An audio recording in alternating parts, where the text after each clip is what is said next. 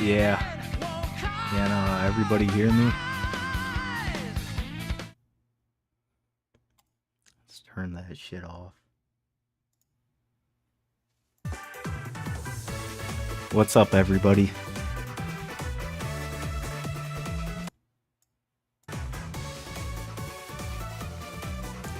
What's up, Bubba Eggs?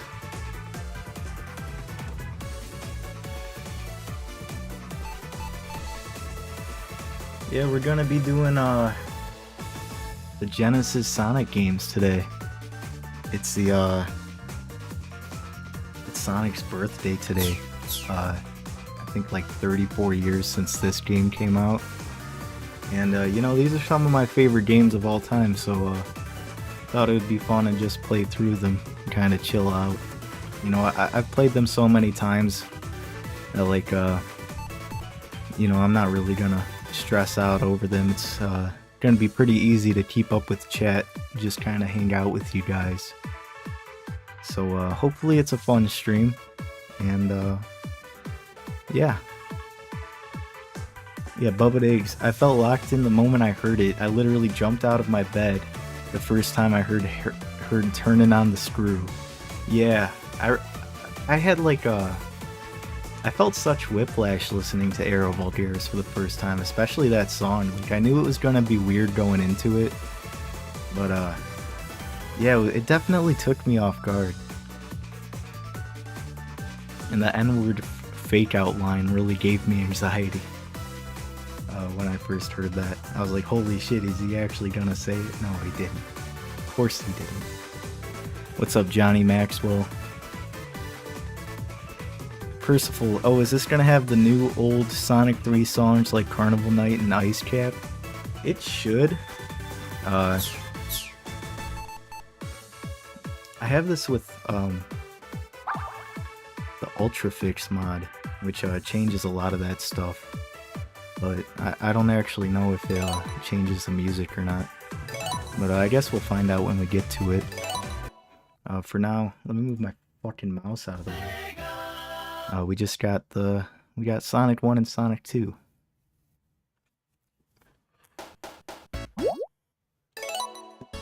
And of course we're gonna be Sonic because it's his birthday, not anybody else's.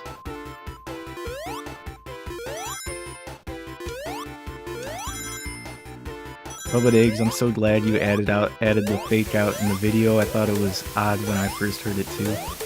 Yeah, it was definitely a peculiar choice of words. And, you know, it probably hit harder in like, you know, 2007 or so.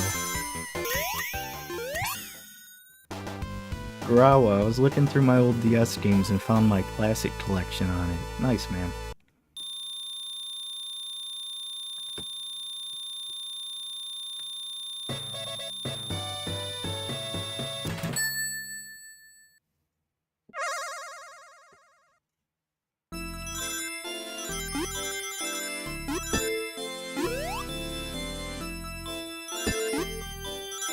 Yeah, so this is Sonic 1. I don't know if you guys are like me and have a lifelong autistic obsession with Sonic the Hedgehog, but this is a game that I know like the back of my hands. And to me, just like playing through them is just like breathing. So I'm not even thinking of actually like talking about what's going on in it in case there's someone who's like new to these games watching this. But this is Green Hill Zone. If you're familiar with any Sonic games, you've probably seen this before. It got rehashed for like 50 games after it. And for good reason. It's an iconic level. And it's certainly a fun level to play through.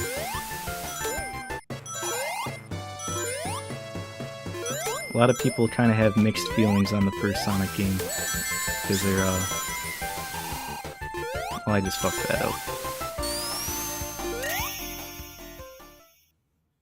Because they play through Green Hill Zone and then the rest of the levels are like slow and platforming focused.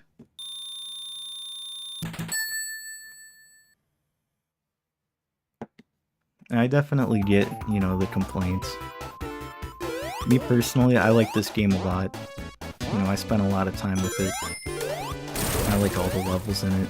But, I get where people are coming from with not liking, you know, the first Sonic. But, you know, the 2 games after it pretty much fixed, like, every problem this game had.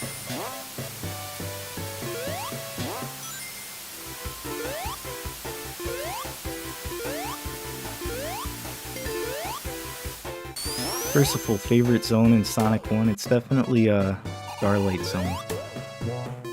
I really like that zone, it's really comfy. Has like a nighttime city vibe.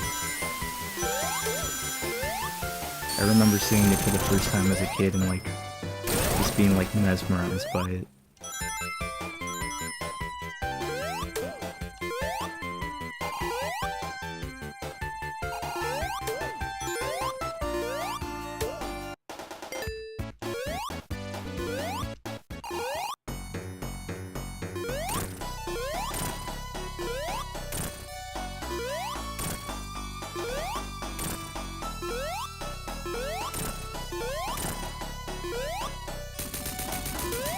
Yeah, real difficult first boss there.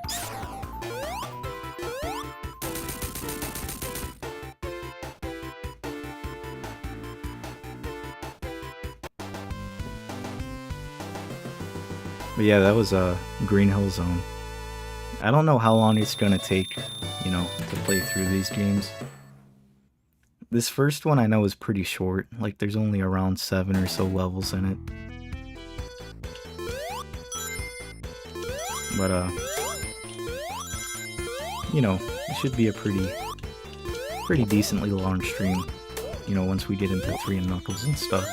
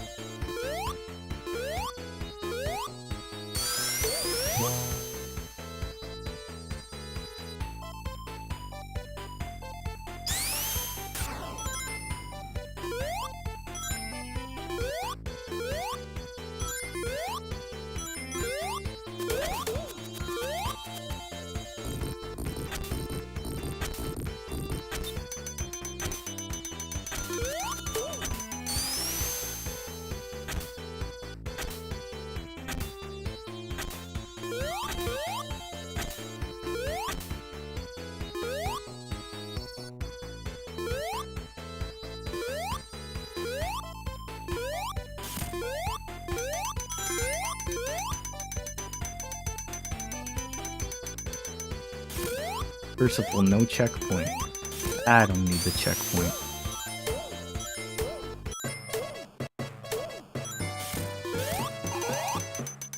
You think I'm gonna fail Marble Zone Act 1? I mean, there's always a chance. I shouldn't rule that out entirely.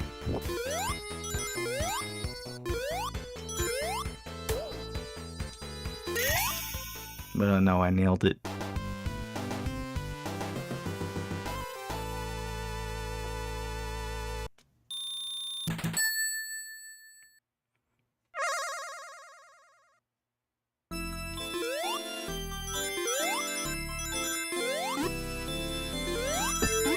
I don't know why, but this special stage reminds me of Texas, like just the shape of Texas.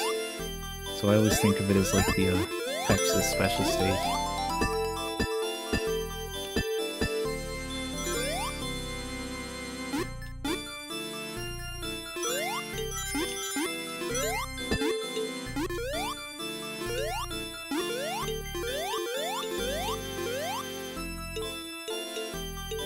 A lot of people have like mixed feelings on these special stages too. I kind of like them. I think they're fun. Especially in these are the Taxman remasters or remakes or whatever, and they made a lot of things smoother. You know, these special stages especially. But the Sonic 1 special stages, I think they're fun and they're like simple enough, you know. Once you try them a couple times, it's pretty easy to do them. First of all, it's so Texas shaped. Yeah, definitely it's giving Texas vibes, for real. Garawa, does this version have coins instead of lives? Yeah, this is the Sonic Origins compilation that came out a few years ago. And with like a lot of games, they're like phasing out lives from it because it's you know, that's stuff from like the arcade era that doesn't really, you know, make a lot of sense in like games you're not spending like continuously spending money on. So when they were remaking these games, they replaced the live system with coins, so you can buy like stuff from the museum, like artwork and like promotional material and stuff.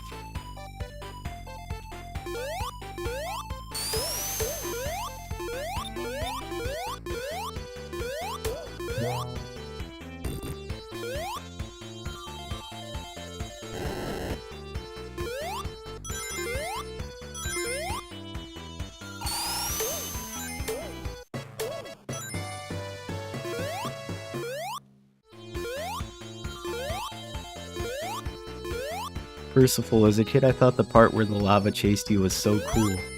It is pretty cool. As a kid it like scared me. But then you get a bit older and you realize the lava's kinda slow compared to Sonic.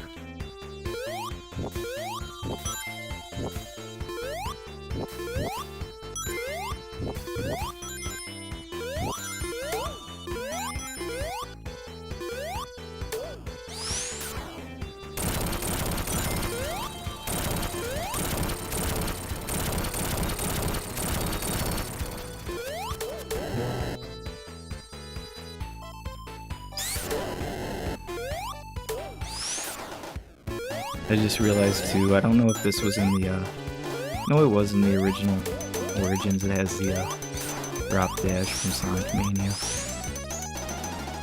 Except with the Ultrafix mod, it's like actually usable. There was a lot of things they butchered with Origins.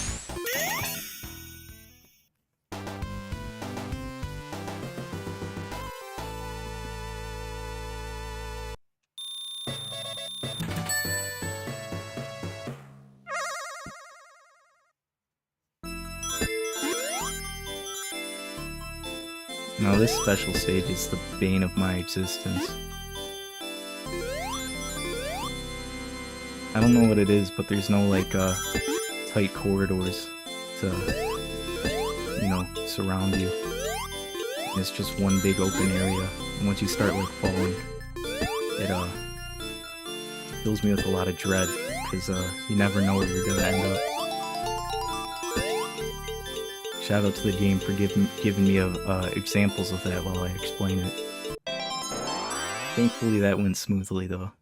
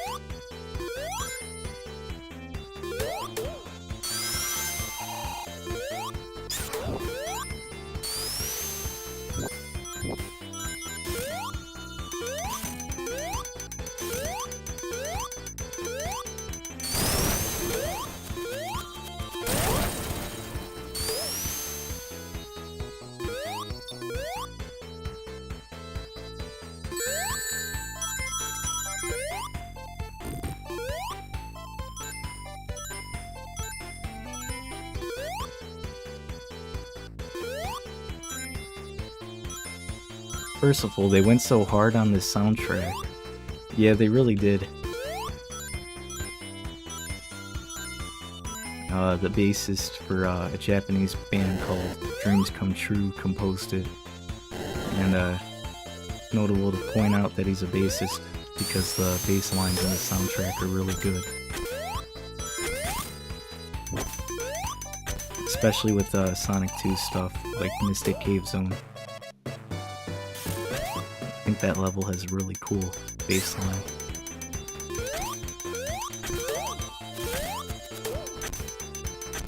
Sonic in general, just like the franchise as a whole, just has like good music in it. I'd love to make like a video one day, talking about it.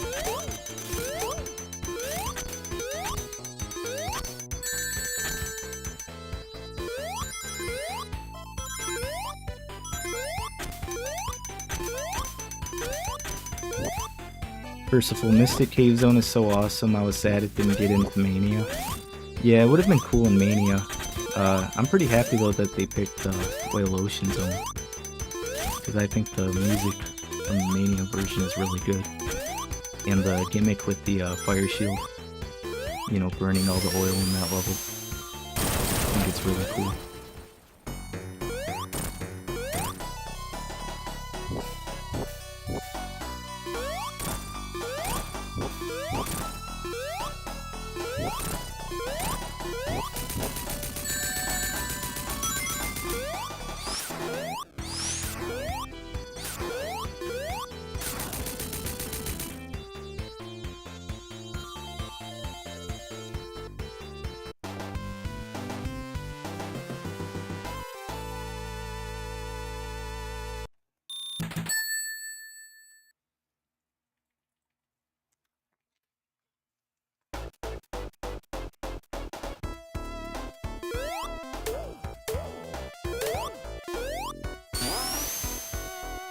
I really like this level too, Spring Yard Zone. I don't know why, but this one gives me like 80s vibes.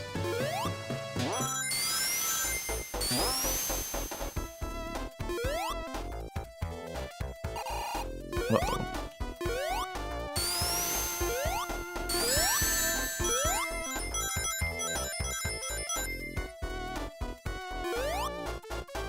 Yeah, Percival, that always cracks me up. I'm so used to it by now, like there's so many things in this game I don't even think about. But there is a sign earlier that just says Cope.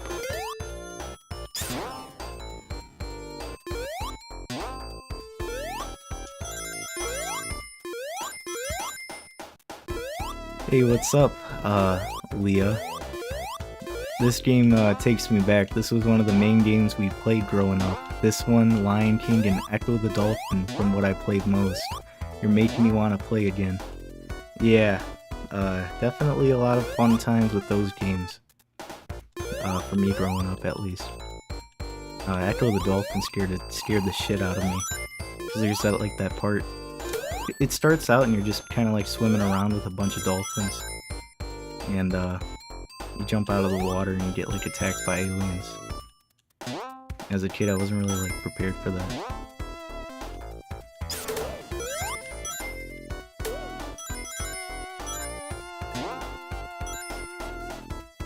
Garawa, this is my favorite area.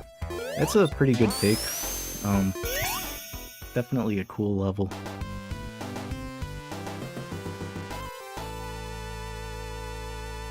Definitely my third favorite behind Green Hill Zone and Starlight.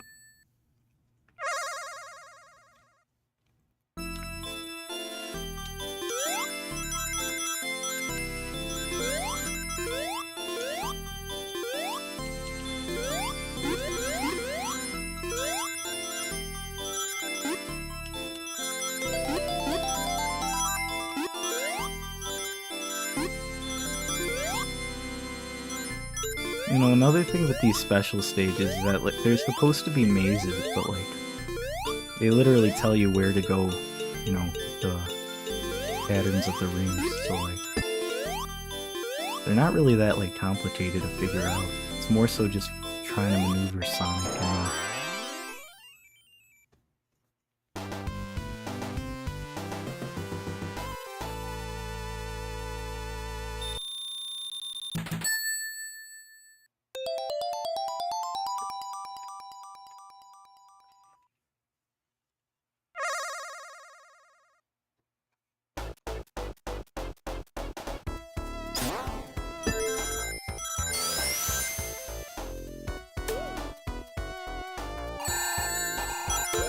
these fucking guys.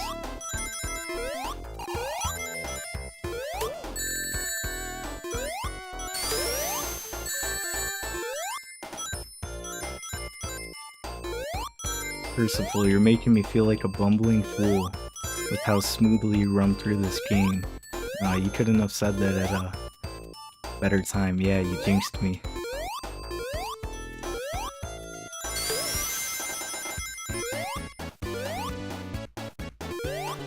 But yeah, I've been playing through these games for a long time. I want to say I try to play through them at least like once a year. You know, and I've been playing them since I was like a kid. I'm no like classic Sonic master by any means, as you can tell.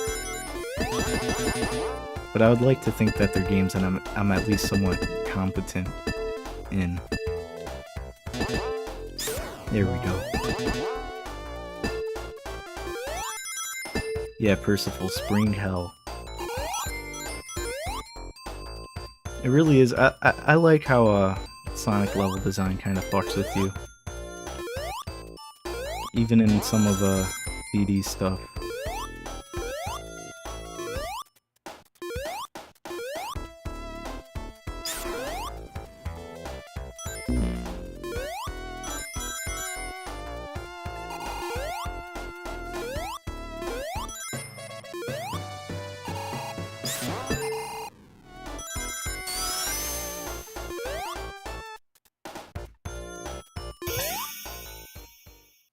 When they put two springs facing each other like in Hilltop.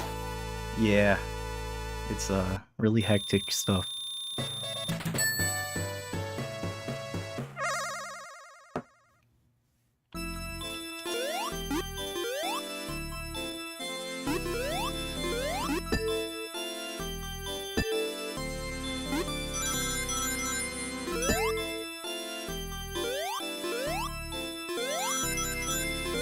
I will say, if there's one thing I do really like about Sonic 1 is that,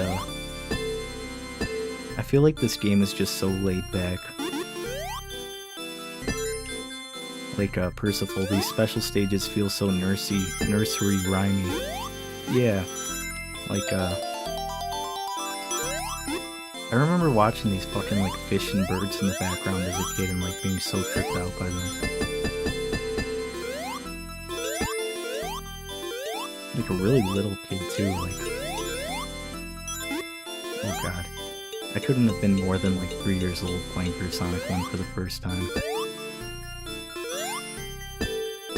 Because, I grew up with a Genesis, like my parents got one from a garage sale and my whole family would play on it.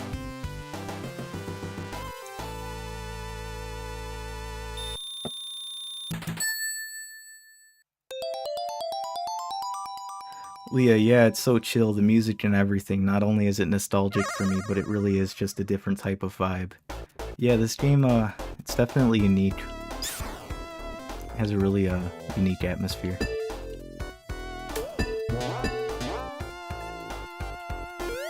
You know, it definitely stood out in a time where Sega was trying to make a name for themselves. You know, compete against Nintendo. A lot of Sega games are really, like, especially in, you know, going on with the Saturn and Dreamcast and stuff, just has, like, such a, you know, unique, like, I'm gonna keep saying unique over and over again, but, like, such, like, a different, you know, feeling to them. Like, especially with the Dreamcast, a lot of, you know, like, bright blue skies, you know, beachy kind of things. And it's been pretty hard to replicate since then. Like,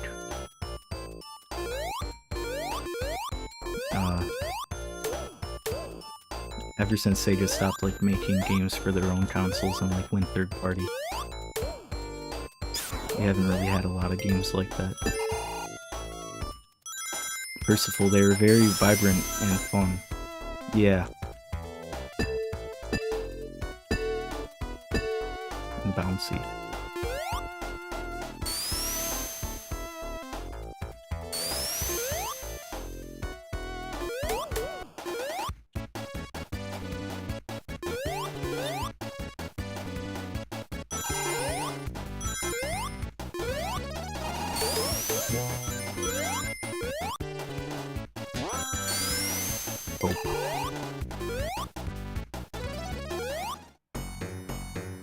really like this boss.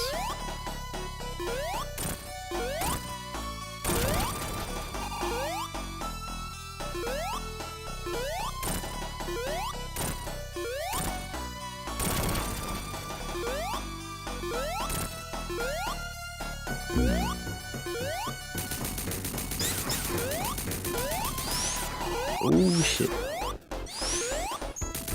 Probably shouldn't have fucked around right there, but you know, it's okay.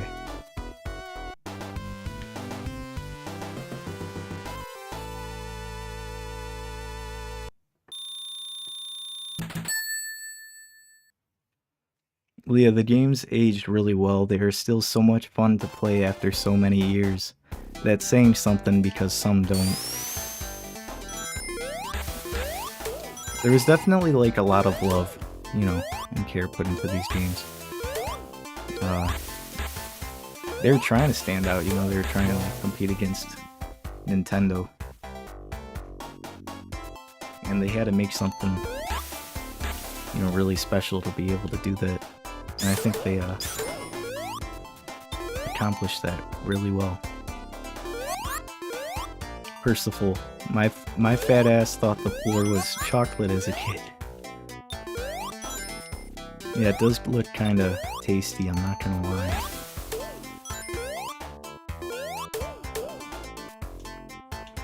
Garawa, Mario feels like it tries to appeal to everyone, but Sonic feels a lot more different. Yeah, I definitely get where you're coming from there. Oh, I might have just fucked that up.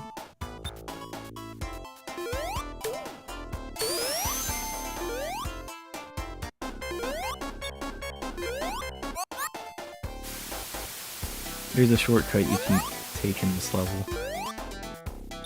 And, I accidentally got on the platform to be able to do that. These levels, the Labyrinth Zone ones, are, kind of a bitch.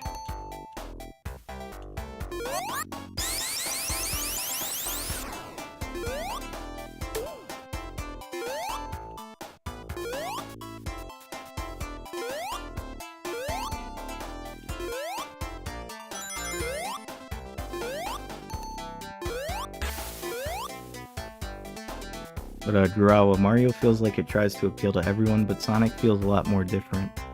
Yeah, Sonic's definitely like the edgier, you know, alternative to Mario. And I feel like Sonic games are generally like a lot more experimental than Mario games. You know, they both go for different things. And, you know, your preference probably lies in, you know, whether you prefer something more, you know, like polished and more crafted experience, or something just a bit more like out there. Garawa, Mario's not bad though. No, I completely agree. I like Mario quite a bit.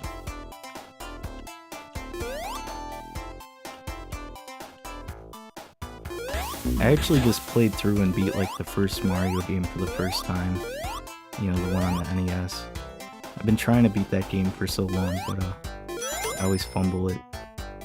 You know, right at like 8-4. I mean, I still use like warp zones to get to that point.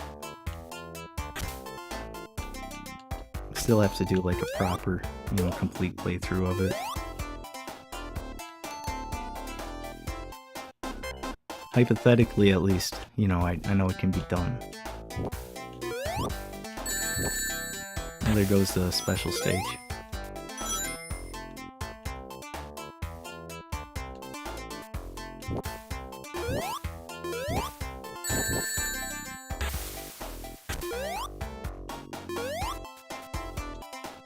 These freaking fireball guys.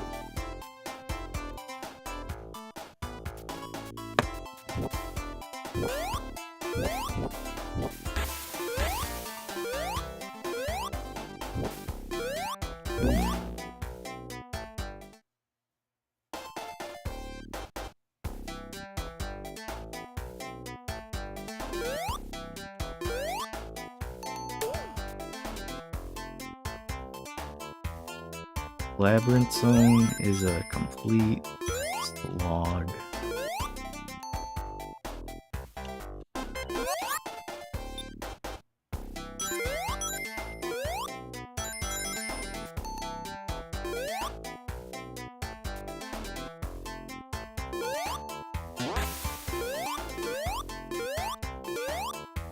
Yeah, Percival, I hate those spike ball guys, the Orbinauts.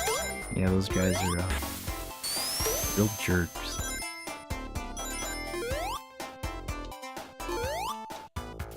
Not so bad in this act, but definitely one of the later ones. There's like a really tricky part with them.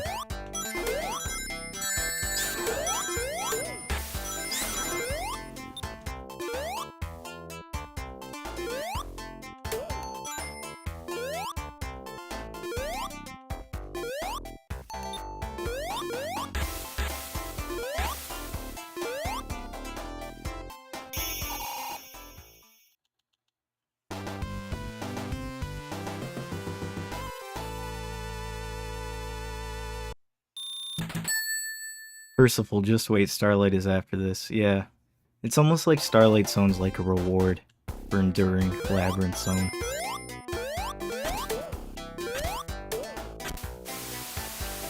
It's crazy to think this was originally going to be like the second level in the game instead of Marble Zone, which would have been like the most insane difficulty spike ever.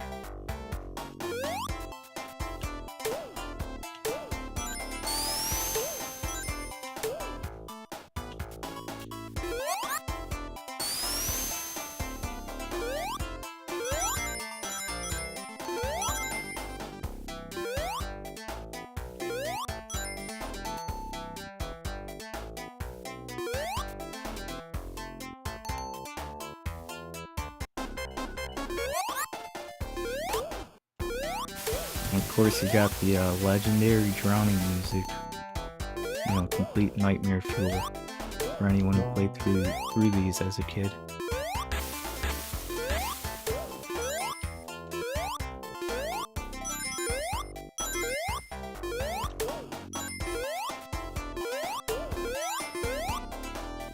Percival, a lot less people would have beat Sonic 1 if that was the case. Yeah, I definitely feel that. You know, it would have just been like complete like whiplash after Green Hill Zone. You know, going from the fastest stage in the game to the slowest.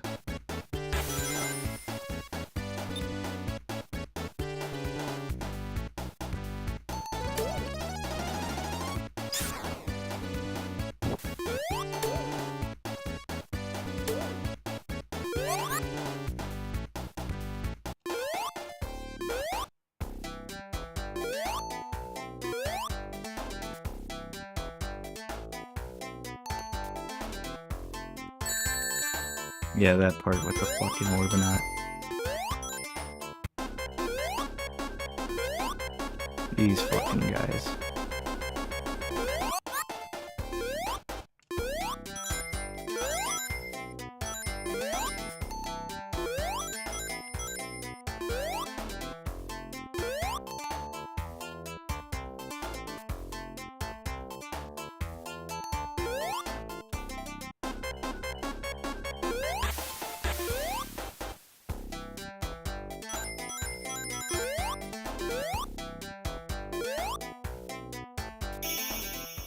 Well, I completely butchered any chance to get that last special stage.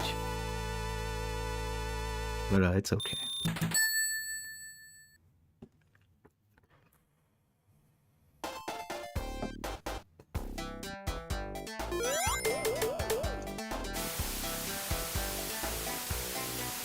I always liked this segment as a kid. It kind of just goes on forever. Like, going down the water slide. As a kid, I would just like loop that part over and over again. Just watch Sonic like fly down. I thought it was super fun because I was like a dumb kid. I was humored by simple things.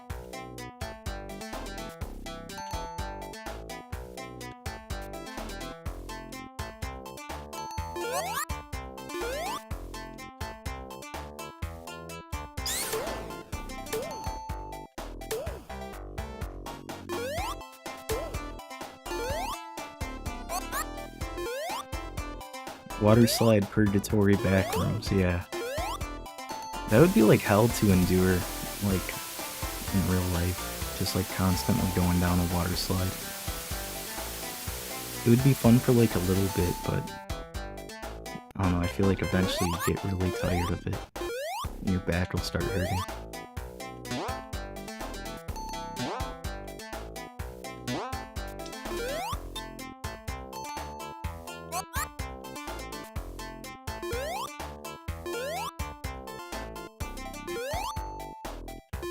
Yeah, not today, orb fucker.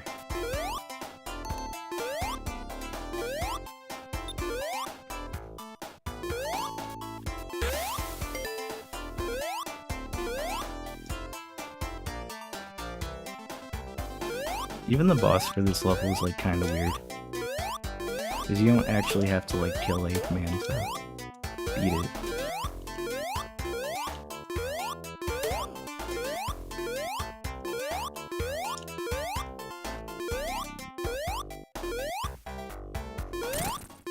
Like you kinda just chase after him and then it ends.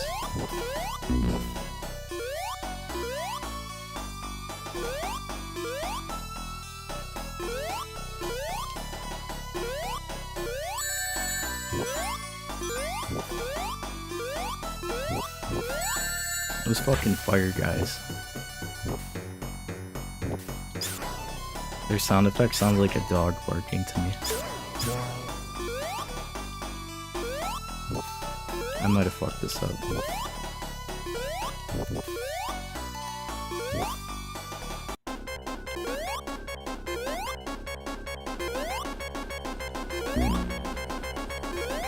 It's not looking good, Chad. First of all, you fell in the most unfortunate spot. Yeah, it really was.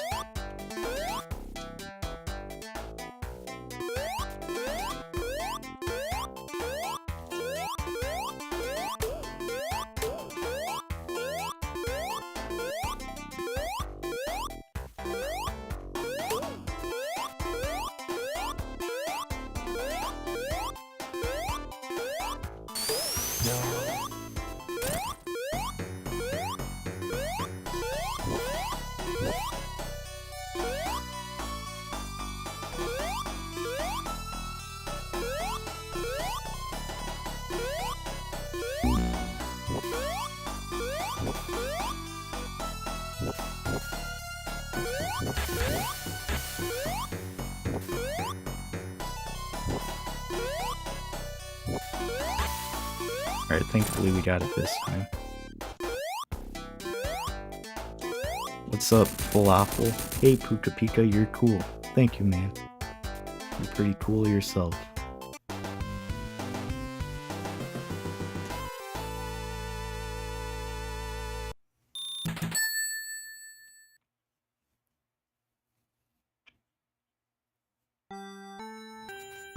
Alright, time for the best level.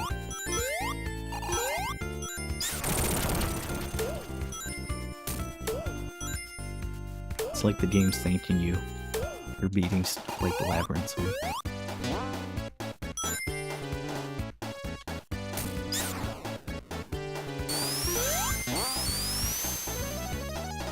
And this really is just such a cool level.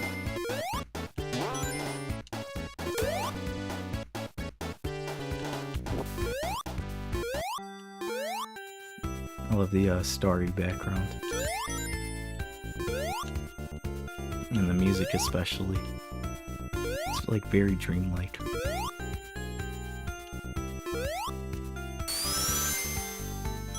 Not to mention it's fucking fast too. Like besides Green Hill Zone, it's like the only level to have loop-de-loops.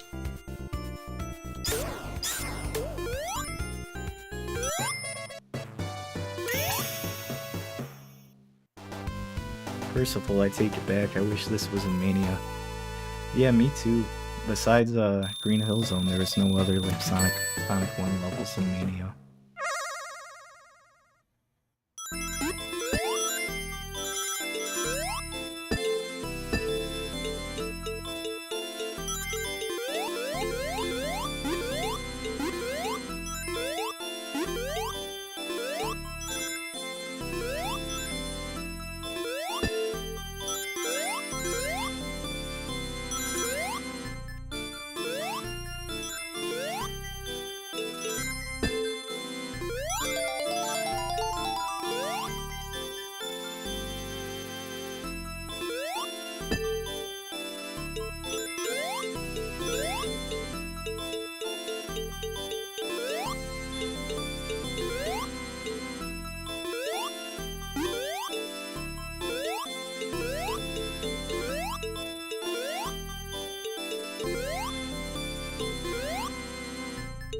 These fucking special stages. There we go. Alright, at least we don't have to stress out about the special stages anymore. It is pretty interesting, if you go into like the level select in these remakes, there's like a 7th special stage, and you can get 7 emeralds and turn into Super Sonic in the first game, which I think is pretty cool. But it's also really fucking hard, and I've never been able to beat it.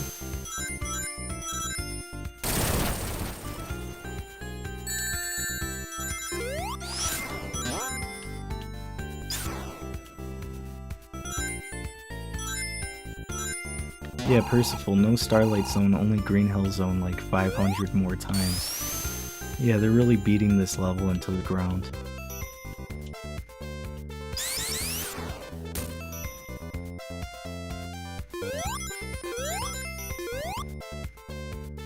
Like, I feel like since Generations, it's been in like every single mainline Sonic game, which is getting pretty tiring. I really like to on this level. It's like the, you know, like the last level you get a chance to get in a special stage, and they just throw in like 5 ring boxes there.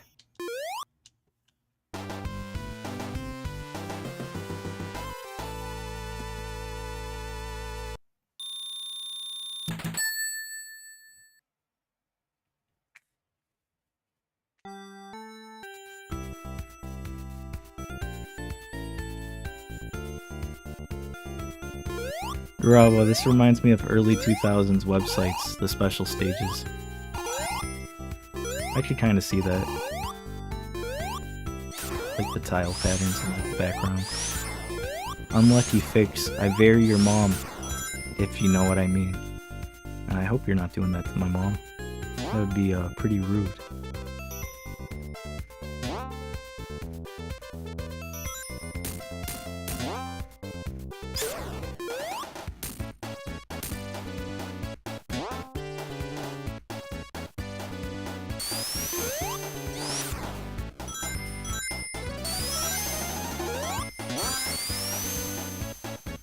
But seriously, this level is just so cool.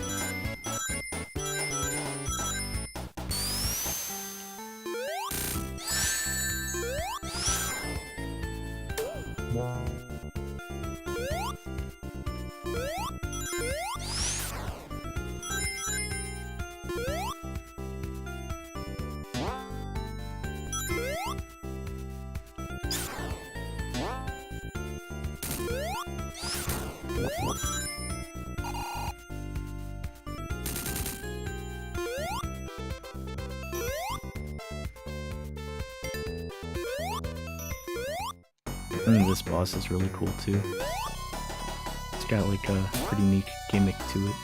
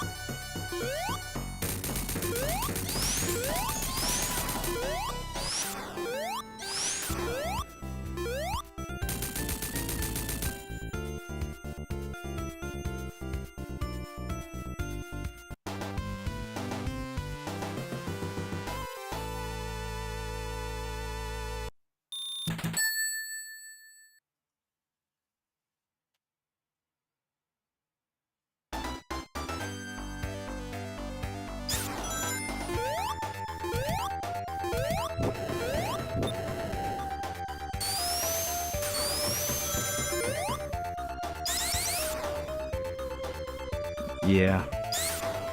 Scrap Brain Zone.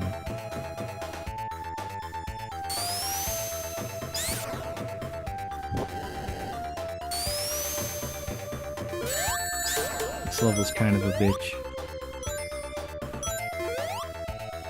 But, you know, that's fitting for like a last level. It's pretty fun, all things considered.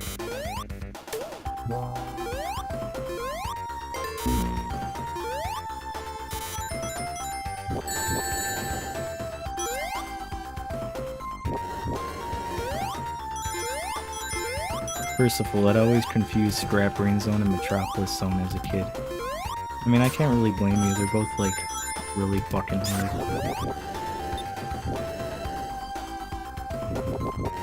You know, they're both also like 3 acts.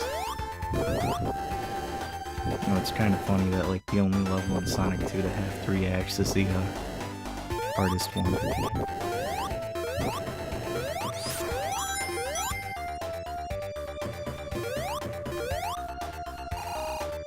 However, it does have the best badnik, these fucking pig guys.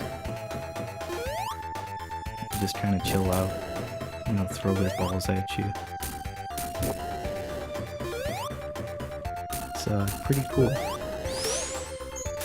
Garawa, this zone creeped me out when I was young. Yeah, it's definitely a little spooky. You have like the foggy factory in the background.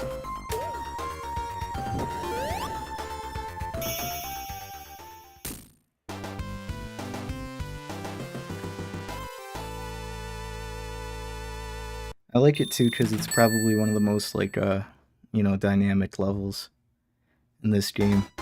Because you start out outside and then you go inside the factory for the second act. And then the third act is unfortunately Labyrinth Zone again. But it's like Labyrinth Zone that you don't have to play.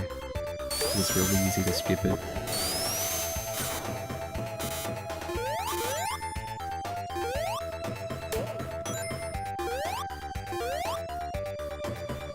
It's like a shout out to the developers for not forcing you to play through Labyrinth Zone again.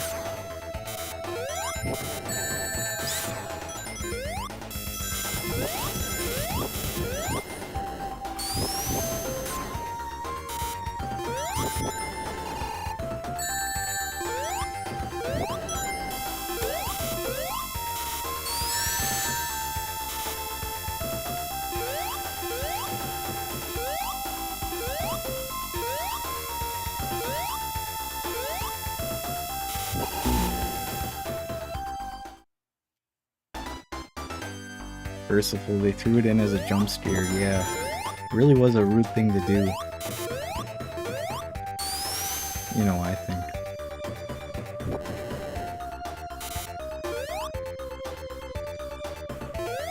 I like just spinning on those things.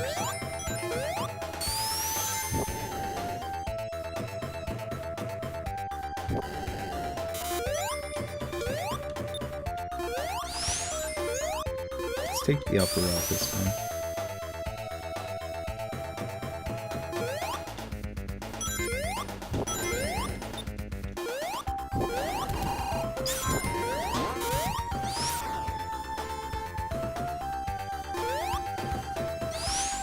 Or not.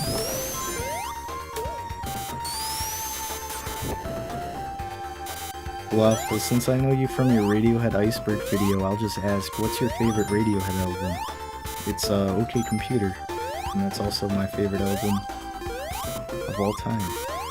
I really like that album.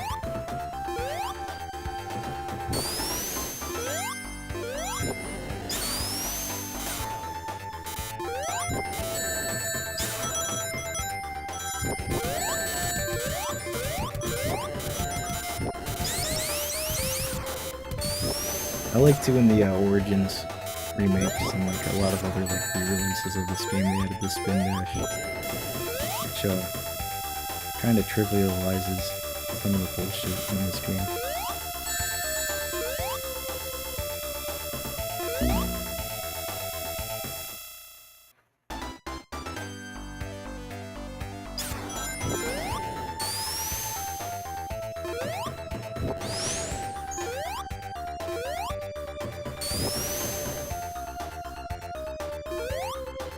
I keep fucking up over there.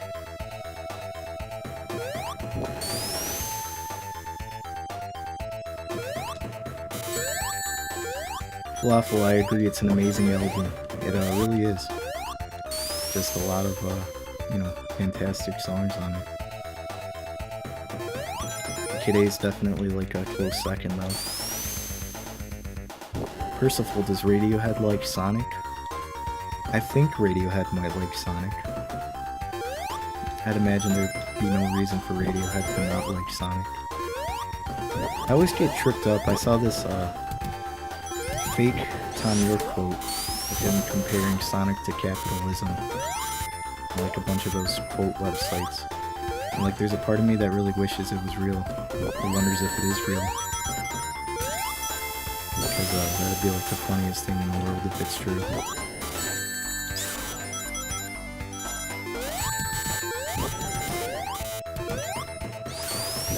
It is funny too, there's like a point in these games where you don't have to worry about the special stages anymore. It's like the best way to play them is to just damage boost everywhere. Or like abuse invincibility frames.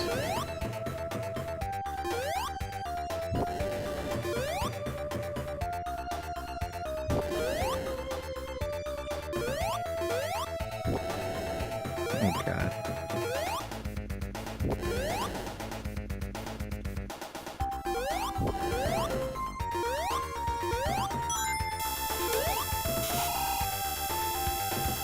I know Tom is at least aware of the existence of Sonic. Because there's those iconic pictures of him and Michael Stipe from REM. Michael Stipe's like wearing the Sonic shirt.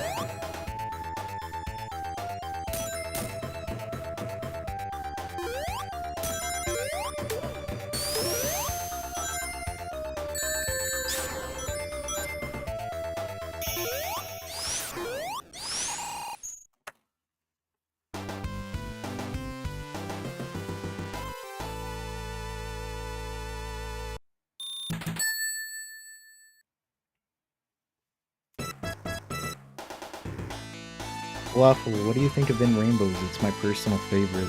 In Rainbows is pretty good. Like with all Radiohead albums, you know. I do love them all. There's some I can like nitpick and, you know, nitpick about, and like I can rank them compared to others, but like at the end of the day, I think they're a very consistent band, and In Rainbows is another great album. It's definitely got some of my favorite Radiohead songs on it. In particular, Weird Fish's Reckoner and Jigsaw.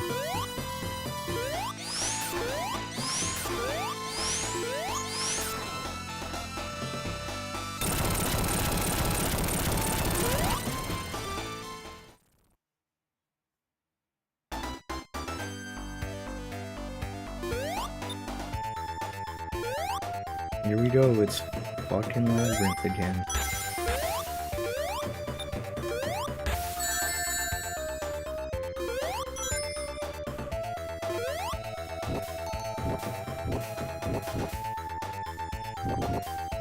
That little block shape always reminded me of the creeper.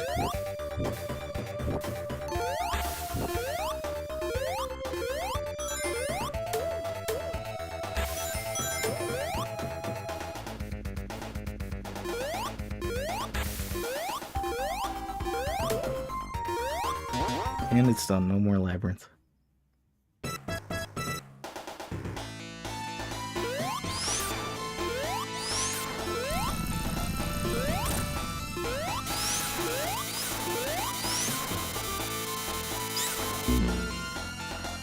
I don't know what I was thinking there.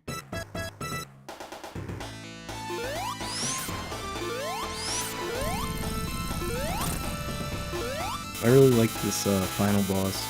It's not like particularly difficult, but I always thought it was cool. As a kid, I would like use the level select code and just skip to this boss and play through it over and over again. Watch the you know, outro credits and stuff.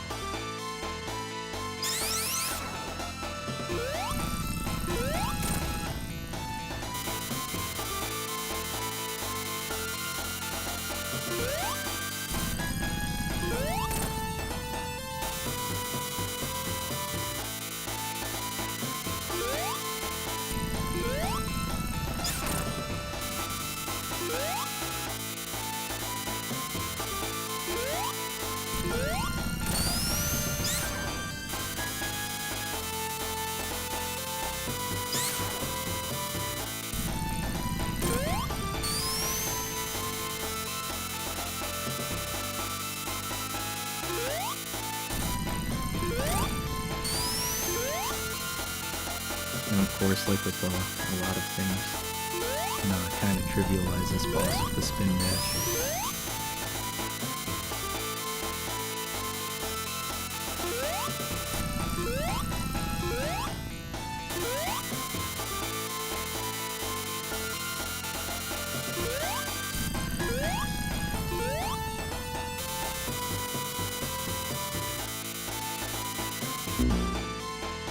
Or you could just keep fucking it up over and over again.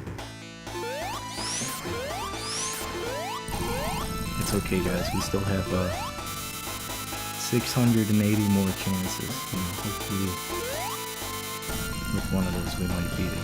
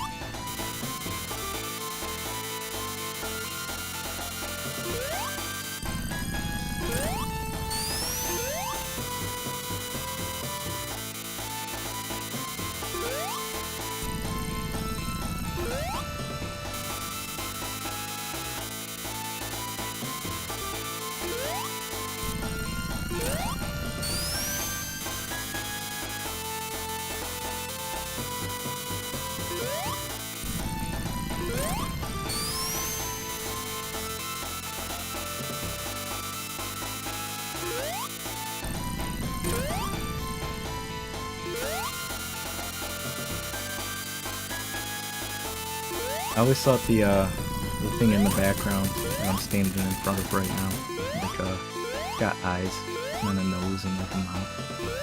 It kind of looks like a robot. Oh, should we chase after him? I don't know, guys. I like inch closer, but we'll get to him eventually.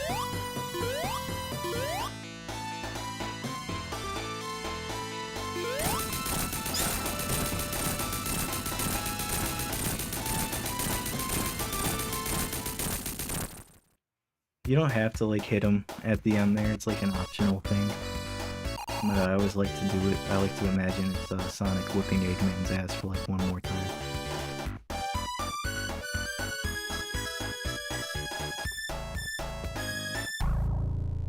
Yeah.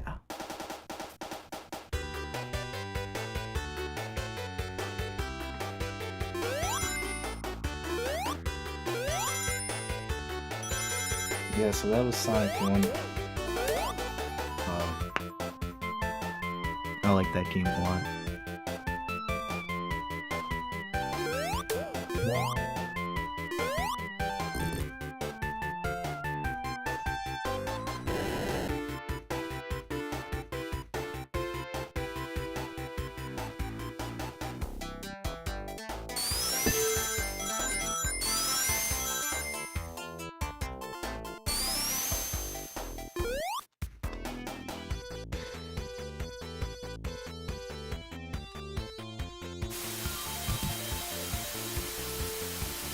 You know, I think Sonic 1's like a short and sweet game. Like, I get all the, you know, I get why some people don't like it, but, I think it's a fun enough game once you kind of, like, master Labyrinth Zone. I think it's just, like, a really nice game, honestly.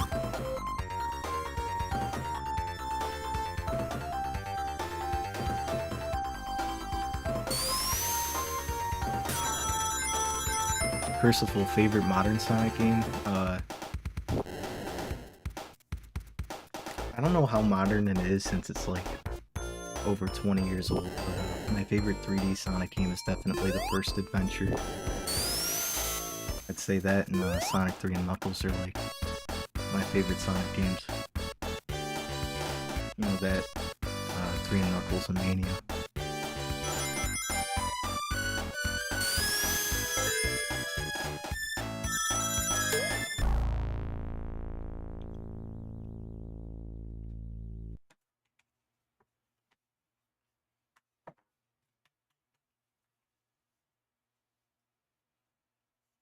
I got my cat sitting on my desk now. Hopefully he doesn't knock anything over. Oh, I forgot they added all these cutscenes in Origins.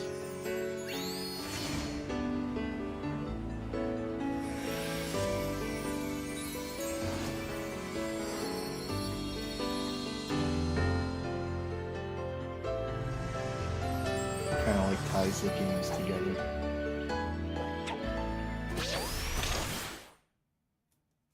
What's up, Vader Boy? How are you doing today? So yeah, that was Sonic 1. Now it's time for these games to start getting like really good. Sonic 2 was like a huge improvement in like every way.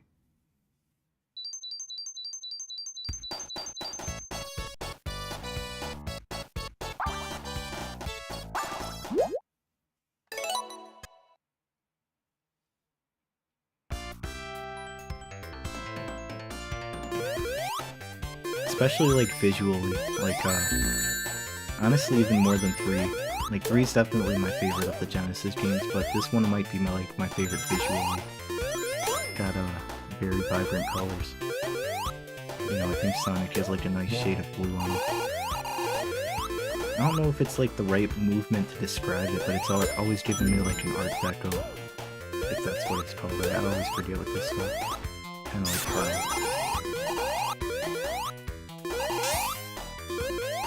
and of course we got Tails here too, except, you know, he's just Tails.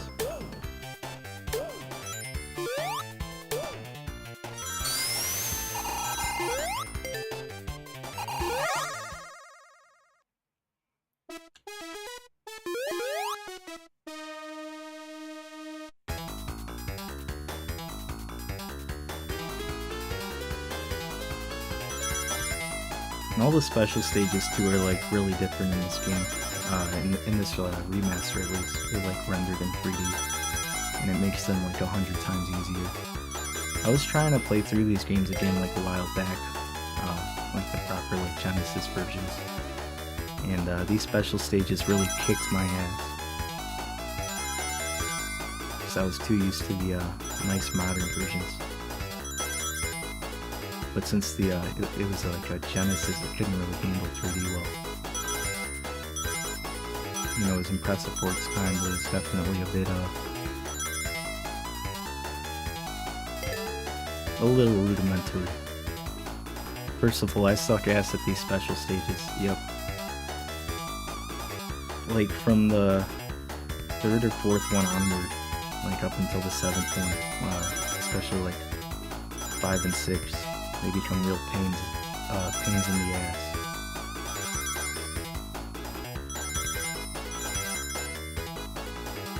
I always like to try to get all of the Chaos Emeralds in Emerald Hill Zone.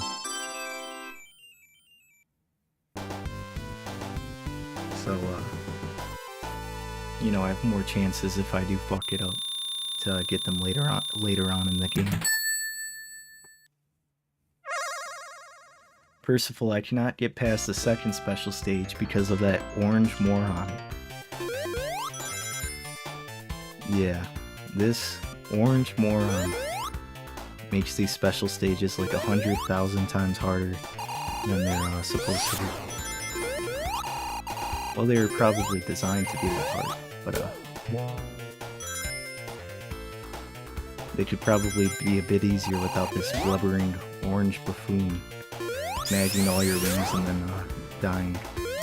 And it's like if he gets in front of you and then it's like, forget it.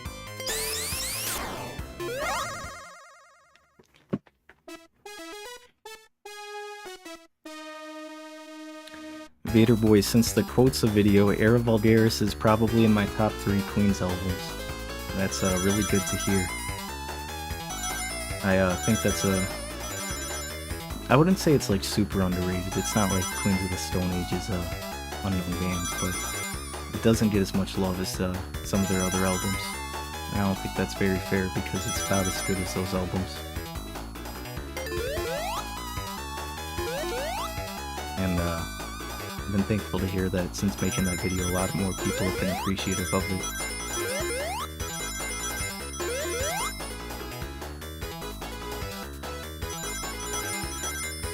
Unlucky fix, bro, stop whispering, start shouting. Am I too quiet? Can you guys hear me okay? I don't know, I didn't really run through the sound stuff. You know, I kind of just went into the game, so I don't know if I'm a little quiet compared to it. Definitely let me know if I need to turn the game down.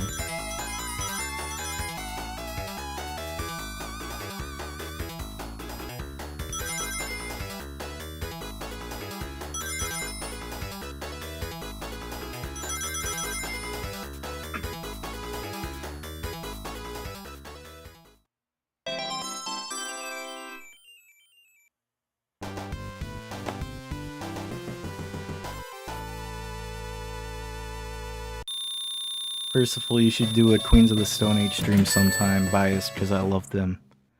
Yeah, I definitely will. Yeah,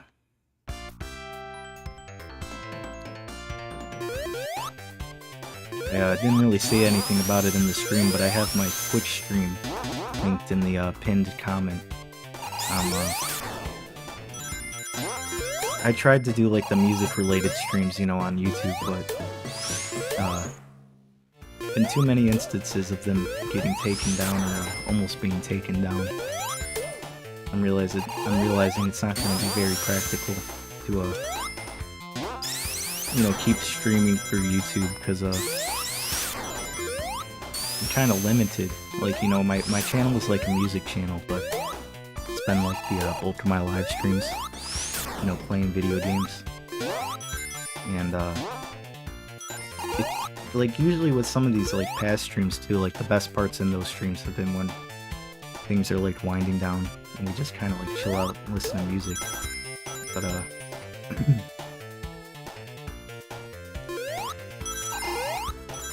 that OK Computer anniversary stream got like taken down while we were going through the B-side, and made me try to, you know, rethink my approach with live streaming. I've noticed some other like reaction channels, like people who do like live stream themselves listening to music, like usually do it through Twitch. So I'm hoping if I, you know, change platforms, you know, we can listen to streams and not have them get spontaneously removed, but I still don't know exactly how all that stuff works, you know, copyright.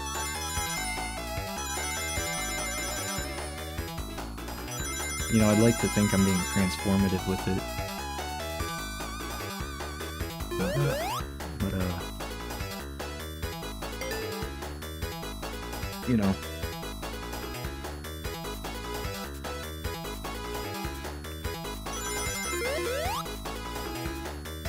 it's like if you play any copyrighted music at all,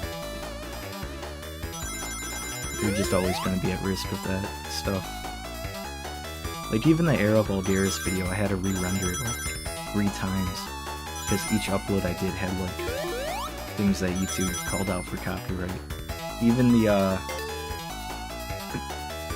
Suture Up Your Future segment in the version that did did get uploaded. I used like a Persona 5 song, and that got copyright claimed. So I had to like use YouTube's erase song feature to get rid of it, and then I made it all compressed. I'd love to see it. Did we get that special stage? Okay.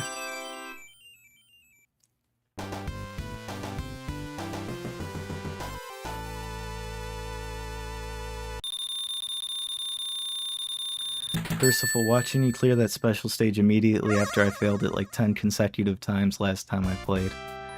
Depending on the version you play, if you scout out the, you know, the Taxman remakes, they'll become a lot easier. Even too, I'm noticing you like keep your rings after you enter the special stage, which is like completely backwards from the Genesis version. And I think like it was a good way in the Genesis version, because to re-enter the special stage you had to, you know, recollect the rings, and it just kind of made more sense.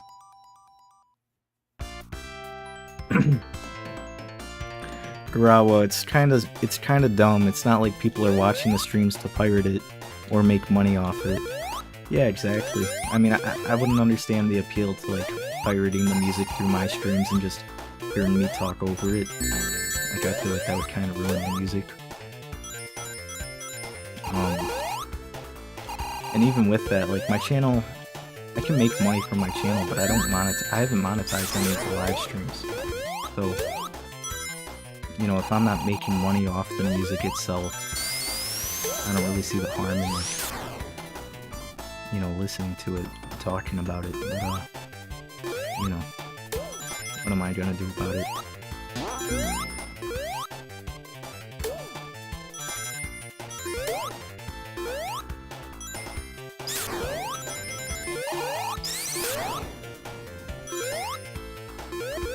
I will say too, all of these songs are on YouTube. Like, you can just listen to the song on YouTube. So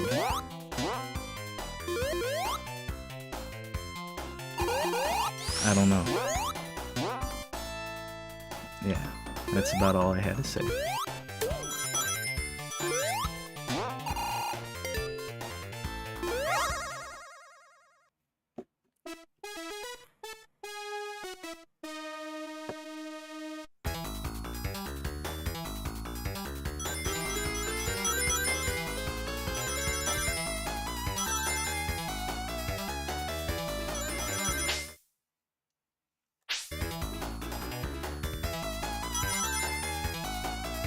Hold on, Chad. I'm in the middle of a special stage here.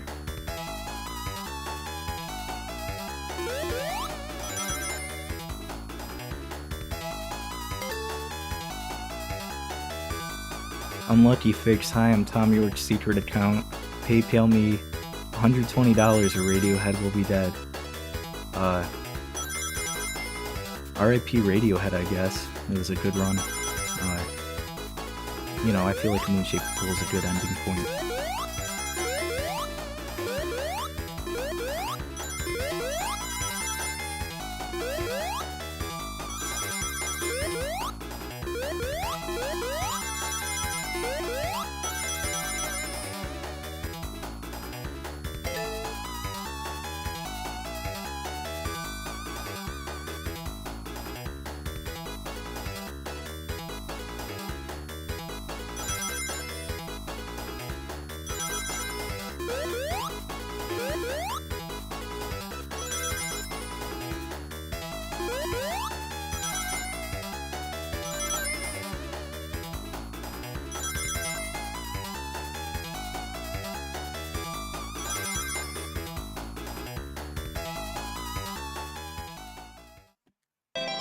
Percival, hit the bomb, they give more points. Yeah, I'd imagine like the cars in Mario Kart. You know, hitting those make you go faster.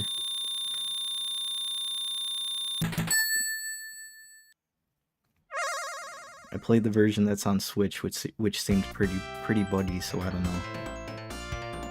know. Depending if you played like Origins or the the emulated version that's on the Genesis emulator. You know, you're either playing like the Taxman remake or like the original.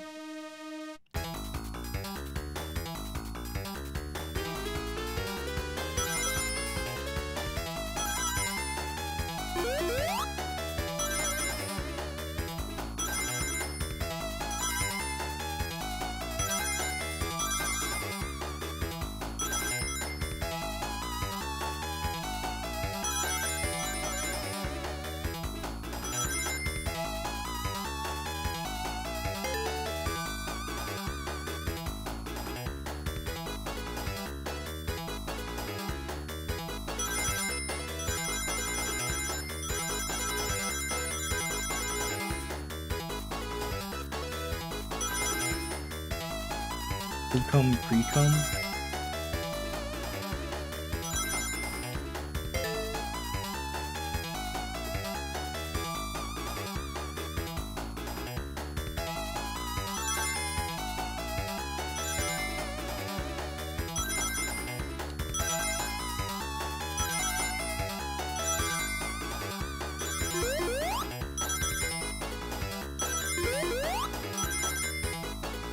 How many did it say? 210?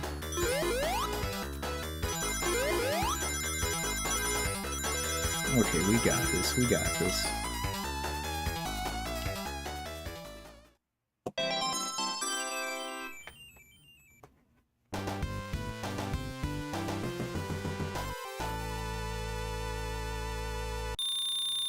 Moniac, did anyone ever tell you that your name has poo and also pee? This is the first time I'm hearing about this.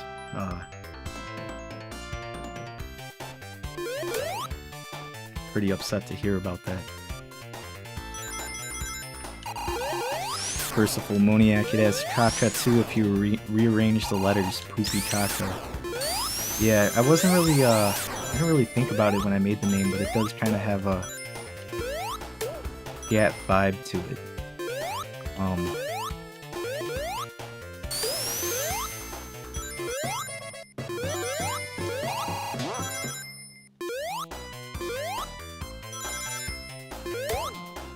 I wasn't exactly going for a scat vibe, but it just kind of happened.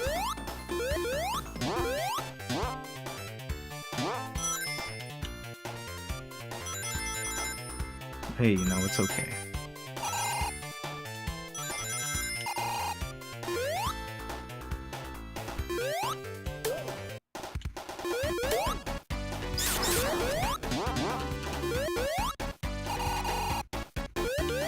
First of all, thank you for the $2. Hit the bomb.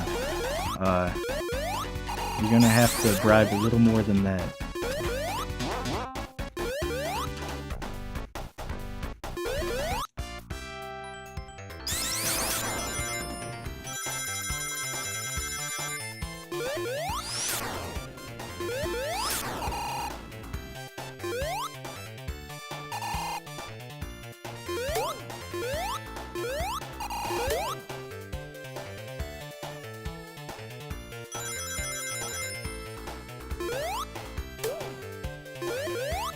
I know there's another special stage thing somewhere, but I can't remember where it is.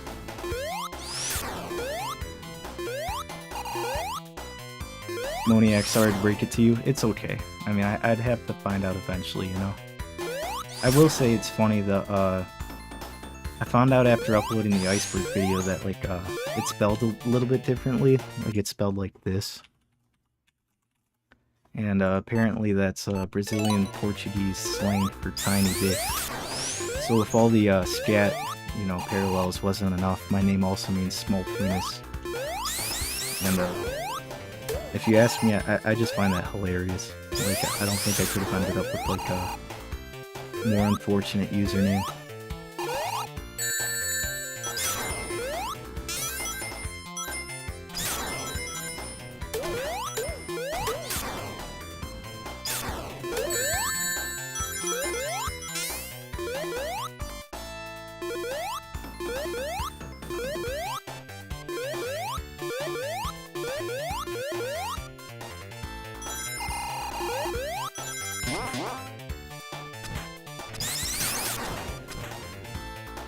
Unlucky fix. Is it fitting though? No, it isn't.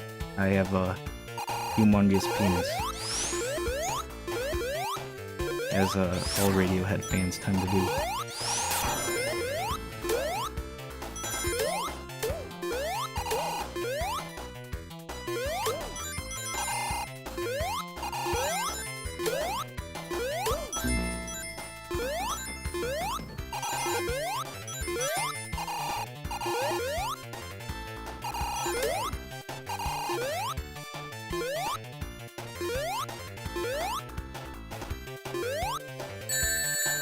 Oh well, I just fucked that up.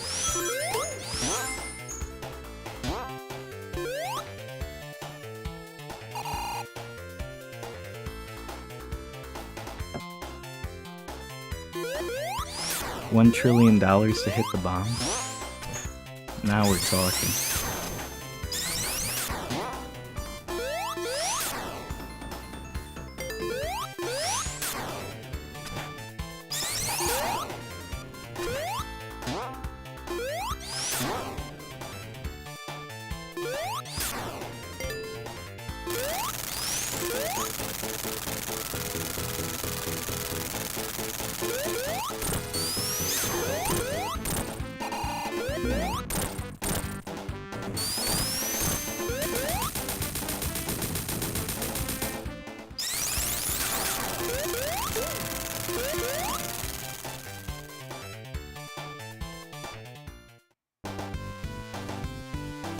Unlucky fix. What's your native language, by the way? You don't sound American. I am American.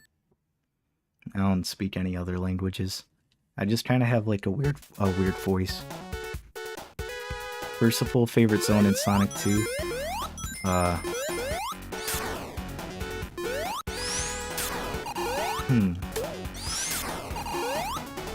would say it's like Chemical Plant if I didn't have to play through it a million times in other games. But probably Mystic Cave Zone or Casino Night Zone. Metropolis is pretty fun too if you have like Supersonic at that point and you don't have to endure all the terrible things that come from that zone.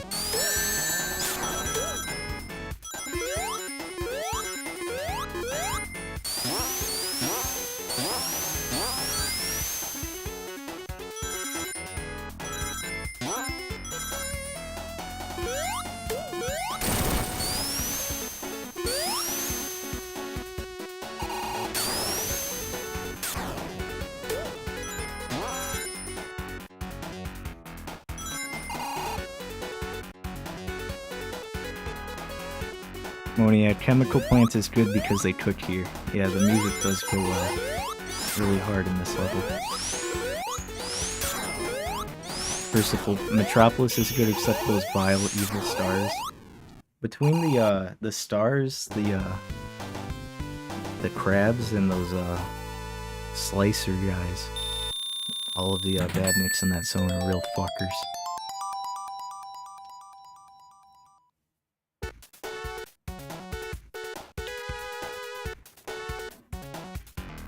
Unlucky fix. Your voice is unironically epic. You can deliver the driest jokes and it's funny as hell. I'm glad to hear that. I would like to, you know, be able to talk more enthusiastically, but I don't know, in a way whenever I try to do that I just feel like it's forced. My sense of humor in general is like really dry, so I think it fits. I'm glad to hear that you appreciate that.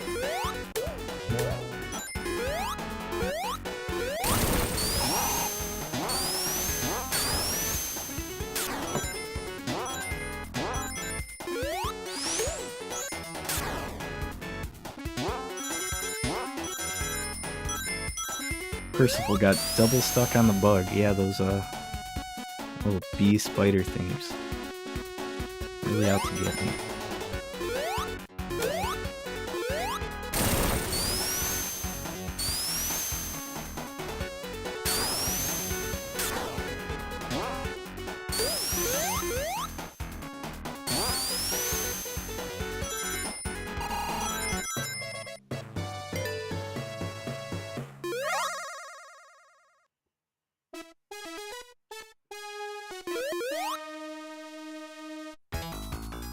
So far, things have been going good on these special stages. I know this one can be a real bitch, but you know, compared to the Genesis version, at least, it should be a lot easier.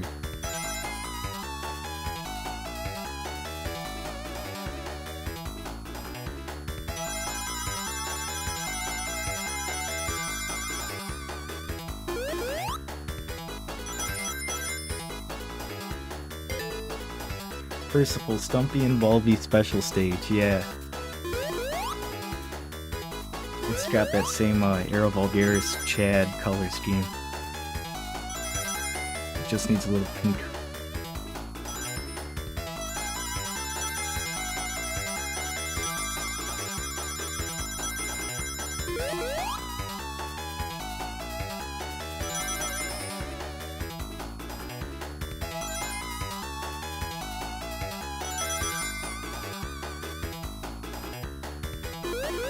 There's a little bit of pink around like the middle of the background once you kind of go up a bit. So this is like fitting as like a Aero Vulgaris special stage. Percival, does Josh Homme like Sonic? I haven't been able to find any evidence proving that Josh Homme has acknowledged or expressed any sort of enjoyment for Sonic. I don't know why I have this really autistic obsession with trying to find out if my favorite musicians like Sonic, and I know Lane Staley does from Alice in Chains. He was a big Sonic fan.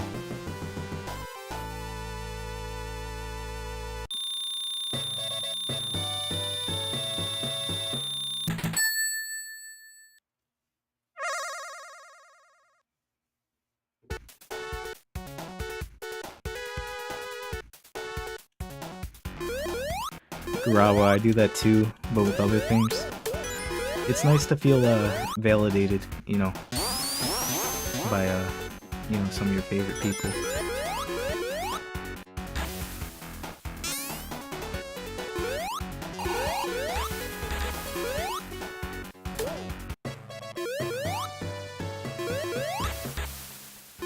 Musicians, Matt Bellamy. Oh man, Matt Bellamy.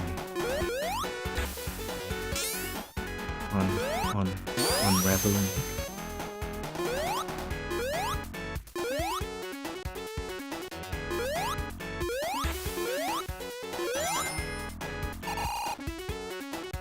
Unlucky Fakes. Does Tom York like women? I believe so. I feel like there's enough evidence to support that.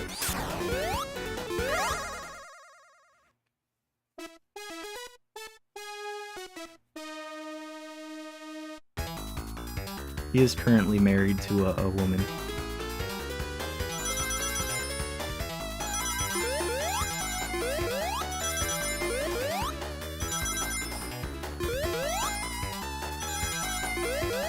I love this special stage a lot. It's got like that gray color scheme, and the last portion of it is kind of just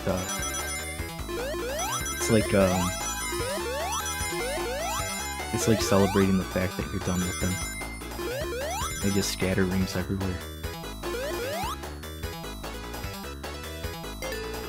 Percival, were the colors in this special stage meant to match anything or just for fun? I think they were just for fun.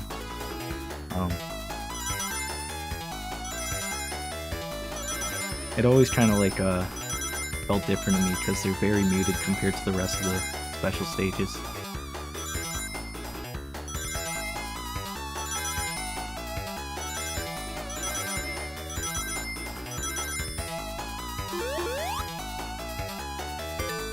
Cool.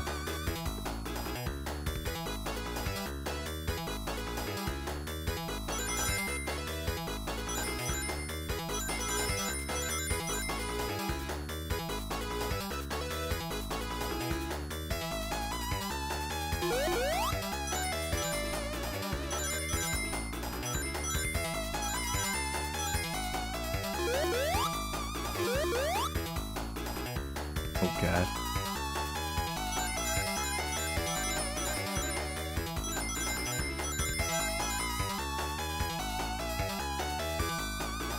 Yeah, I really like that too, the colors start flashing.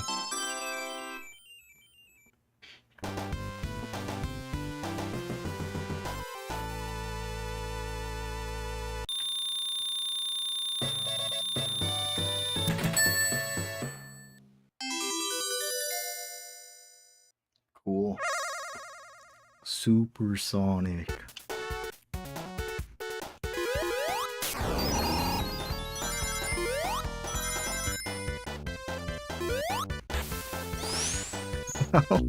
That was fun while it lasted.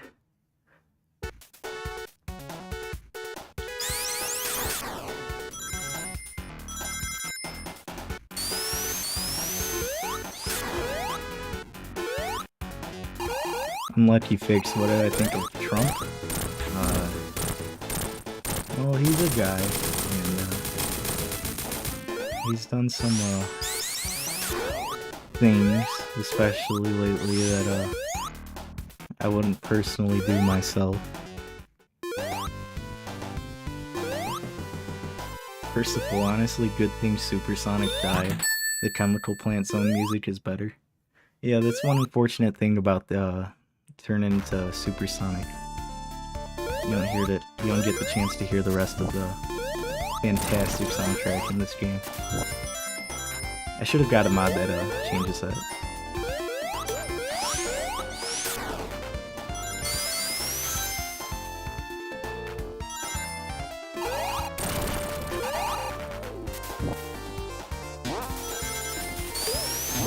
First of all, underrated Sonic song. It definitely is it's pretty good. It's pretty good. I think it matches the level really well. I like this level in general.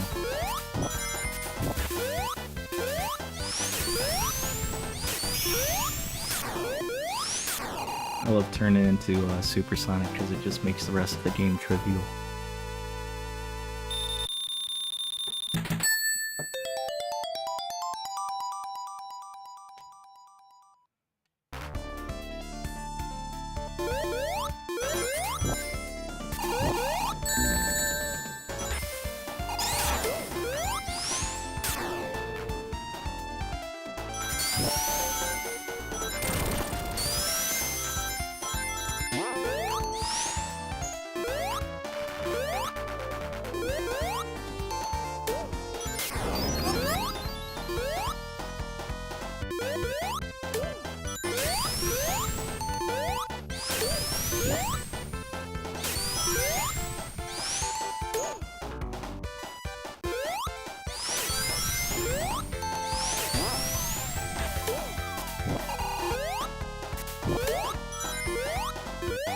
There's a secret over there.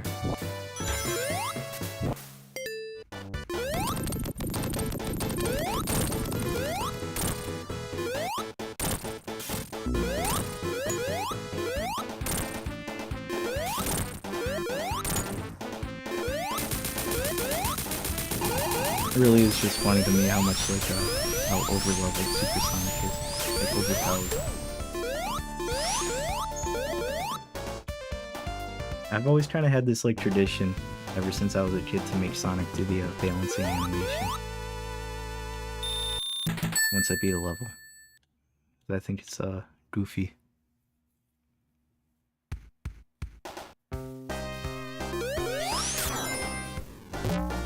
Funky underwater Supersonic colors. Yeah, I do like how in that level the colors start getting all weird underwater. Imagine being Robotnik in the third zone and Supersonic starts coming towards you. I just end it all, I don't know. Yeah, at that point it's kinda just gotta throw in the towel. You know, admit it was a good run and just kinda call it there.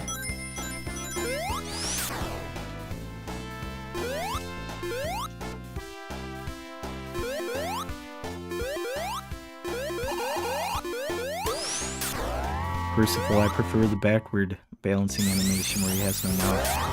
I really like the one in CD where he has like a big open mouth. I always thought that one was pretty goofy. Garawa, Puka, what do you think of the Sonic movies? I think they're alright. I think they're pretty good. You know, all the third one with Shadow in it, I thought was pretty cool. I really like the second one. The second one's probably my favorite. I know everybody hates on the wedding scene in that one, but I didn't really mind it. You know, it kind of like it didn't stray too far from the plot. Like it made a good excuse to introduce Gun. In general, too, I just really liked Knuckles in that movie and being Labyrinth Zone and stuff.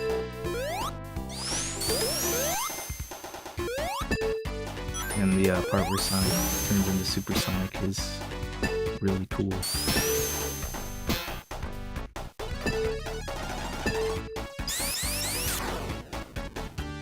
I mean, it's not the end of the...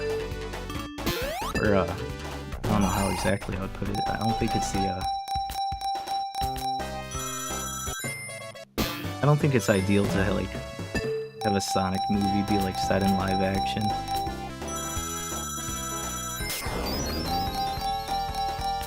And at one point I hope they do just, like,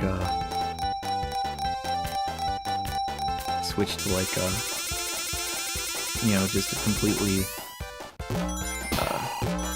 CGI like Sonic movie, but I'm still pretty excited to see what they do for the next one with Amy and Metal Sonic.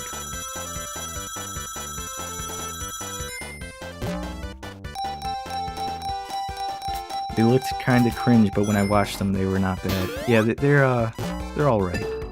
Like, you know, they're enjoyable enough watches.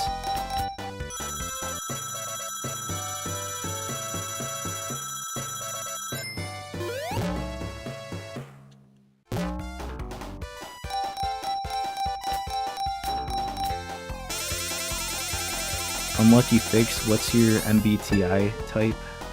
Is that like the personality quizzes?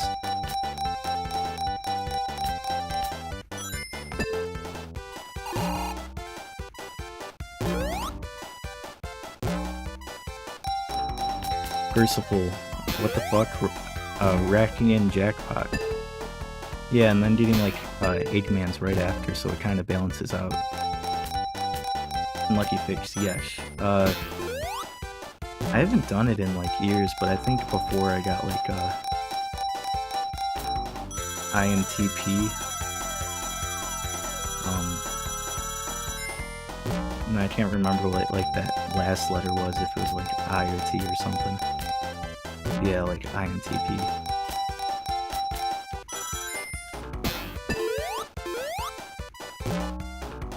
I don't know if that's changed in years or not. Unlucky Fix, I'll do it in I'll donate $0 if you do it on stream. You know I could.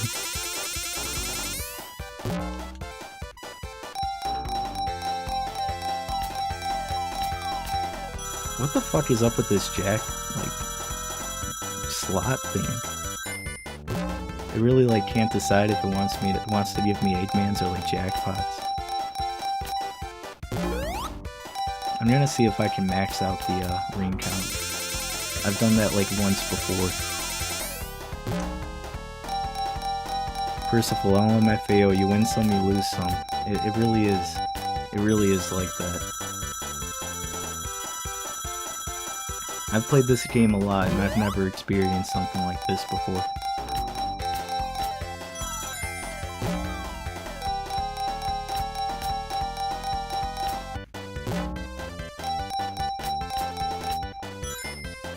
Is there a way to like cancel from being supersonic? No, I guess not. Kind of a mistake to turn into supersonic.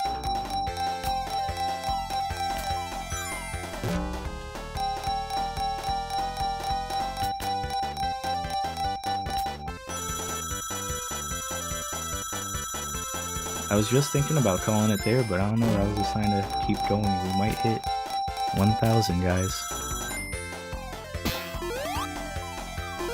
First of all, I'll miss you, Casino Nights on music. Yeah, if I was gonna get hung up on this for a while, it especially sucks to not be regular Sonic, because now we have to hear this loop over and over again.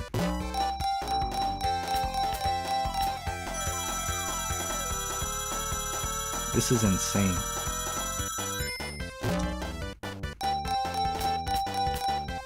Unlucky Fix, are you a gambling addict? I've went gambling before, and you know, it was better to do it in Sonic, I can tell you that. In real life, it just doesn't hit the same. You know, when real money is involved.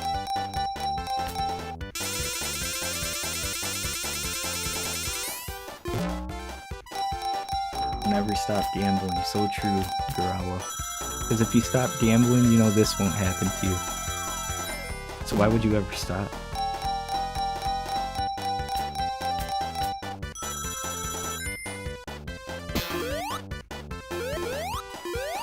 I thought I just saw blood crawl across my desk. That spooked me.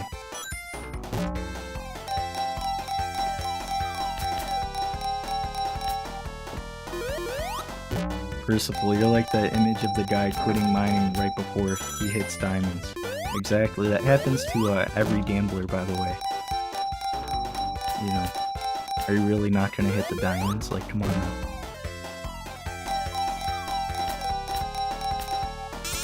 You know, so what if you get a couple of ignorants here and there? You're just gonna get a jackpot right after it.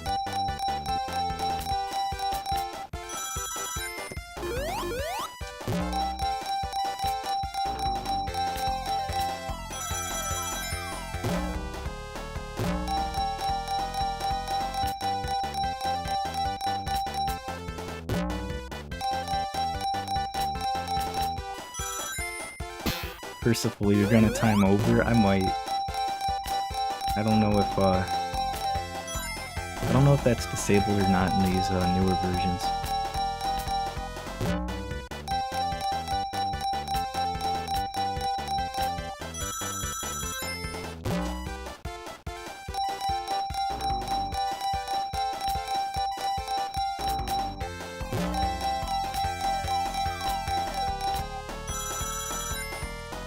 We'll find out when we get there, I guess. One day, I'll win a girlfriend at the slot machine.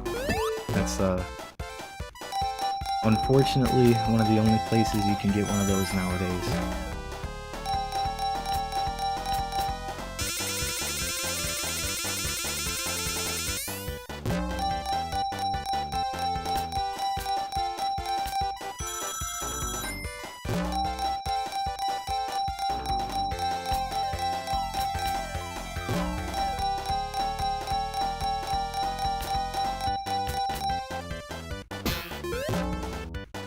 This isn't looking good, guys.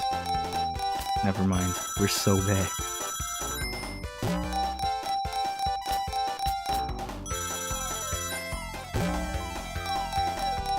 You see what happens when you don't stop gambling?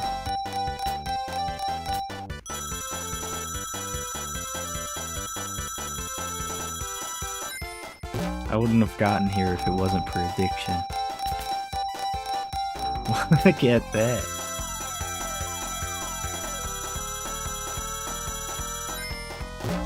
Oh yeah, time over's disabled in this one. We can keep gambling the night away, guys. Let's go 999.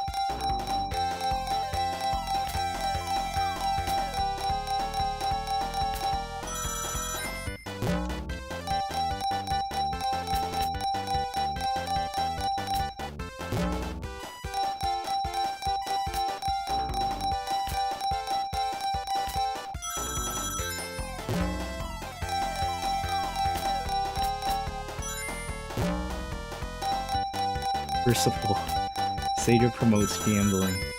Between this and Shenmue and like some of their other games, yeah, definitely do. We did it, guys. That's what happens when you keep gambling, so just gamble and gamble and don't stop gambling.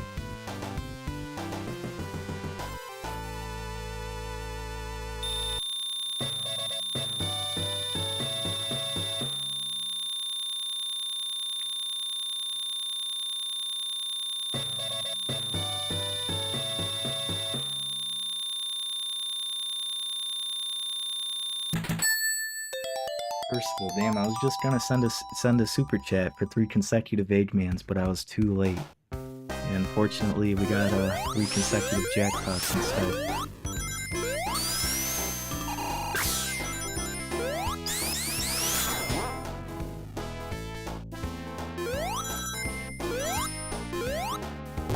Ooh, what do we have here?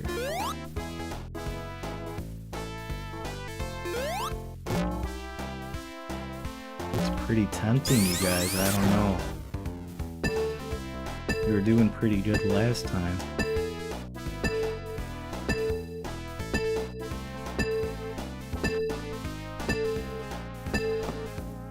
If we do it as regular Sonic, we don't have to worry about not hearing the same music over and over.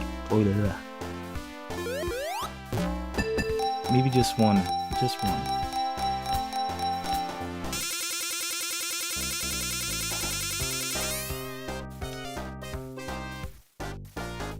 Alright, fuck that. I'm never gambling again.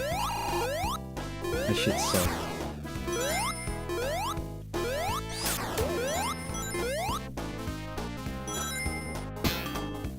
Garawa, keep going?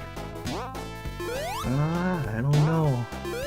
You know, one more has never hurt, right? What the?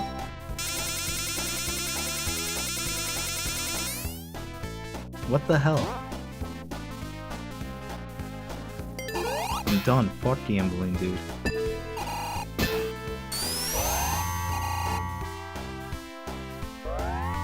I didn't even know this room was here.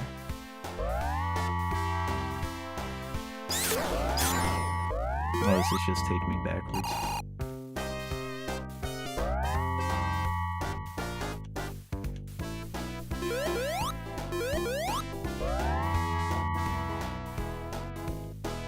Is it?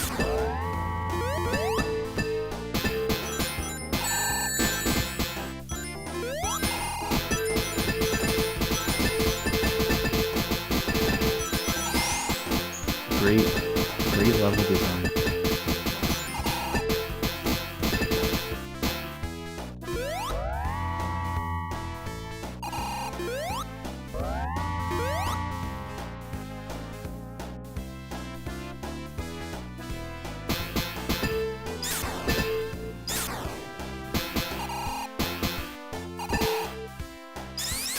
These fucking things.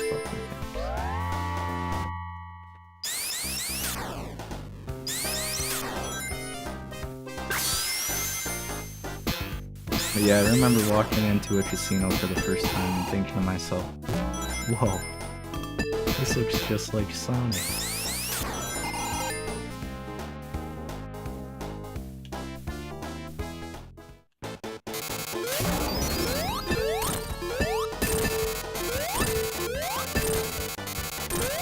Do this again.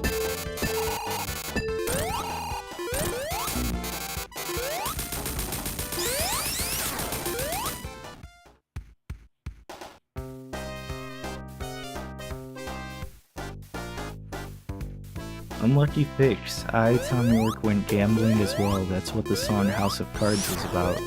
I gambled so much I became homeless and had to build a house of cards to have shelter for the night. That's some pretty deep shit, man. I'm sorry to hear that, Tom. I had no clue about that.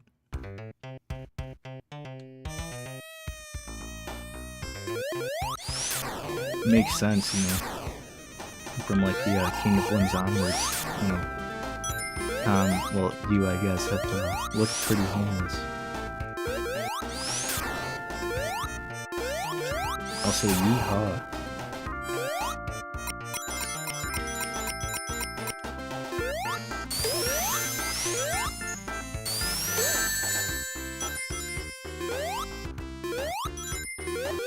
You know, like, half the fun in this game is just trying to think of ways to, like, injure or kill Tails.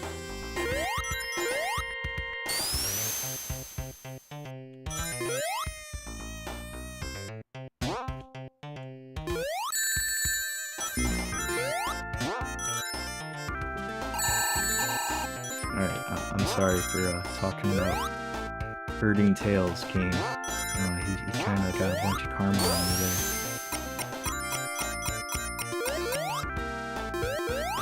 I love these guys. Percival, I gotta head out.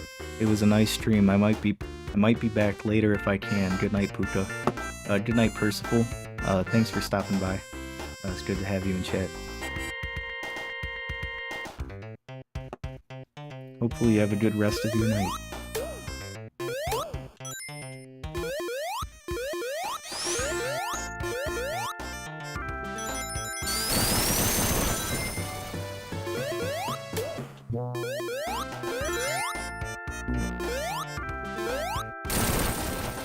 I like this level a lot. It is just like a emerald pillaging color, but I like it for that. It's got like lava and stuff. Plus it's blue, like Sonic.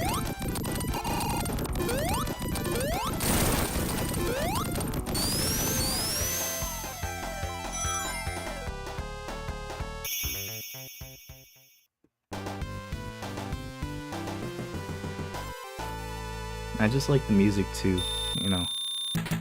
Not often you get like country themed Sonic levels. And I think that's pretty funny.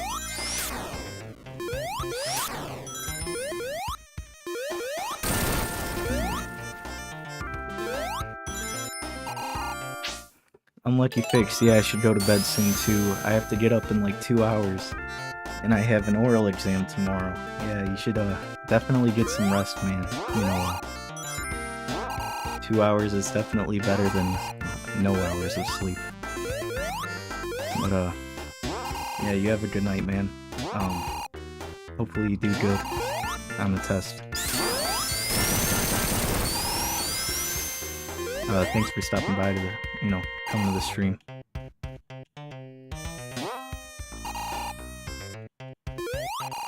Yep, good night.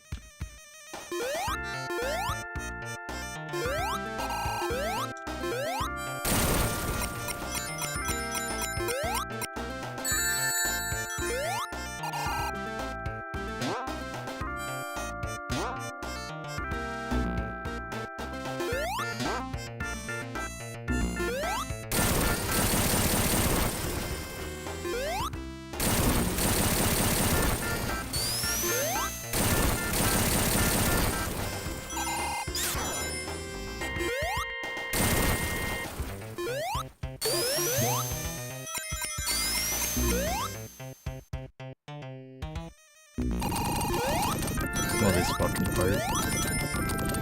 It's easy, you know, because the lava moves so slow. Like, gave me a lot of anxiety as a kid. You know, same with the part in Marble Zone. But especially once you get that invincibility monitor, it's like, pretty tricky.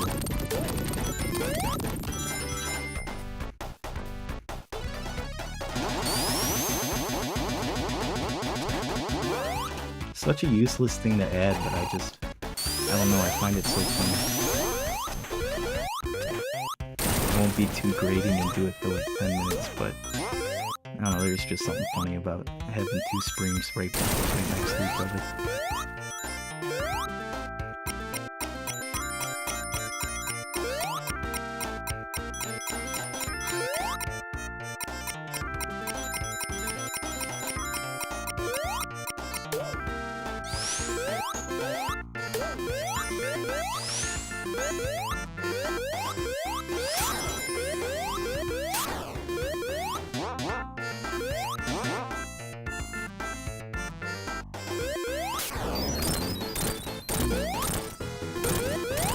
Bravo, when will you start streaming on Twitch?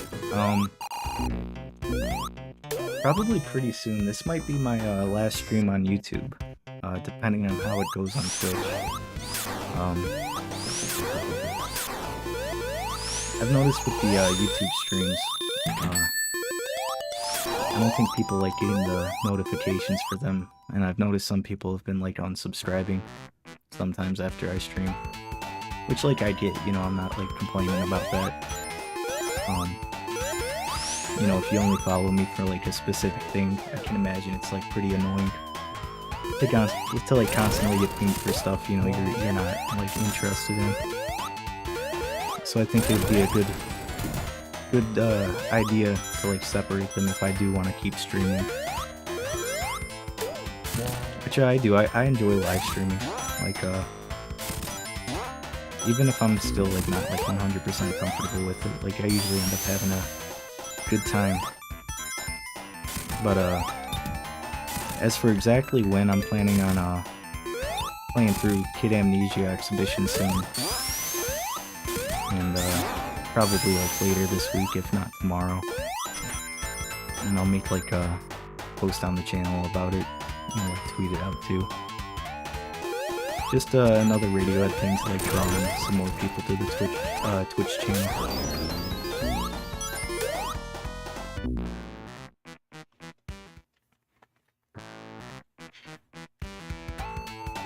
And I was like talking about it earlier too, but like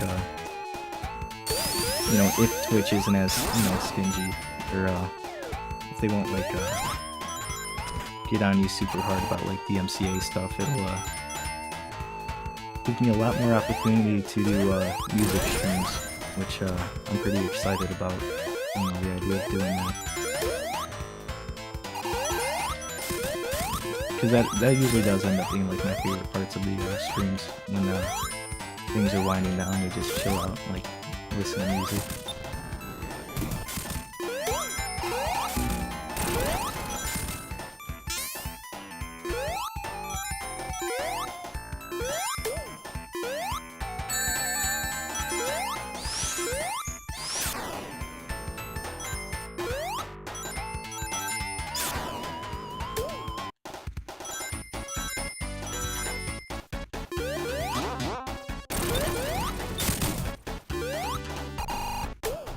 So yeah, you know, like hopefully things go well on that front.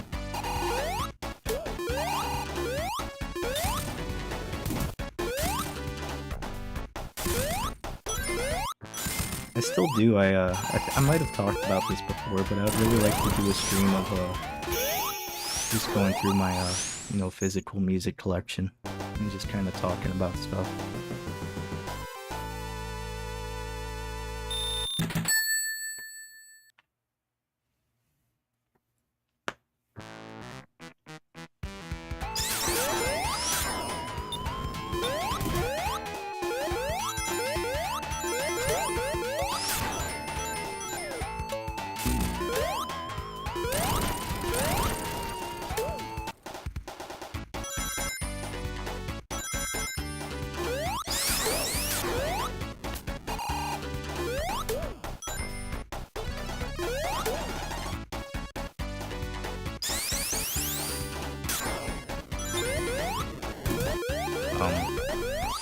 I got like a pretty big CD collection, like a decent amount of records, like some cassettes and stuff, that I think would be fun to talk about.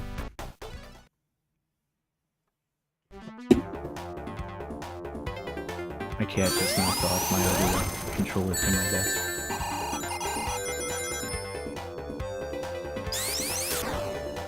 If you heard like a loud bang.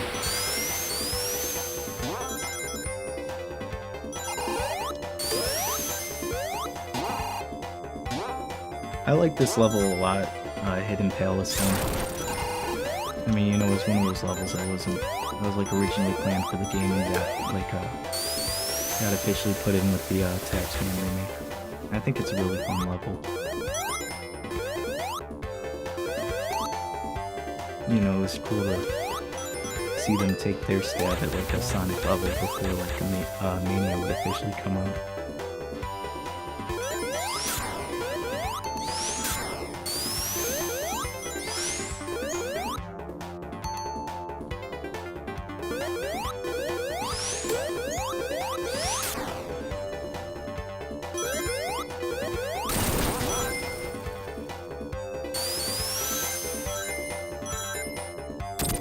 just like you know, design-wise, I really like how this level looks.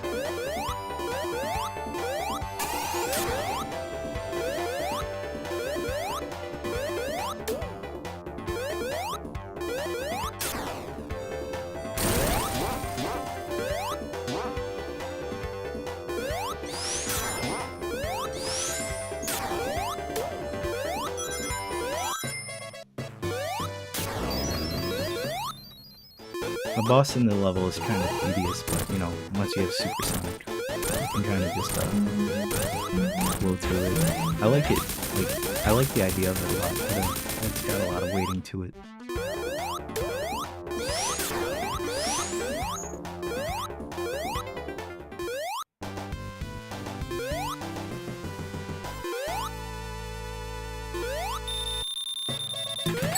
And that's Hidden Palace Zone.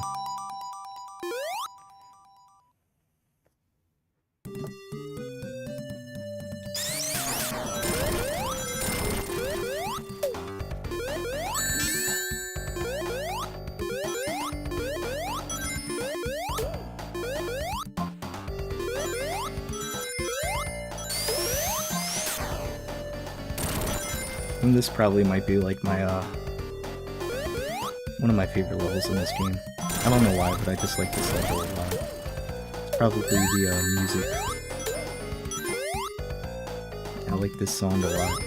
I have like a weird soft spot for like Middle Eastern sounding songs.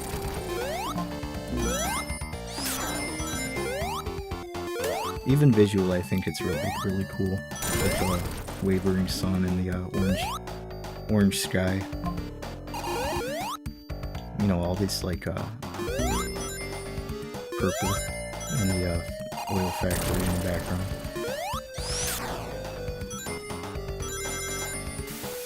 It's a really cool level.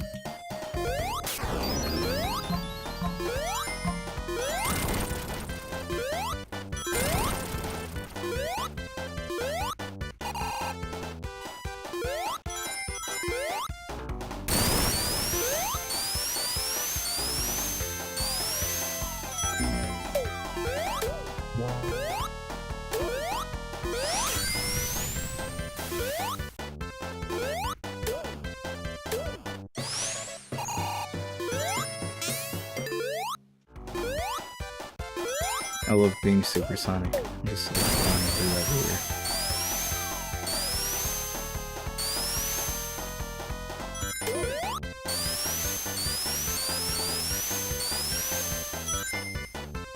Rawak, I find it kind of funny how your Radiohead streams got like over 100 viewers, but your gaming ones have around 10.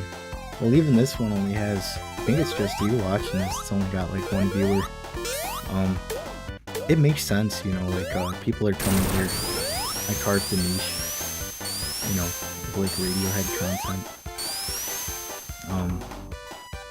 Even the Era Vulgaris video I didn't think was gonna do all that well. I don't know. It's performing pretty good. But yeah, people are only ever gonna be interested in like certain things I do.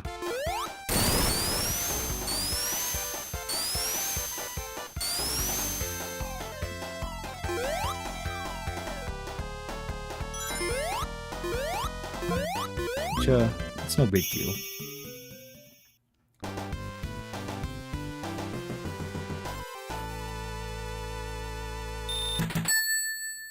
You know, whether there's like 100 people here or just like 1, it's just fun to, you know, chat with people on occasion and play through some of my favorite games.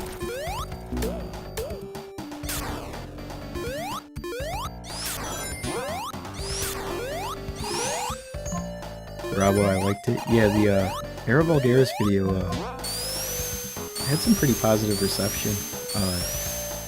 It kind of like caught me off guard, you know.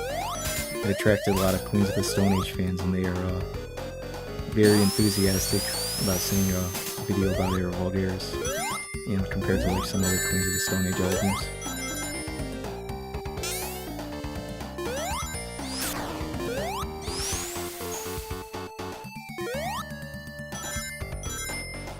A lot of people asking me to make other Queens of the Stone Age videos too, which wasn't the plan, but no, it was the plan eventually, but you know, I thought it was cool. They wanted to see more content like that. I don't think I'm going to, like, not at least anytime soon. For the non-Radiohead stuff, I'm trying to keep up, like, some variety with it. I'll be going back to Radiohead for the next video, which is when I'm streaming Kid and DJ Exhibition.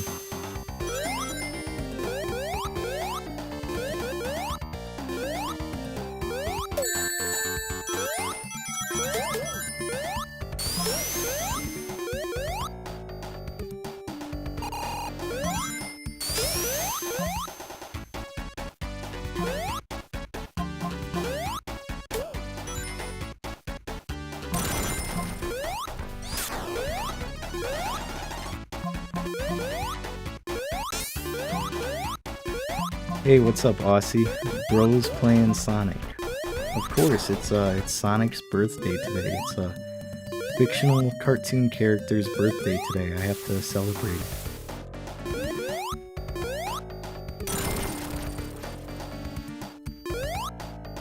This is what, like the second or third time I played Sonic on this channel.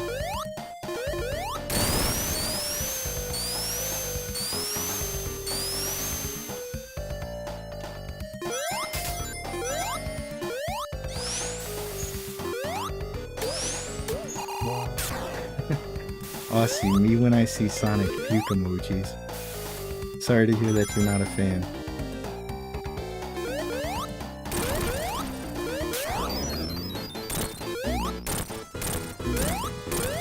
Oh.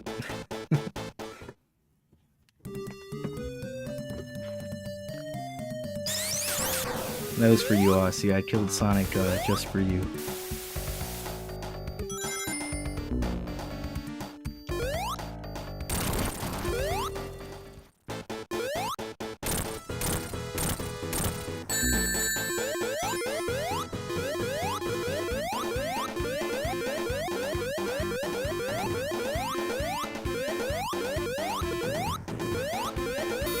Aussie, Sonic make me ill. I'd like to do more music stuff, but God knows YouTube's gonna get me again.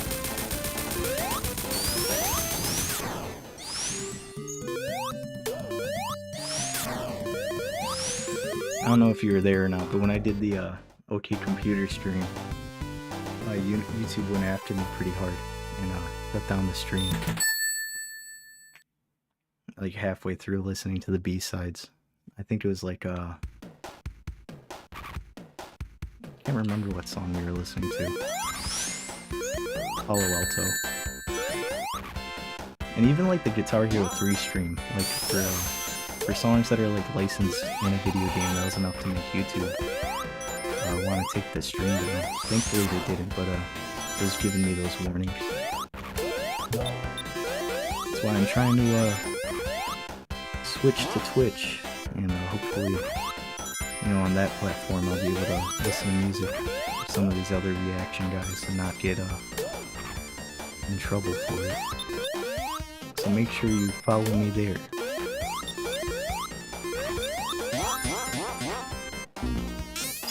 Oh, so you did see that, yeah. Pretty funny stuff. Tom was having a moment. It was funny because like earlier in the stream I was talking about how Radiohead, poor Sonic can't catch a break. I was talking about how Radiohead seems to be pretty chill with like talking about or like listening to their music on stream. And boy did they jinx me.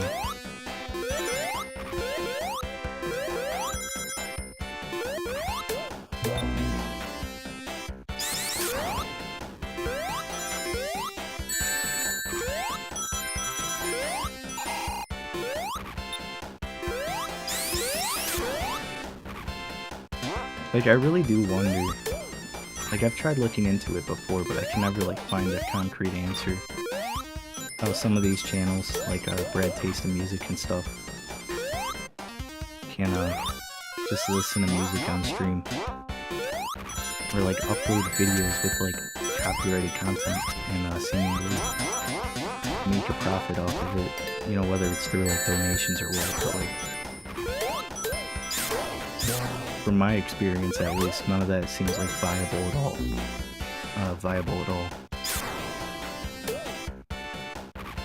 Oh, see, so sweet Tom did that. Yeah, he's a real sweetheart, taking down my stream.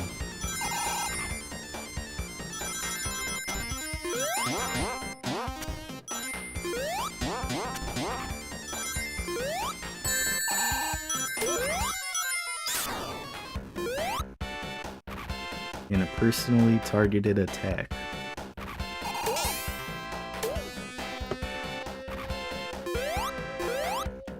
It's probably because I was mean to him in the Coldplay News video.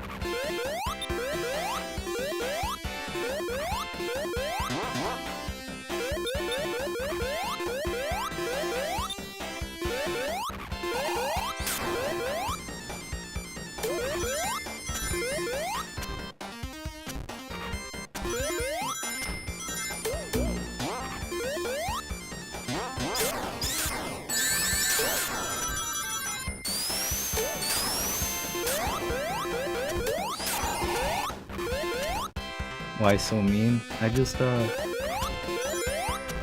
to stand up for my old buddies, Coldplay News. Felt like Radiohead were bullying them.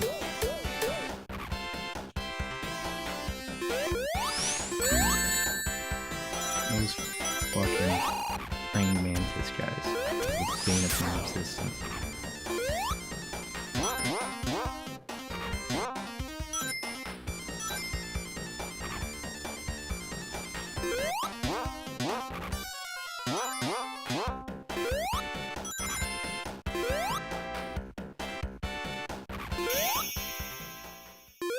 No worries though, I'll be back to blazing Radiohead for the next video. Well, actually, it's gonna be a two-parter.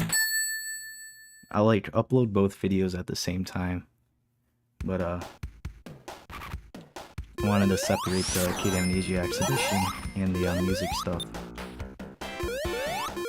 because I kind of have conflicting feelings. Like, I think the actual music release was kind of mid. But the game was the best thing they've ever done.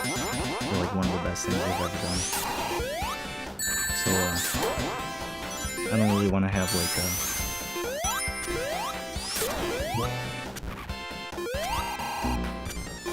you know, negative and positive feelings in the same video.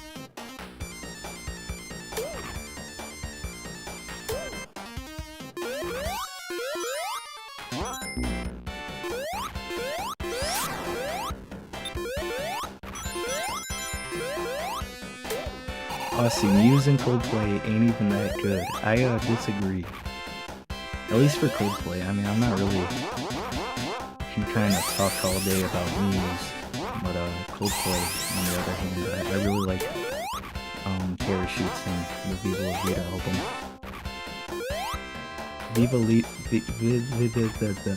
Viva La Vida, I think in general, is a underrated album. Rawa, my laptop died, but I'm back now. Welcome back.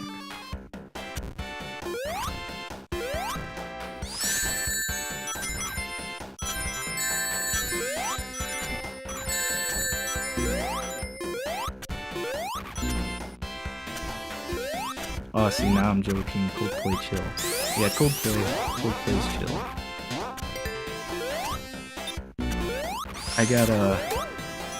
I don't gotta go into my whole Muse spiel right now, but Coldplay's pretty chill.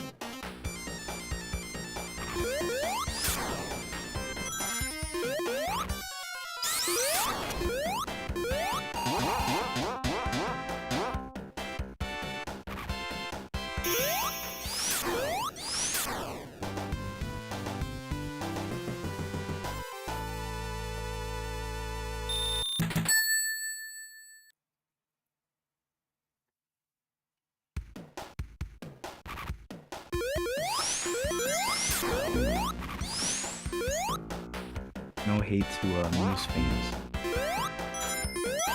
If there are any watching this right now,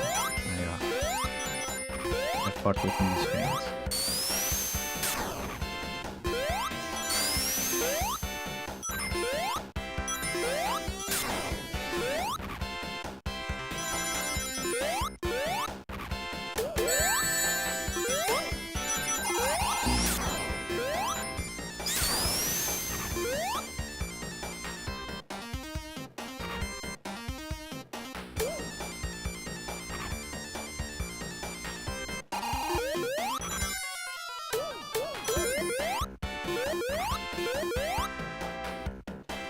Grawo, yo Puka, what do you think of metal? I like metal a lot. I don't know if I'd call myself like a proper metalhead, but definitely a lot of metal albums that I enjoy a lot. And it's a genre I kind of grew up with. I especially like a lot of stoner doom and sludge metal. It's a little harsh for me. Yeah, I mean, there's like, there's so many, I don't know what the fuck happened there. There's so many, like, subgenres with metal, especially a lot of the, you know, death metal stuff, and extreme metal. Can be a little hard to get into, a lot of black metal. It's an acquired taste, I feel like.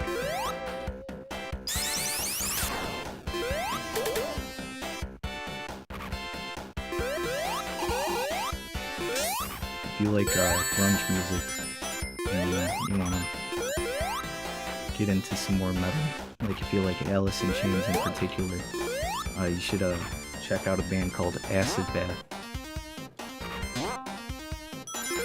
They have a album called When the Kite String Pops, and it's like a nice blend of like a lot of different types of metal. It's kind of like reminiscent of a lot of grunge music.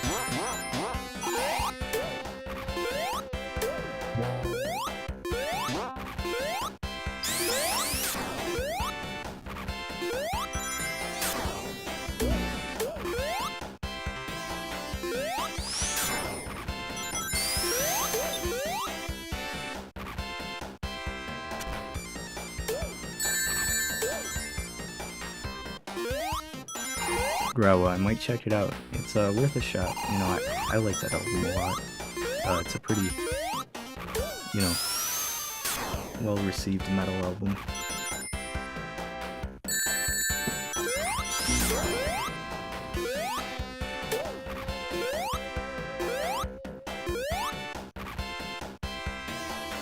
I know I really struggled to get into a lot of screaming vocals. Like first getting into music proper. Like I remember my brothers listening to like a lot of you know, primo like metalcore stuff, and I didn't really like it as a kid. And I slowly got used to it. Like there's an album called Jane Doe by Converge, and I couldn't get into it at all for like the longest time, but now it's like one of my favorite albums ever. And it's a very, very abrasive album, so I wouldn't recommend getting into it, but I remember when that album clicked for me, it opened myself up to a lot of, you know, extreme vocal styles.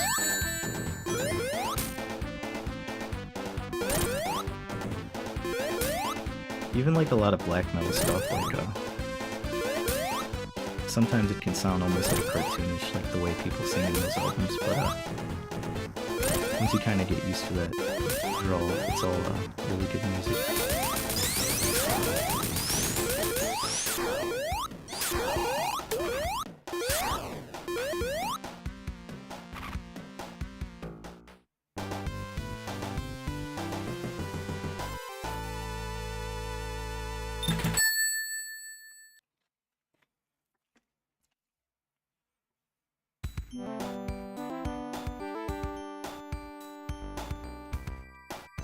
Ah, what a peaceful level. Right after going through all the bullshit in the last one. It's nice to have like a level that tones it down a bit.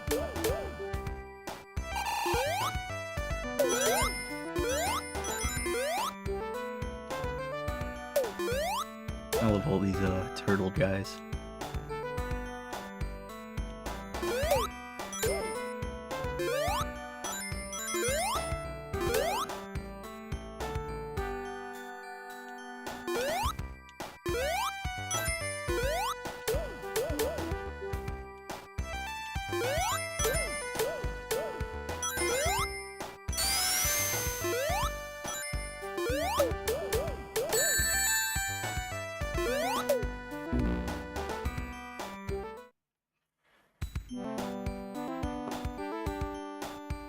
And of course too, I managed to find a way to die there.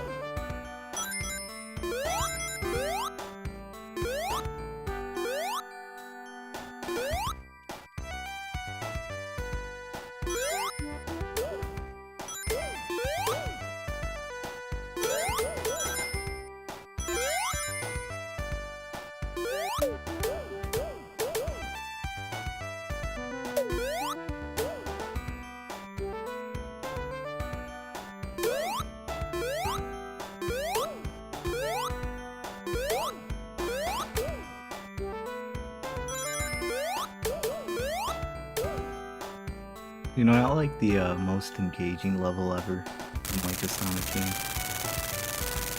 And I've always liked it as like you know, transition point after like Metropolis Zone. It's super chill.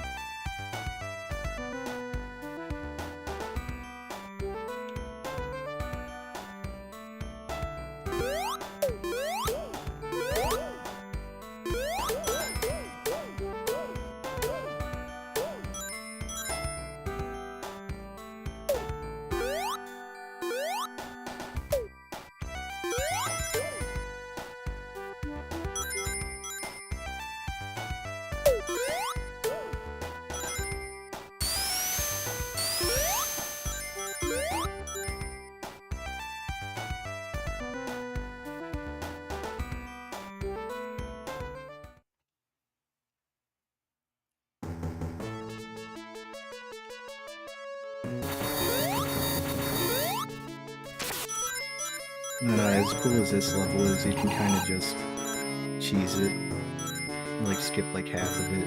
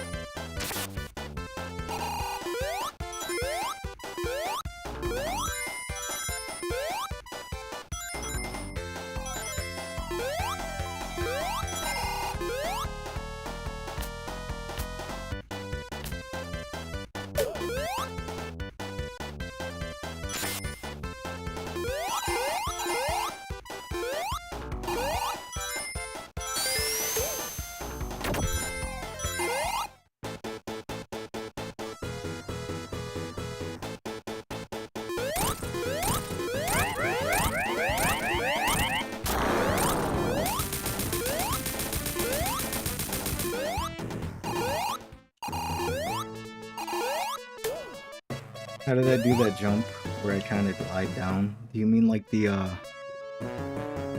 part where I was like spinning a bit?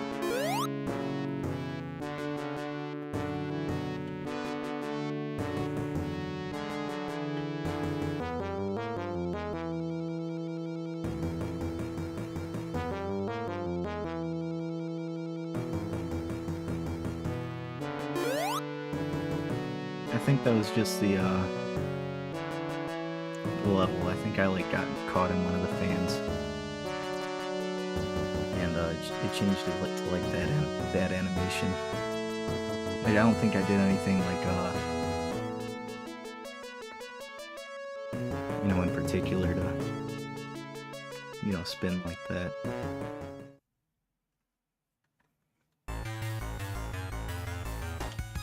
What a cool song. And it's over.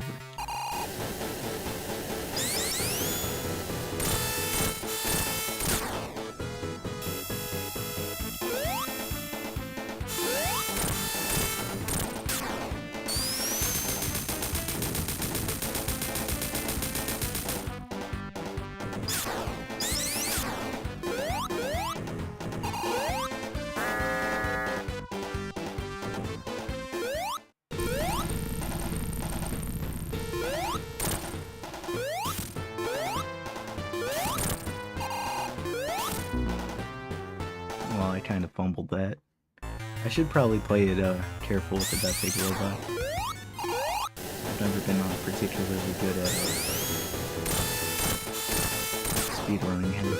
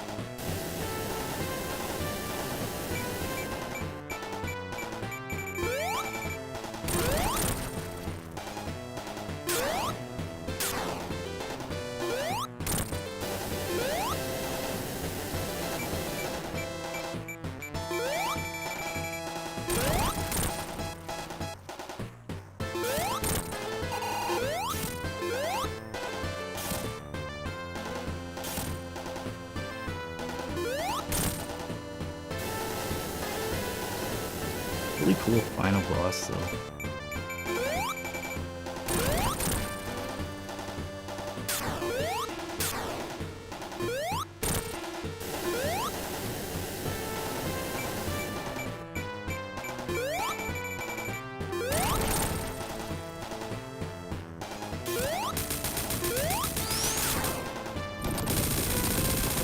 I love how this fucking game ends.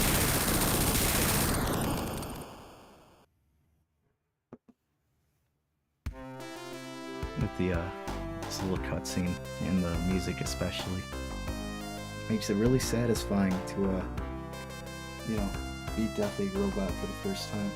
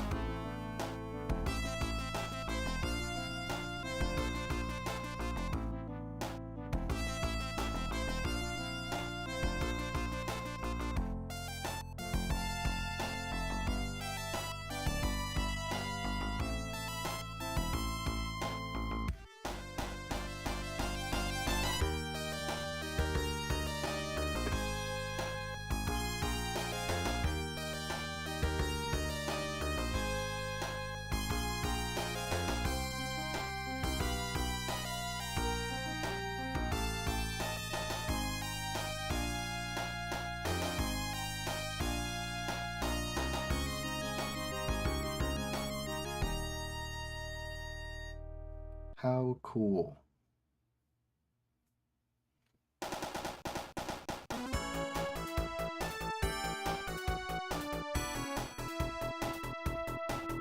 Alright, I'm gonna BRB real quick. Enjoy the staff credits.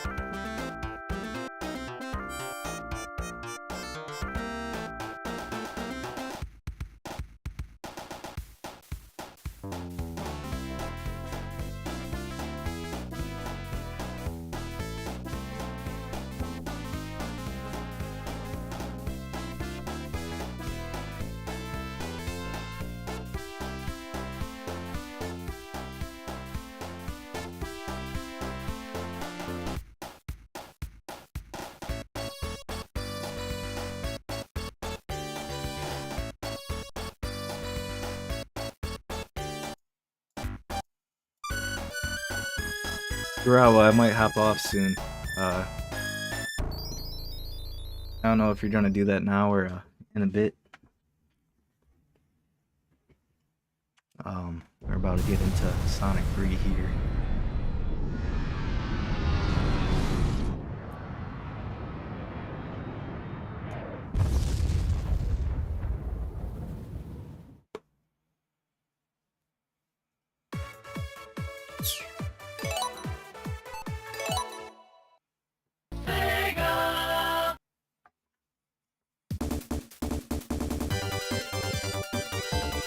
You haven't played 3 yet? It's definitely... Oh, just for spoilers, I gotcha. It's definitely one of the... Probably the best of all the Genesis games. It's definitely, you know, my favorite. Probably like one of my favorite games of all time. If not like my absolute favorite. Like I really like this game.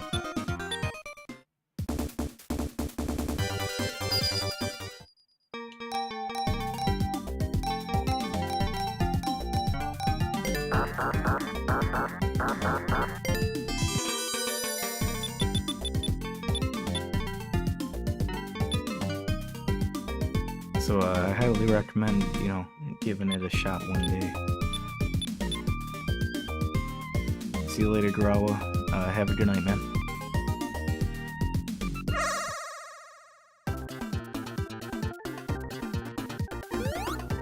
Kuko Piki.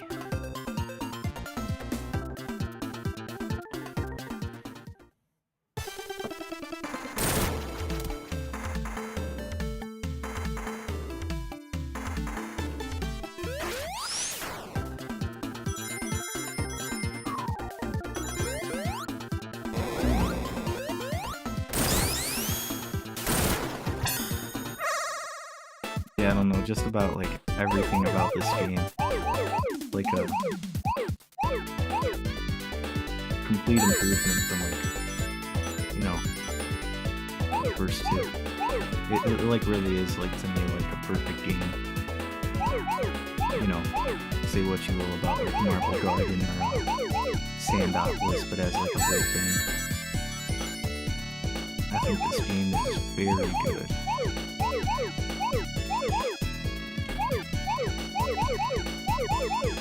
Like even since I was like a kid too, I have really fond memories of like beating this game for the first time and getting all the chaos emeralds and stuff. Even if my performance in the special stages right now are not exactly a good indicator of that.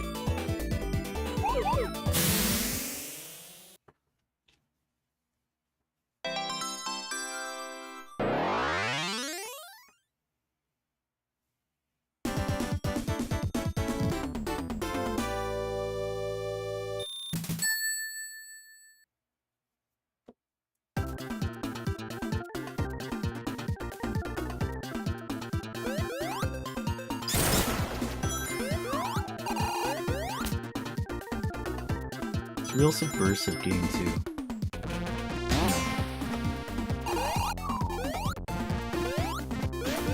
Flips a lot of the things, you know, that happened with like the first two games on its head.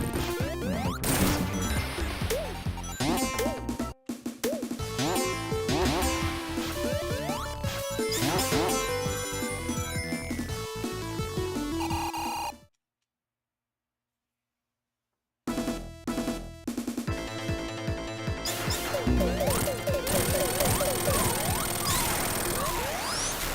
Like for instance, like starting out in a grassy green level and then just setting it on fucking fire.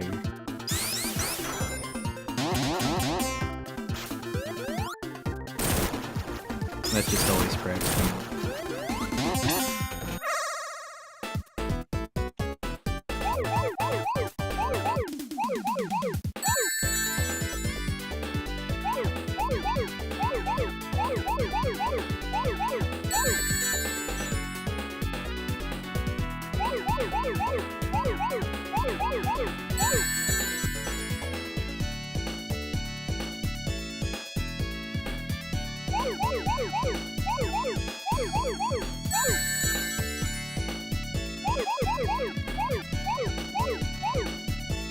enjoy these special stages a lot too.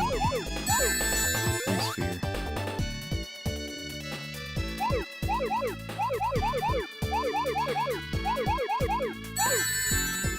They're not as hard as the Sonic 2 ones, but they're still like challenging enough to make getting all the enemies like rewarding.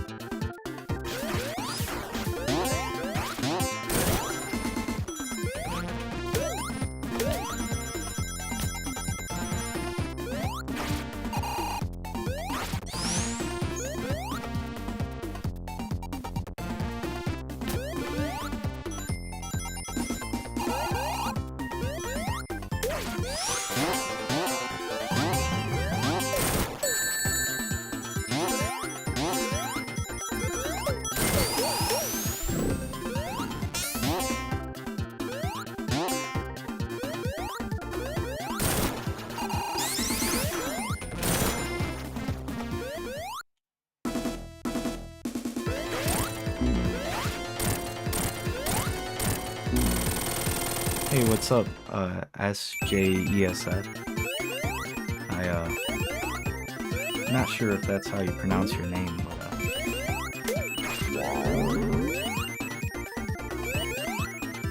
I tried.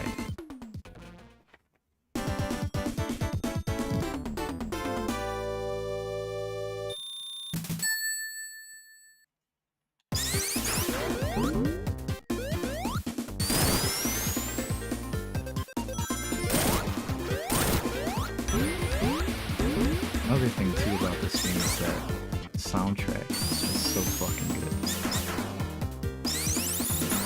Like, I really like this song. Act 2 of Angel Island Zone. Percival, welcome back. Hell yes. Bell, yes, I'm sorry. Sonic 3. The, greatest of the, classic games.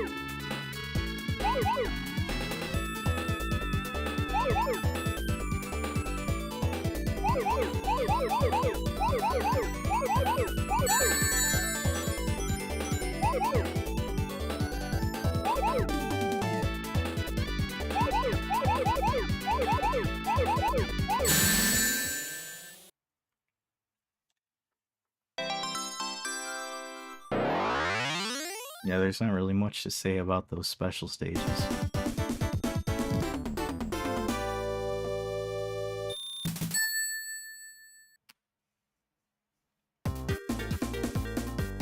But like, holy shit. Music is just so good.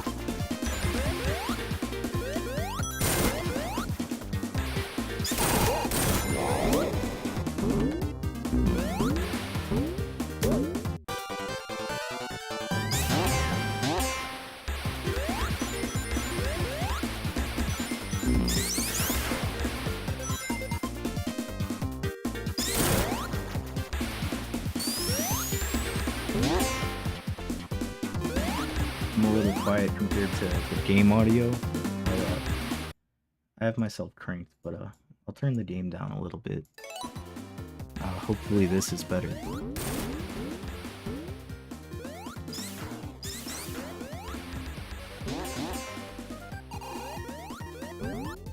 This song's like especially nostalgic to me for some reason because of the Sonic Flash game that was online. They like use this song in it. And this part is so fucking good. If you listen to like the left channel, there's a different melody going on.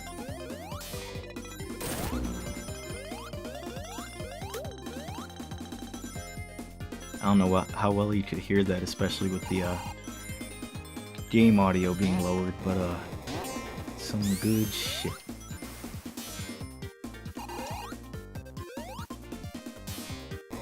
I almost forgot too, there's a fourth special ring in here.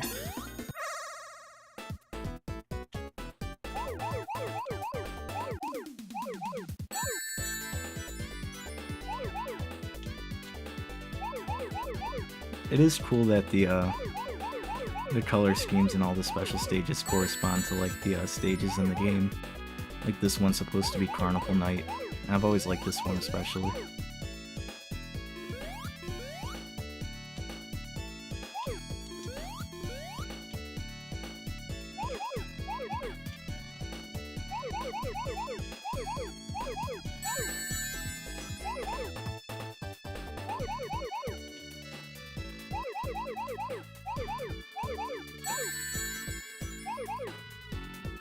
Yeah, Percival, it should also be a moment of truth here in a bit, where we find out if the Ultrafix mod is going to include the Michael Jackson songs. You know, hopefully it does.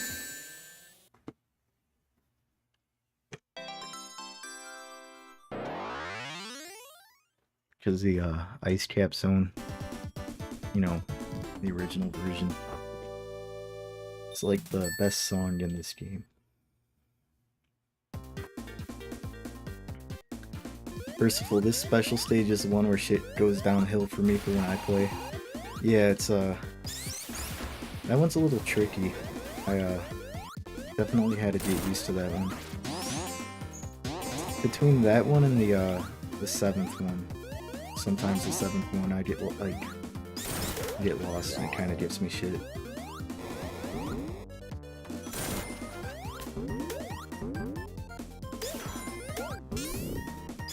Oh, that was cool.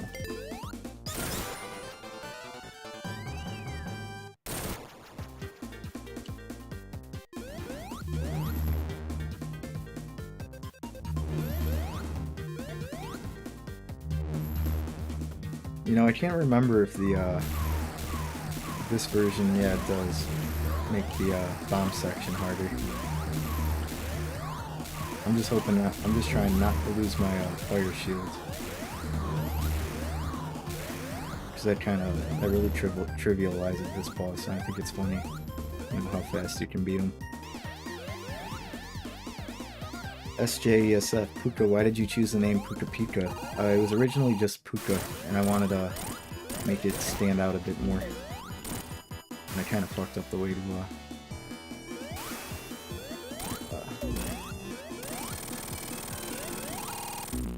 well, shit.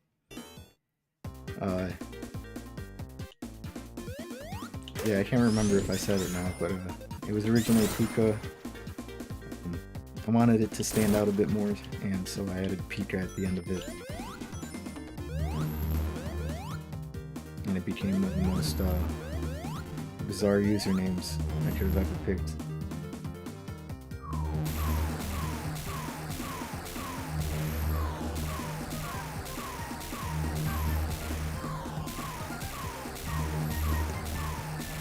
Never mind, I guess it's air that makes this section like harder.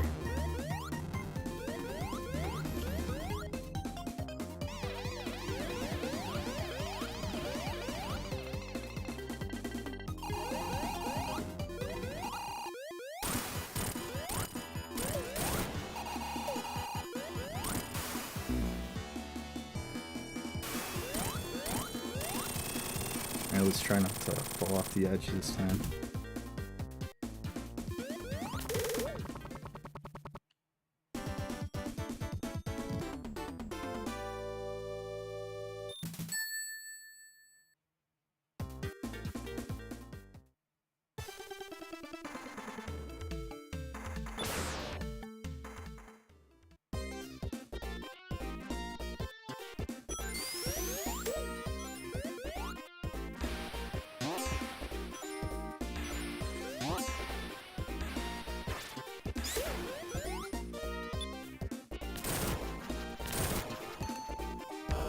Merciful bangers.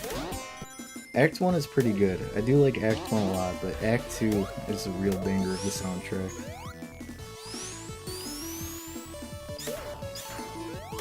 Oh, you're talking about the stage itself, yeah. It is insane to me that they managed to do water level but good for this game.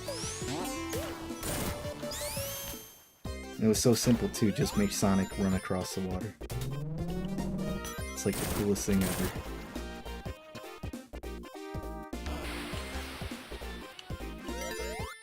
Kind of ignore these things.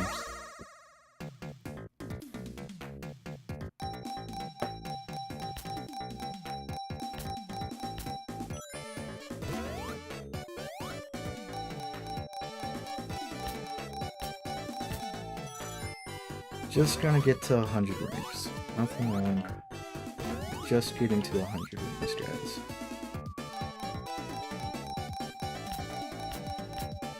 Well, fuck me, I guess.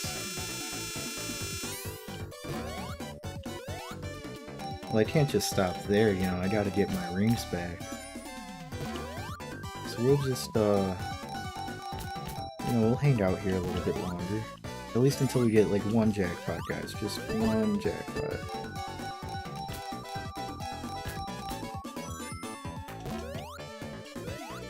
Gambling Puka? Nonsense. Nonsense, Percival. This is, perfectly well-adjusted behavior.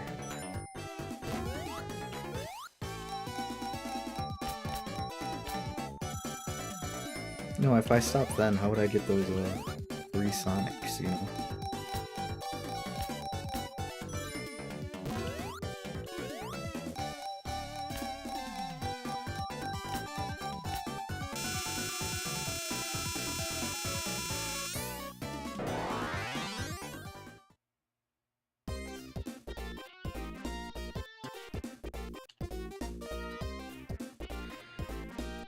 Ah.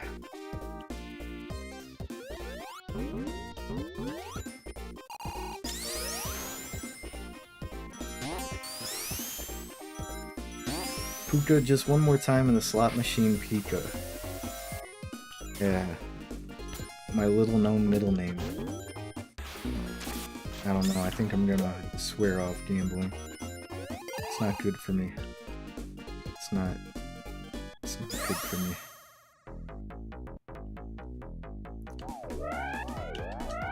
Now this is where it's at, this fucking electricity one. I used to not like these ones as a kid, I didn't realize they're actually like the best in the game. Because like once you get to the higher up ones, you start getting like so many rings.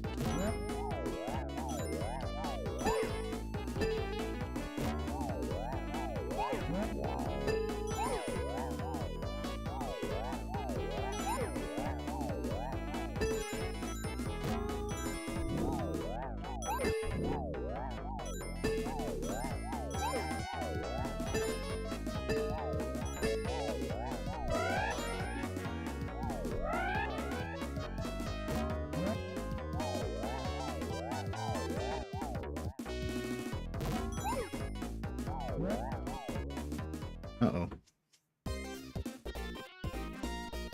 At least we got this fire shield, which should do us good for about, you know. And it's gone.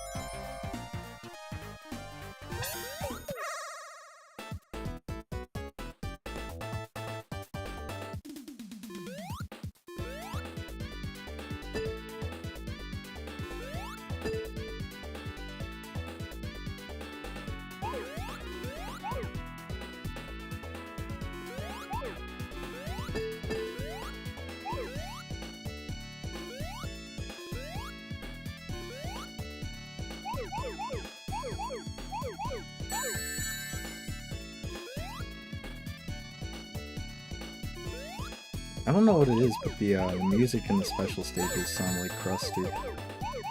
I feel like I noticed that in the first two games special stages too.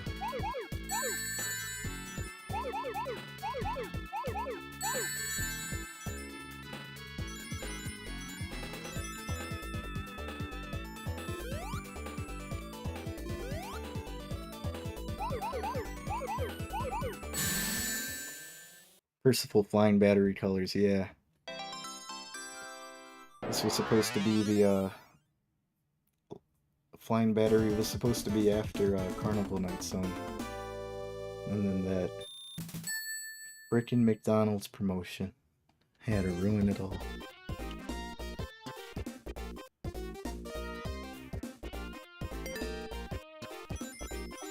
High pitches maybe? It could be.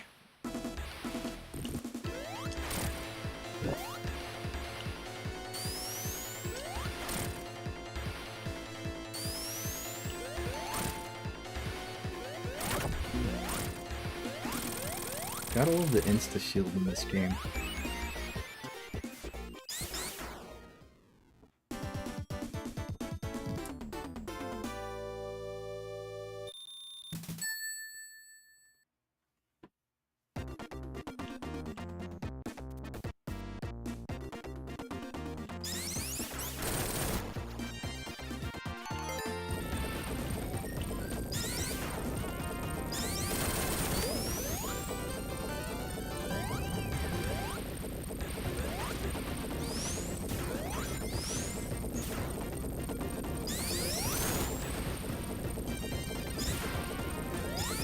First of all, I hate how they freeze at the end. I like making them move.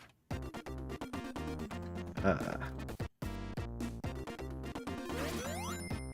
sure what happened there. I do kind of like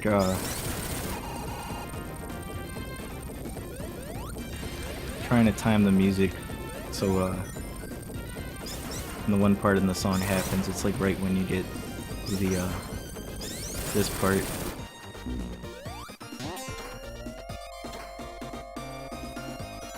And this song is just so fucking good.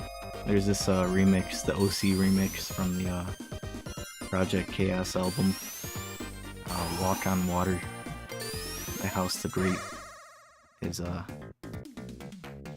really good.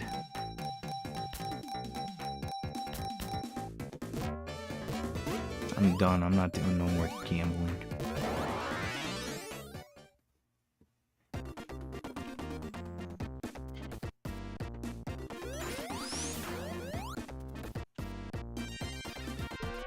Oh, I just went backwards.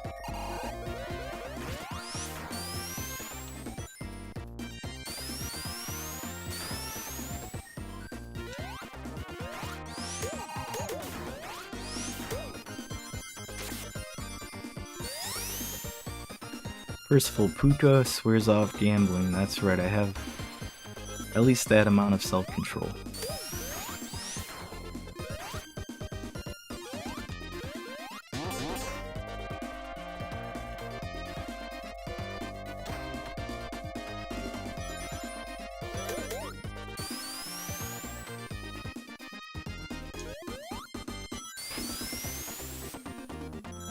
Just look at this shit. It literally is like the coolest level in the world. At least for like water level standards.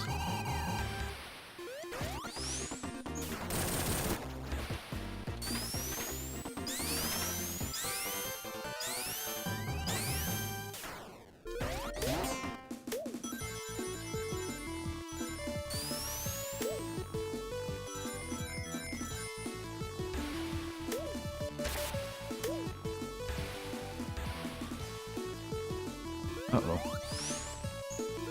I can't remember, I think I might have just, went past, special stage room.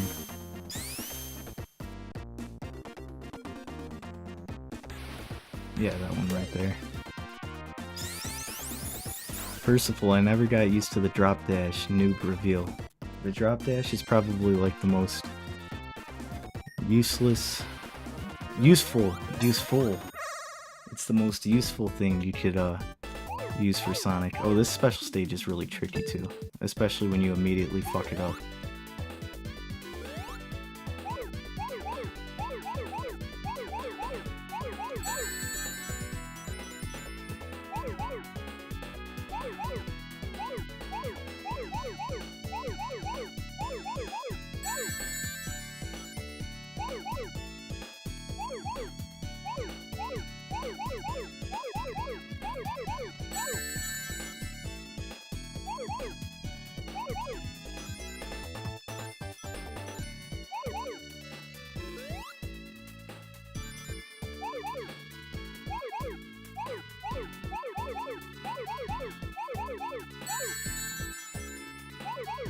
Useless.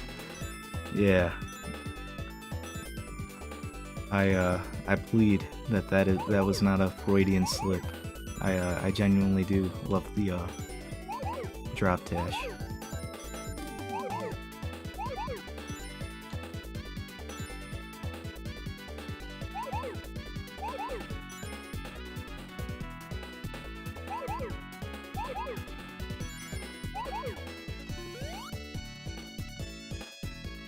Uh-oh.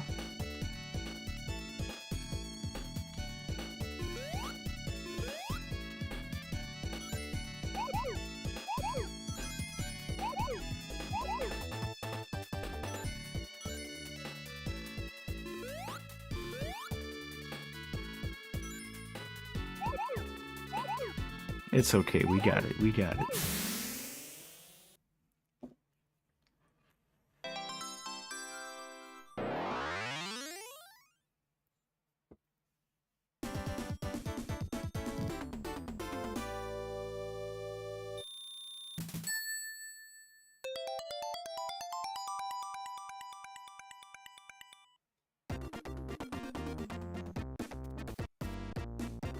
I've got Caius laying on my desk right now in like the funniest position possible.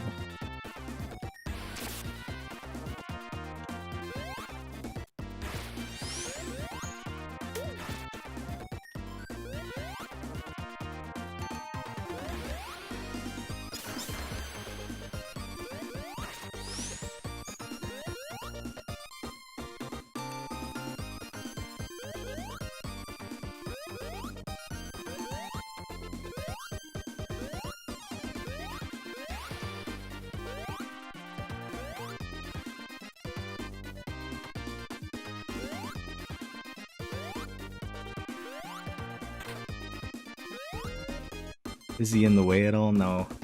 He's kinda in front of the other monitor, but he's just sleeping in a really funny way.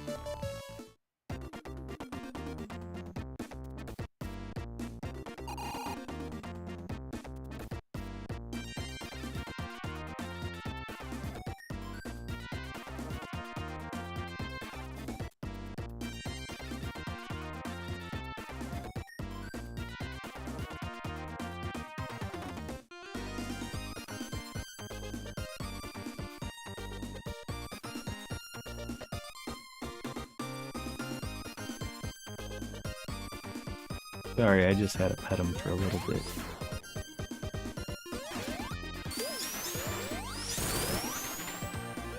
Oh, look at this shit. Fucking background looks so cool. Got these like shark badniks and the asshole crab badniks. And you know, you can wait for the platforms. You can spin on the platforms.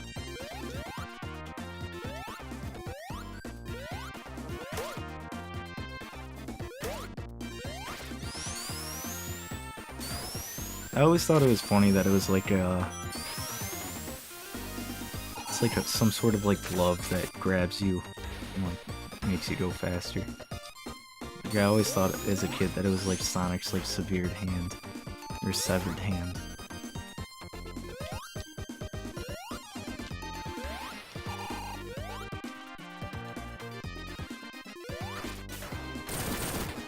Look.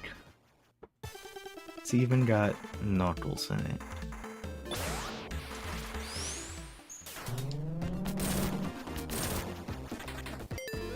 Yeah, Sonic's mysterious giant third hand.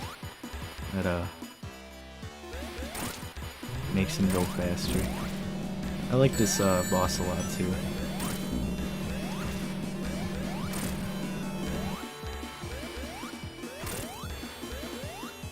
It's really fun to bounce on these things.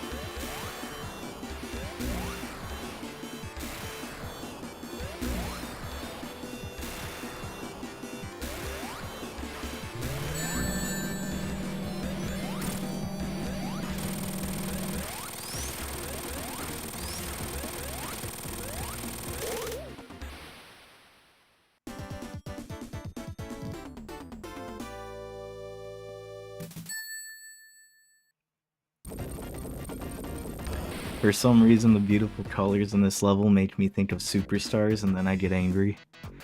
Yeah, what a bummer Superstars was.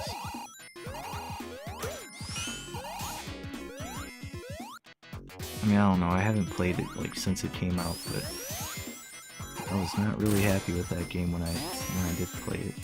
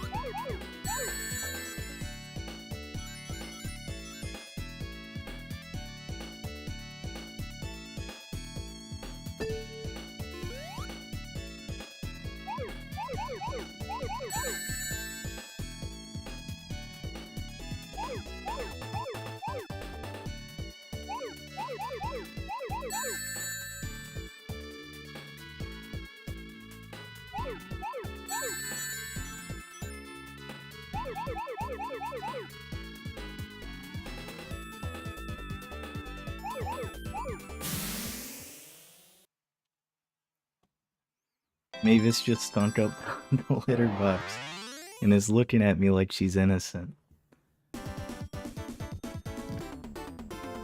Percival, is that you spamming the emojis in the chat? The fucking smiley face and hearts?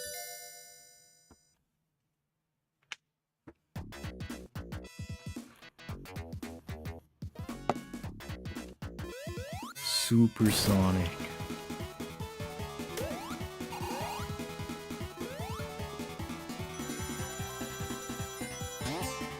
I think this mod did change the music, because I remember the original version of the Supersonic theme sounded like shit, but this one actually sounds like decent.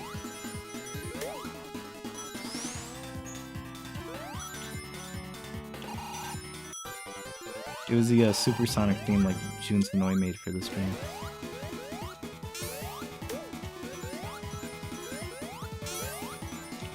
That fucking running shines joke always cracks me up. Supersonic. Like, I literally did. I remember like playing Sonic Adventure for the first time and like just being so confused why they would put a question mark there if it's just gonna say what it is. It's like it was like useless anticipation. Vader Boy, it's been 2 hours. What's up, man? And we're only halfway through. We still got, you know, the rest of this game and Knuckles to go.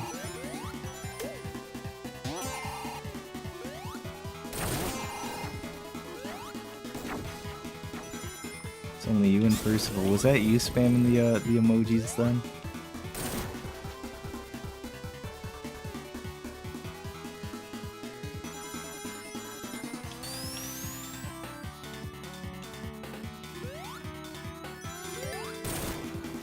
Oh, what's up, SJSF?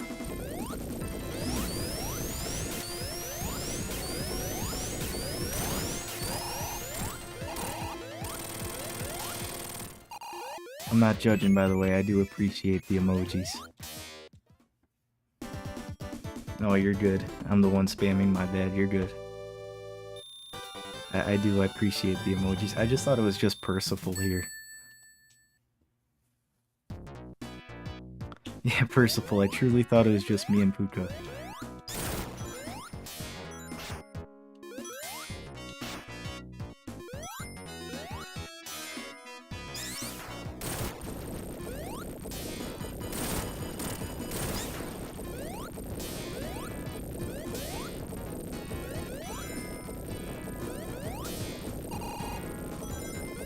No, I really don't hate this level. It's like, it's not everyone's favorite, and I get, like, sometimes it can be exhausting to play, but, I don't know, I like it. It's got a lot of opportunities to go fast.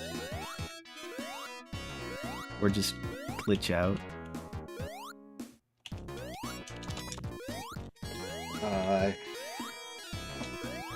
Guys, I can't get out of here.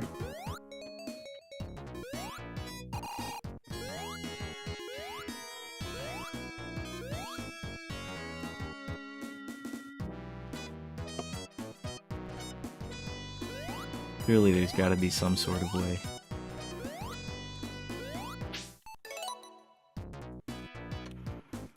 Guess we'll just have to restart. No big deal. Percival, Tails needs to lock in and do something. Yeah, he was just kind of like standing there and watching it happen. Just like jumping around. Taunting me even. Real, dick move.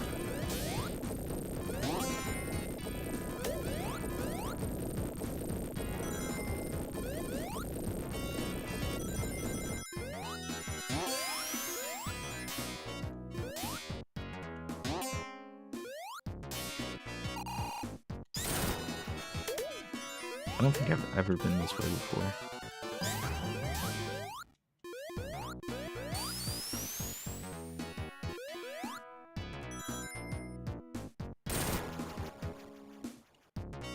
What the fuck is going on with this thing?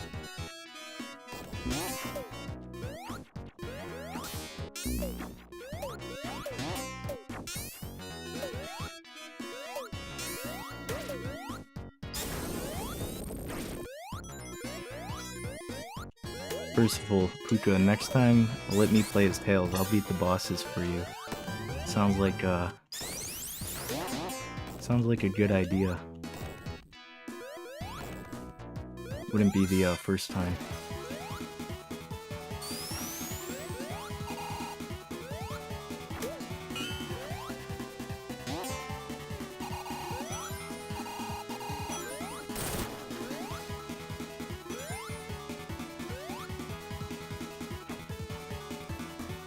I do like this Supersonic song a lot.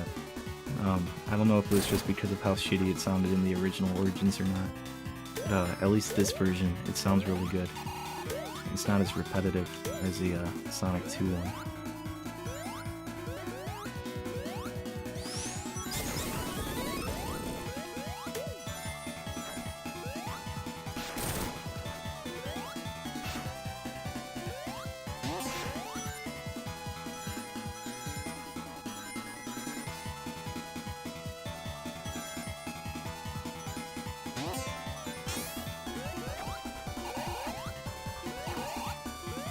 Sounds really grand, like the game is really proud of me for becoming Supersonic.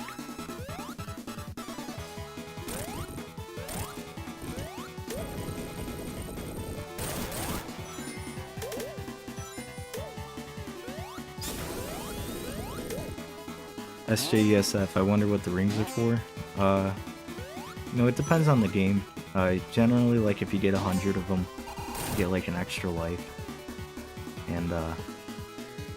And in the first Sonic game if you hold like 50 of them, and get in the first and second Sonic games if you hold like 50 of them, you can get into a special stage.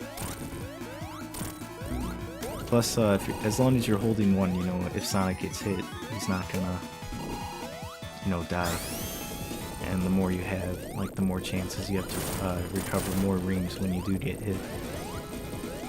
It's a pretty cool system for a platformer. Like, doesn't make it, you know, as punishing to get hit as, like, some other games.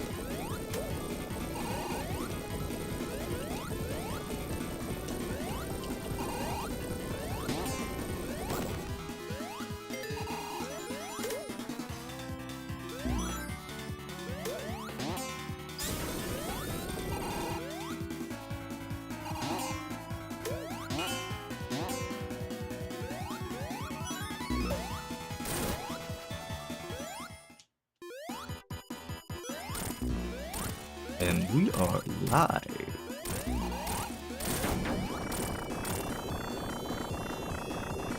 I like to completely fuck this boss up because then it's literally just, he's done.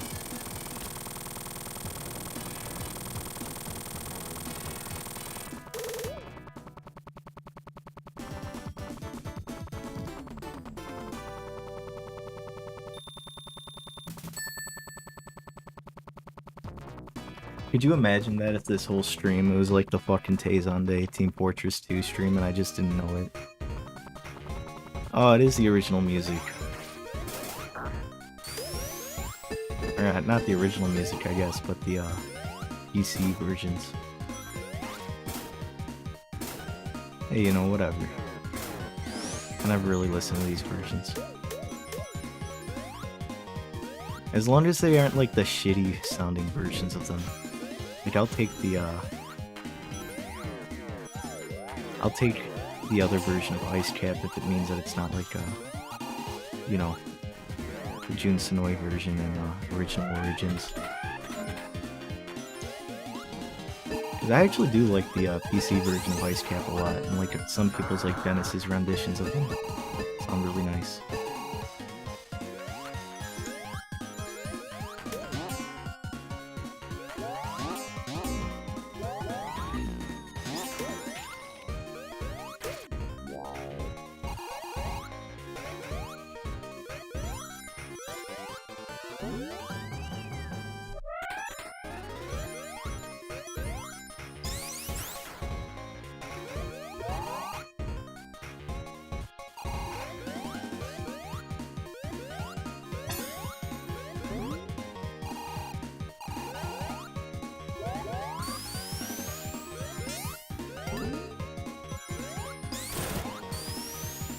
This song is kind of... I kind of like the weirdness of the Michael Jackson Carnival Night, where it was literally just like jam.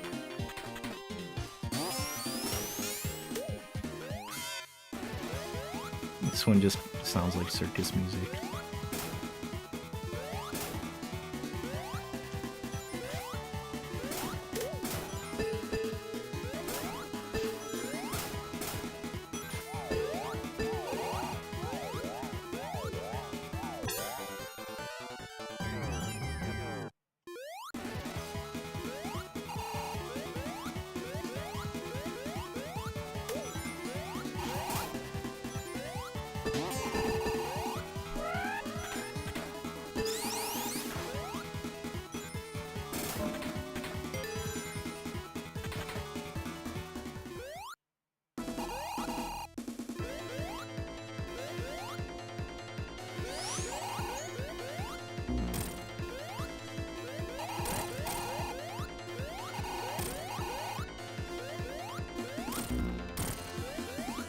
Boner boss.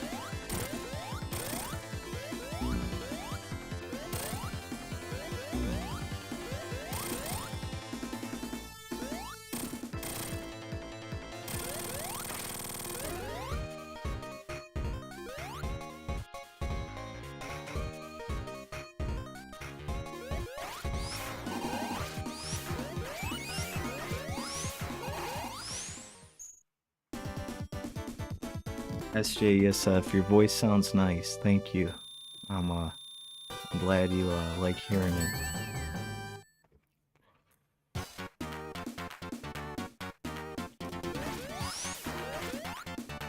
I think I have like a weird voice, so I'm never sure what people think of it.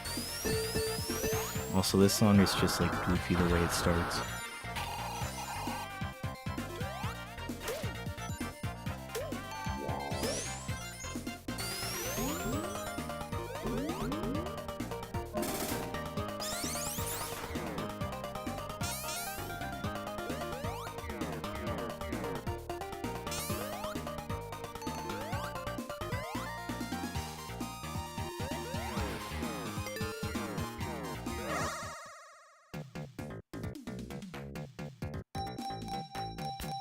I didn't think it would be the gambling one, I thought it would be the going one. I'm not doing this gambling shit no more.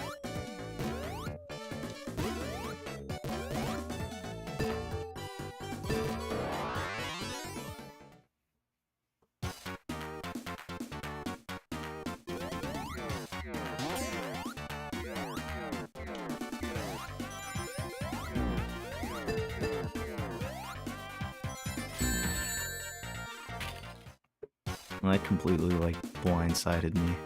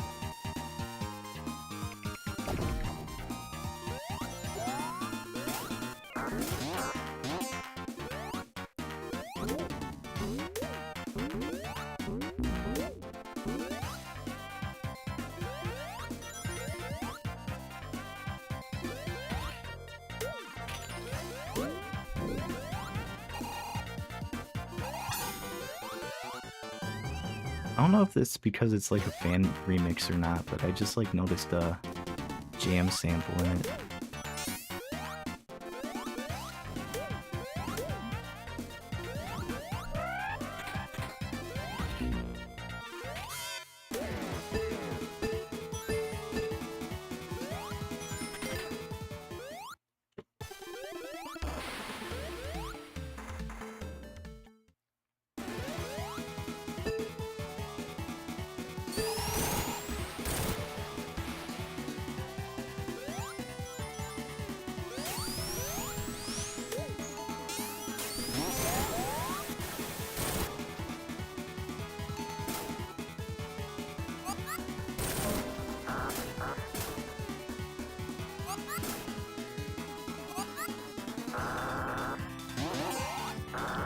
Let me through.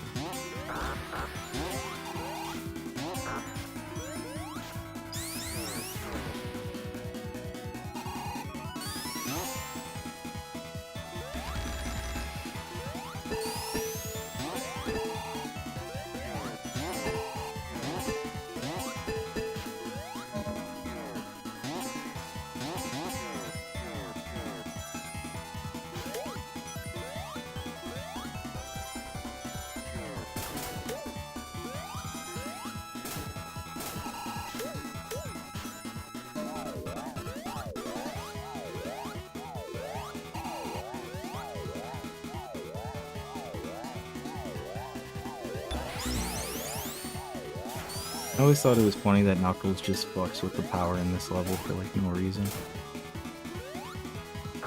It looks nice though, I really like it, the darker palette. And of course we got the iconic barrel. As a kid I was like stuck on this for like a week because I was too stupid to realize that all you had to do was press up and down. I don't think I like got past it until I somehow like glitched through it.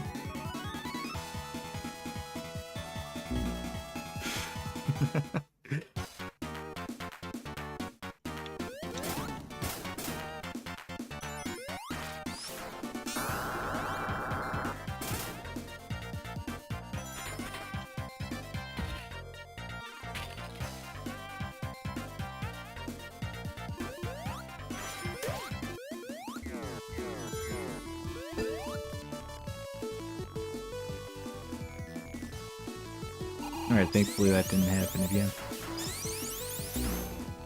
Spoke too soon, I guess. Vader Boy, guys, say something. We're starving him of something to talk about.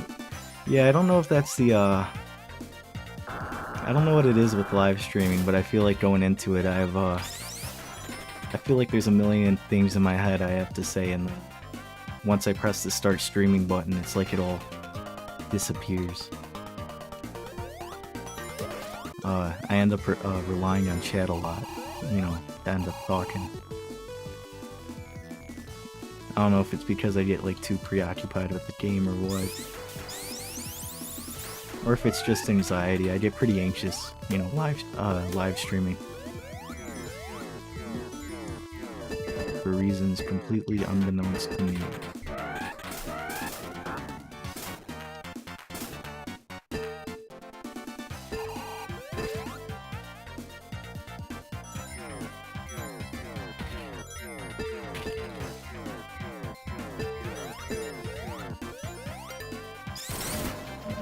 Sometimes I'll just like catch myself thinking about things and it's like, why am I not saying that out loud? You know, just to be saying anything.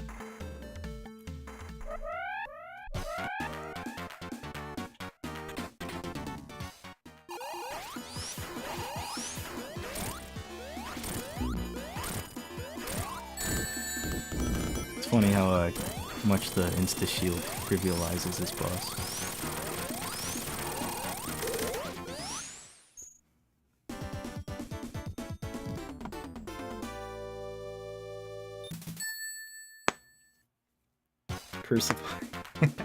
The beginning of that song is so obnoxious.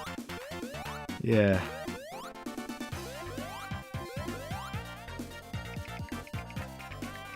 Da, da, da, da, da, da, da, da. Great melody. Yeah, this song, I like this song a lot.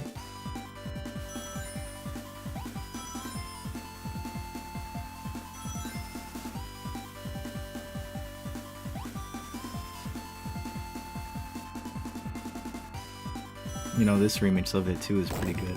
It's a lot more upbeat than the other ones.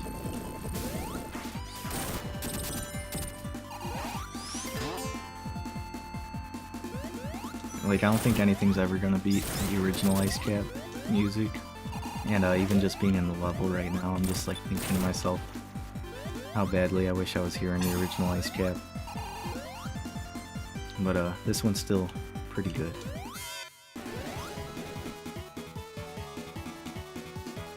That's funny, they added like supersonic falling sprites.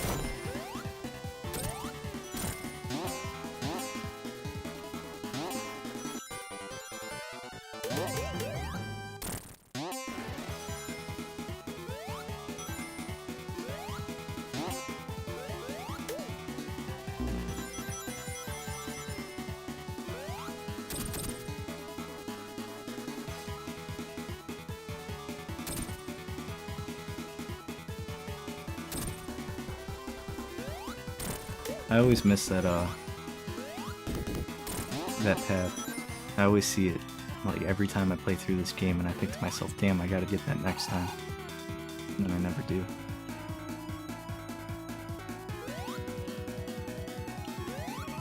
Actually, I think I'm doing this like backwards right now.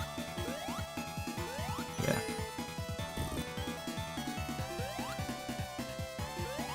Vader Boy, Sonic's most powerful form. In a way, yeah, but technically not even his most powerful form in this game. In the Amicable segment, you can get the Super Emeralds and become Hypersonic. Hydrated Piss. Or that, yeah, that's I'd say it's a little bit more powerful.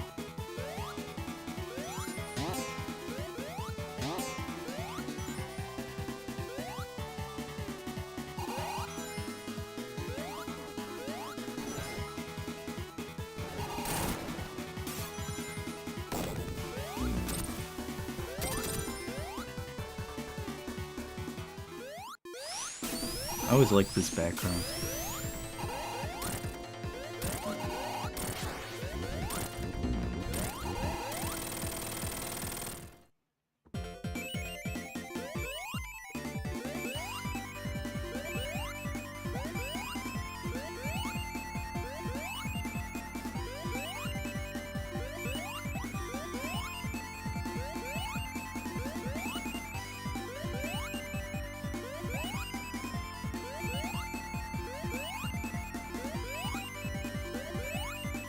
Alright, I can do that all day.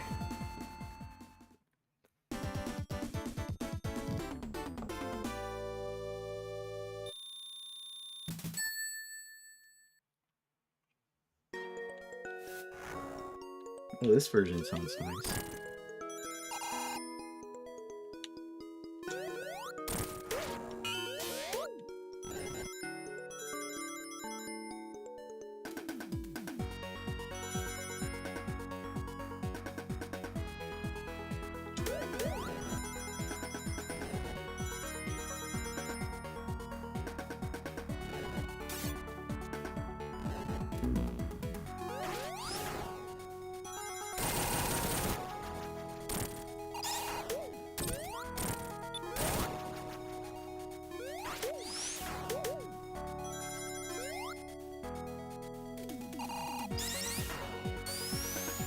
Hey, what's up, Pinor? Oh my gosh, Sonic. Yep. It's, well, he's dead now, but, it was Sonic's birthday today. So I figured, you know, good excuse to stream through, Genesis Sonic games. Some of my favorite games of all time. So, it's fun to play through them on a live stream.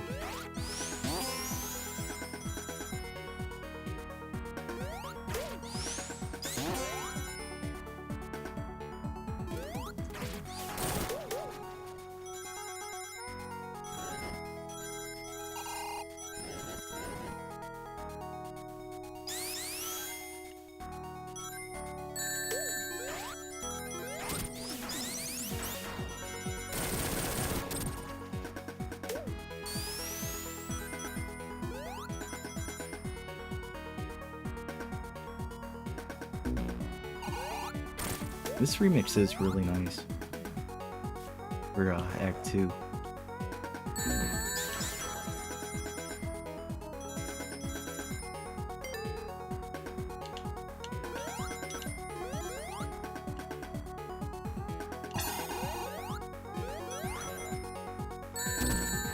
Oh, I was just about to turn supersonic too.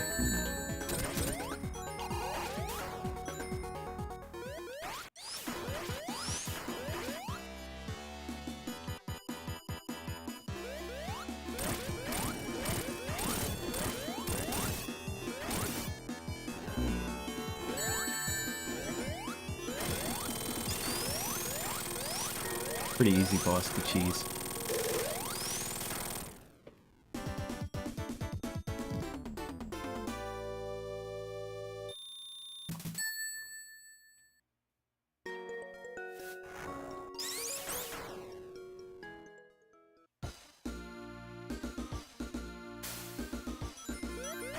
Never really been a big fan of this song either. I definitely prefer the Michael Jackson version.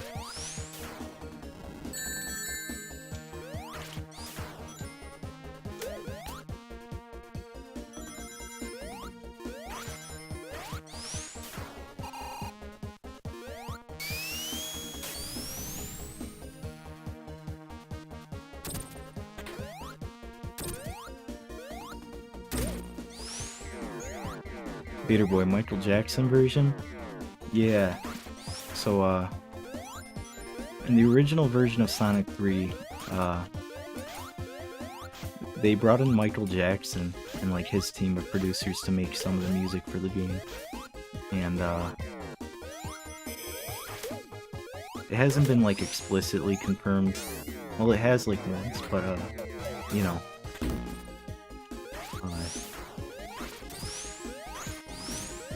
He ended up making, like, the songs for 3 levels in this game, well, him and his producers, technically. In Carnival Night Zone, Ice Cap, and this level Launch Base, and some of the other songs in this game, too. And you can usually tell because they'll use, like, a lot of, like, vocal samples and stuff. Even Carnival Night Zone is literally just, like, Jam by Michael Jackson. But, due to some complications, I guess we can say, One theory being that he didn't like the way his music sounded on the Sega Genesis, and another being something to do with little kids. He ended up getting left off the soundtrack, but the song still remained in like the original releases of the game, but as uncredited. And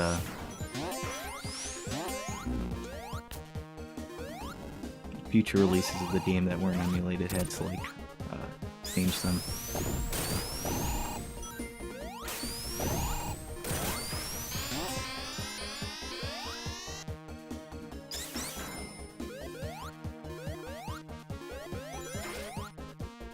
And Ice Cap wasn't technically like a Michael Jackson song, but one of his producers, Brad Buxer, like it's like the exact same like melody as one of his songs for his band called the Jetsons. And the song's called Hard Times.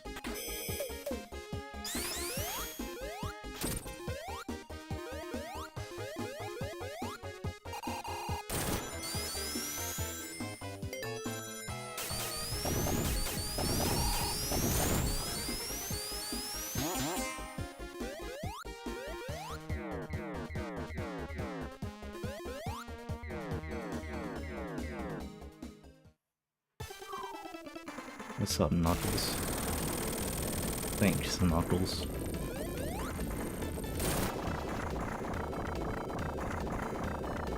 Hey, what's up, Amy? Thanks for making a quotes video, dude. I'm glad you liked it.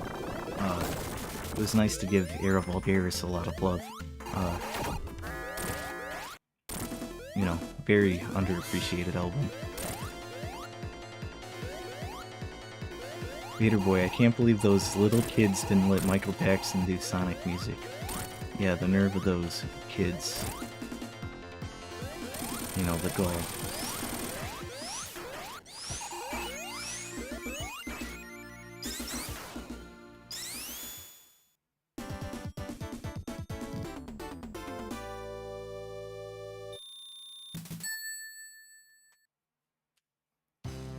Amy, what do you think of the Catacombs released recently? I actually haven't listened to that yet. I was gonna buy it when it came out, but I didn't end up getting to it yet. The movie thing or whatever. The concert film. I'm waiting to hear it till I watch that. But based off of snippets I've heard, I think it looks really cool. And I'm especially ecstatic to hear like what that version of Suture sounds like.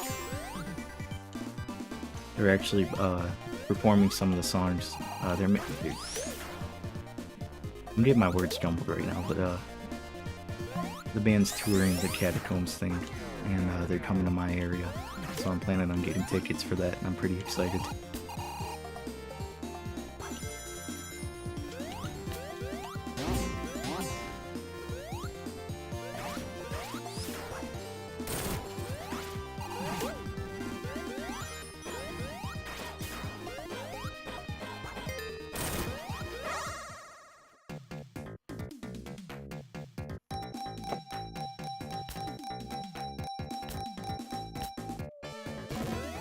Vader Boy, I like the Collapsia version. Yeah, I heard a snippet of that from the band's Instagram post, and I was like kind of shocked by how like minimal it was. You know, I'm glad. It's kind of a bummer that the set list was so short, but I'm like glad that they went for like deep cuts and stuff. It's a pretty interesting set list.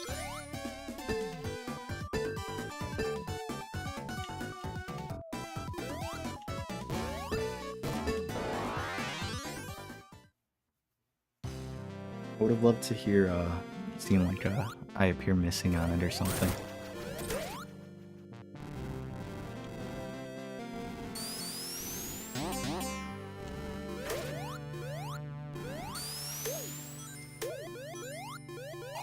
Should have done I'm Designer, yeah. That would have been a shit show. Should have done like Battery Acid.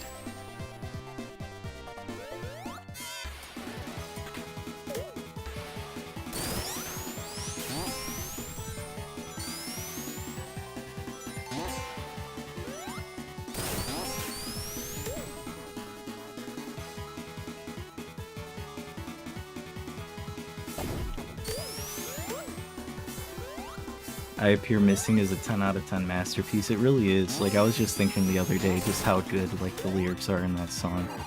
Like, especially in the choruses. It's such, like, a mind-blowingly, like, good song. About, like, such a dark thing.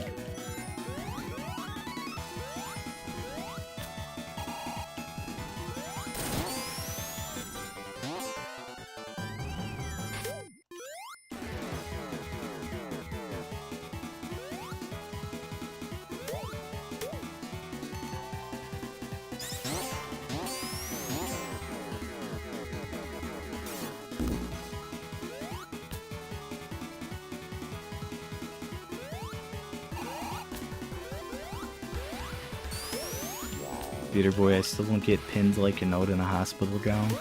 I'd be lying to you if, like, I got it too. But, just the usage of hospital gown, I don't know, ends up making it, like, hit, like, all the same way.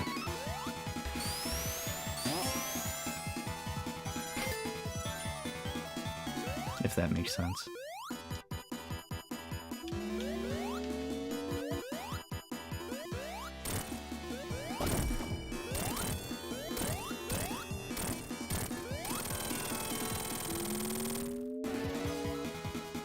I love how you just fucking steal Eggman's, like, car in this. Like, when I was a kid, this was the funniest thing I've seen.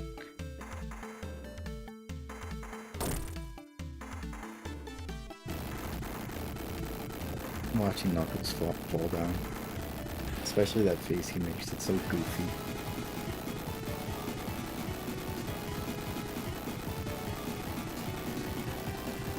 I don't think he got stabbed. Probably figure of speech, but again, I'm not really sure exactly what it means.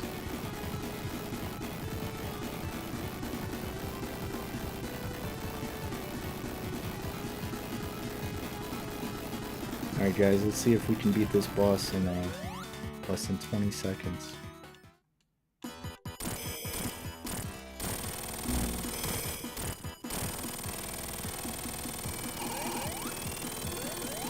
This is actually probably going to be tricky, trying to do big arms with no rings.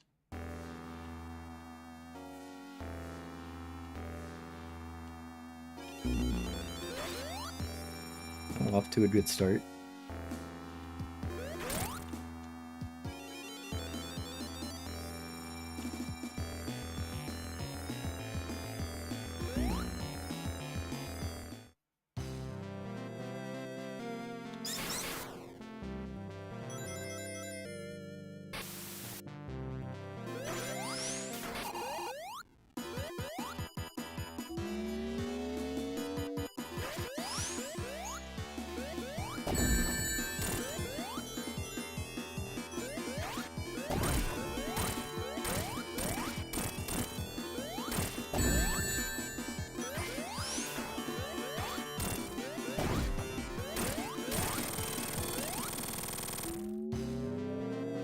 First of all, I love that song.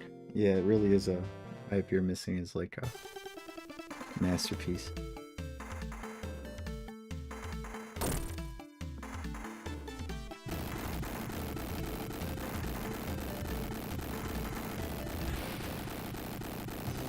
Also, Queens of the Stone Age isn't a subject anymore, but what's your dream song to hear them perform live?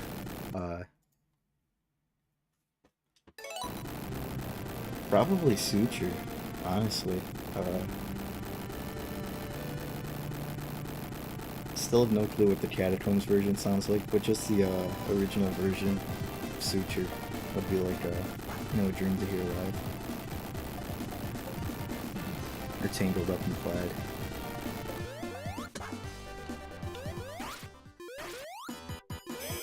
Or anything off of the first album.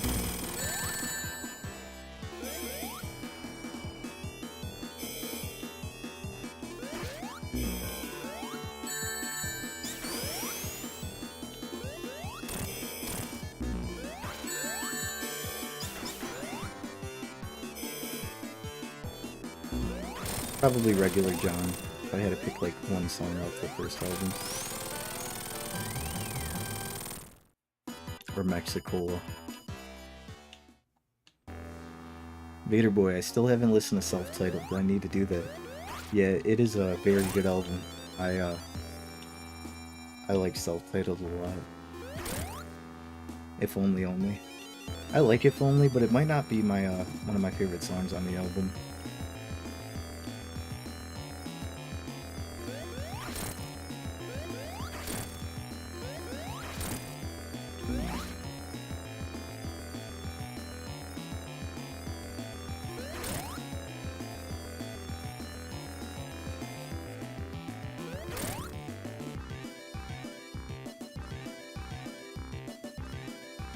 Merciful, their title album is probably my second favorite behind Songs for the Deaf. I love the grungy sound. Yeah, it's got a really nice, like, dark, murky sound. Like, a good, like, transition period from Caius and, like, Rated R.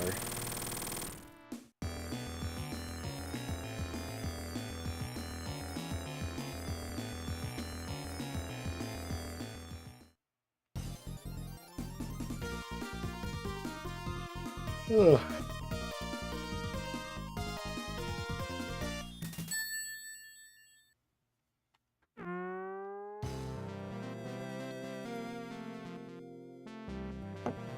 Vader Boy, my dad thinks it's the best one. He doesn't like Queens of the Stone Age that much. It's a pretty interesting pick for a favorite Queens of the Stone Age album if you're not like a big fan of the band. But I think that's cool. It's always good to see self-titled love. In all honesty, I don't have any plans to do it like real soon, but it's probably gonna be like the next Queens of the Stone Age video I make when I get back to them on the channel. I've been trying to listen I didn't do a full listen, but I was listening to Somic Villains today. Because that's probably the Queens of the Stone Age album I've spent the least amount of time with. And, you know, I'm starting to think it's a little overhated. Like, I still gotta give it, like, sit down and give it, like, you know, more thorough listen, but, it's definitely not as bad as I thought it was at first.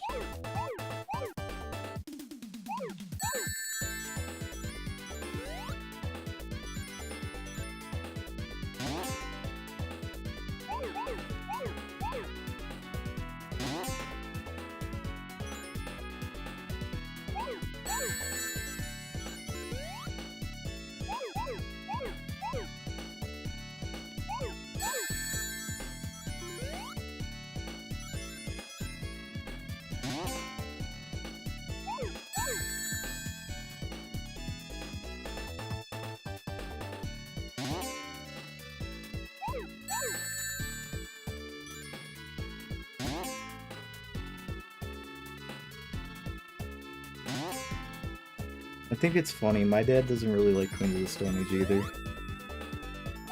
Or any rock released after like the 70s for that matter.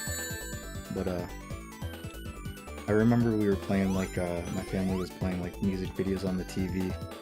And No One Knows started playing, and I remember seeing him like, his head like jilt towards the screen. Just like kinda like staring at it while it played. I feel like he won't admit it, but I feel like he did like that song.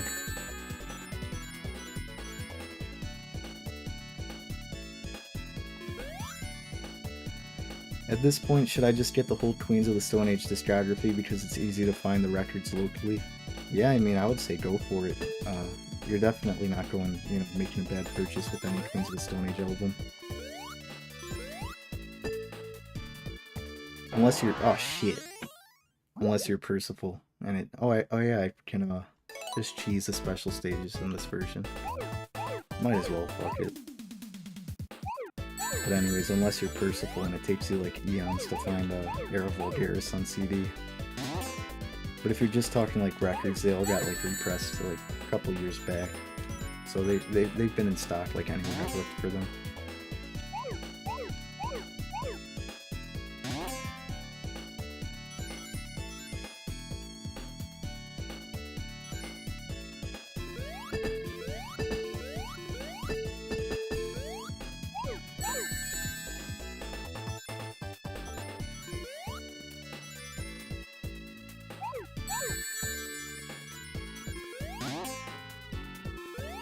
Literally only found it 5 months ago, yeah.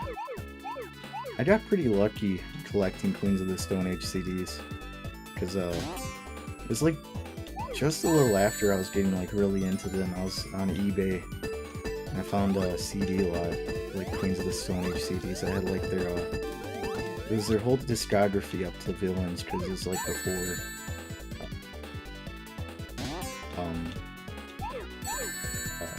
In Times New Roman came out. But it also had the deluxe version of Rated R, Rated RX, with like the second disc with all the B-sides, and the Stone Age Complications EP. I got all of that for like $35.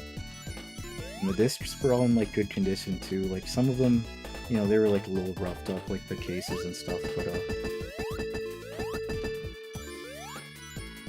you know, it was probably one of the best deals I ever got for music.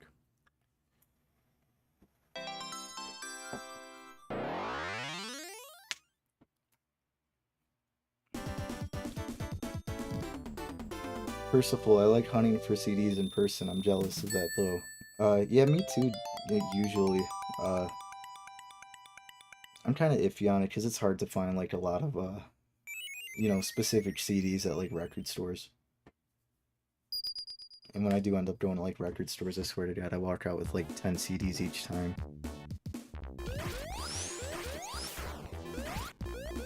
But especially in my area, like the only record store around here is kind of small. So it's not usually a lot of like CD stuff I'm like specifically like scouting out for.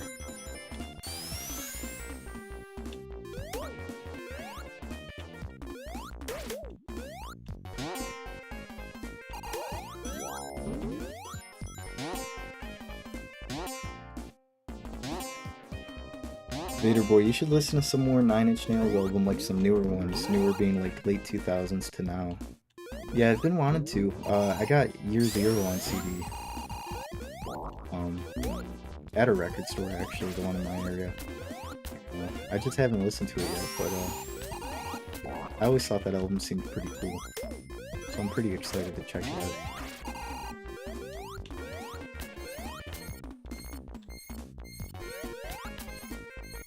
Pinor, I've never been able to find CDs from record stores of music I actually like. Yeah, it really depends on where you go.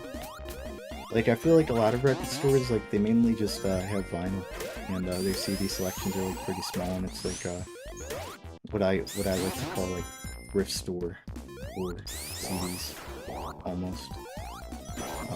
I remember being like super shocked. I was in like Orlando, Florida. I found this huge record store there that had like CDs of like every artist I would want, and I was like, felt like a kid in a candy store. I didn't end up picking up a whole lot because that's when I was scouting out the red vinyl version of Kid Amnesia.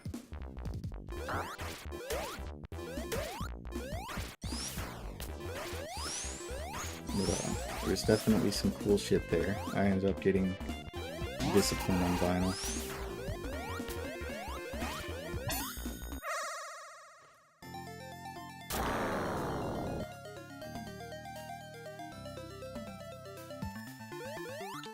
I will say though, like getting used CDs on eBay is probably one of the best, like, you know, value for your money, like purchases. Like in collecting at least. At least when I started collecting, like 2016, I was getting like CDs for a couple dollars. Like just buying used CDs. Vader Boy, Barnes & Noble actually has a lot of music. Yeah, their selections are shockingly good. Like I ended up getting Bitches Brew from Barnes & Noble, and Demon Days.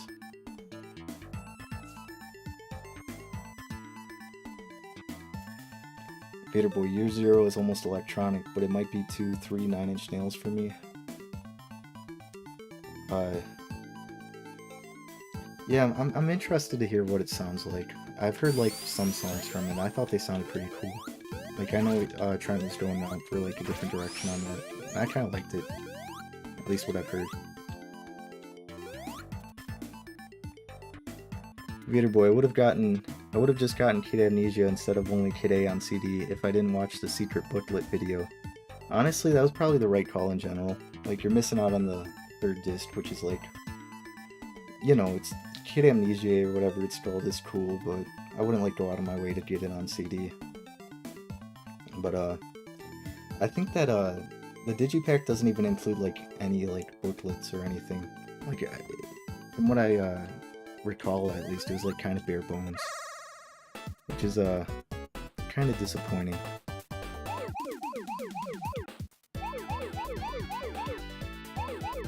And even with like scouting out the hidden booklet, it's still kind of a gamble whether you're gonna get it or not, but at least you get the other booklet. And any form of like Kid A art is very cool.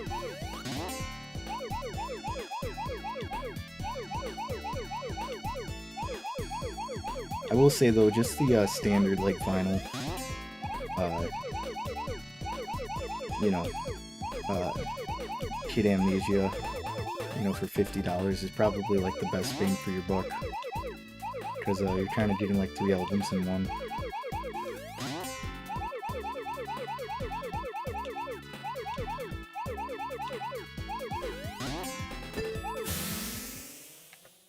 Reader Boy, oh, I meant to say top 3 Nine Inch Nails albums for me. Okay. It's cool to hear that you like it then. It makes me a little bit more excited to listen to it.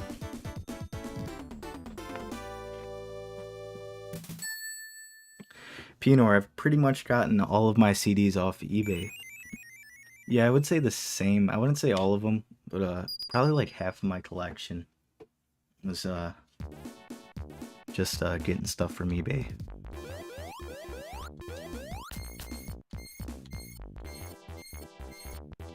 You know, it's honestly a blessing, like online shopping.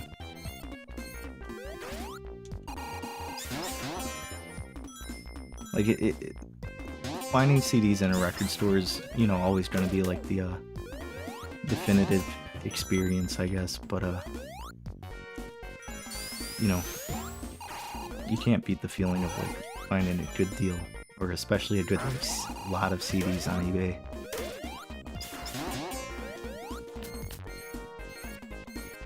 I've definitely gotten some insane deals like buying in person though, like 2 albums in particular. The Dismemberment Plan is Terrified. I found that one at a record store, and like the owner was like a huge Dismemberment Plan fan, and I was like talking to him about the band for a while. He even hooked me up with like a Emergency and I vinyl that he didn't have on like display, which I thought was really neat. And the record sounds great too. But I think I got the CD for like, there's like two copies and they were like cheap there. I think they were like $5 each. And you know, when you look on Discogs or eBay or whatever, I swear I saw them for like $20 or so.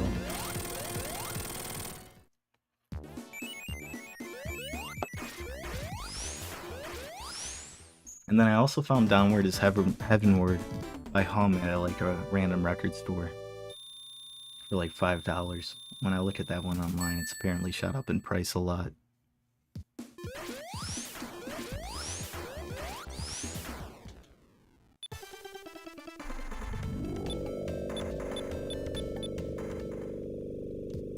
Reader Boy, how did I find Dismemberment Plan? Do you mean like the band in general, or Oh, I've never heard of them before the first Sonic stream. I used to just discover a lot of music through Mew, and a lot of like Mew tour charts. Even just in general, like just people posting the album. I've just seen it, that album cover around a lot for Emergency and I. I thought it looked pretty cool, so I checked it out, and it ended up being like one of my favorite albums. Like instantly clicked for me. Like I just thought it was fucking awesome. But Mew and Rate Your Music and stuff, you know, blogs here and there. But you know, I found a lot of good music through those websites.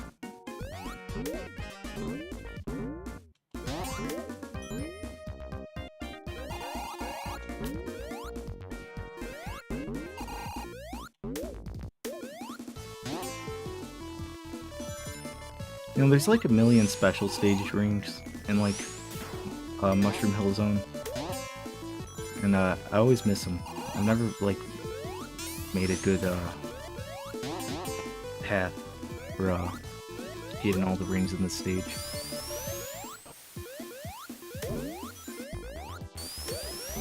Like, as long as I get 3, I'll probably be happy, but I don't know. So far, I haven't found any in this act.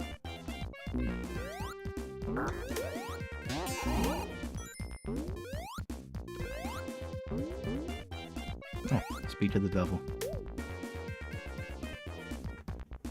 Beater Boy, did they disband or just not make music for a while? They disbanded after Change for like a decade or so, and I think they went on hiatus, or they didn't make music for like, I'm not sure how long. They went on Reunion and released an album like sometime in the mid-2010s, and you know, it was I wasn't the biggest fan of it, but apparently they've been playing shows and stuff lately, and it'd be really cool if they go on tour, because I would kill to see that band. I think they, I don't know if they, it might have been like a short thing they did, and they went back onto, or got back together, like recently.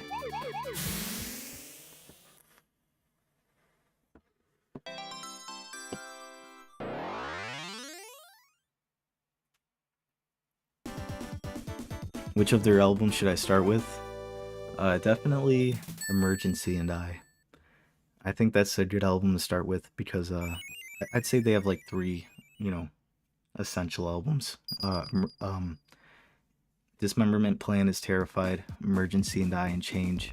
And Emergency and is a good starting point because it's like a good blend of those other 2 albums. Like, if you want something more wackier, then listen to Is Terrified, but if you want something more chill, then Change would be a good place to go from there. But I'd say all 3 albums are like pretty much essential.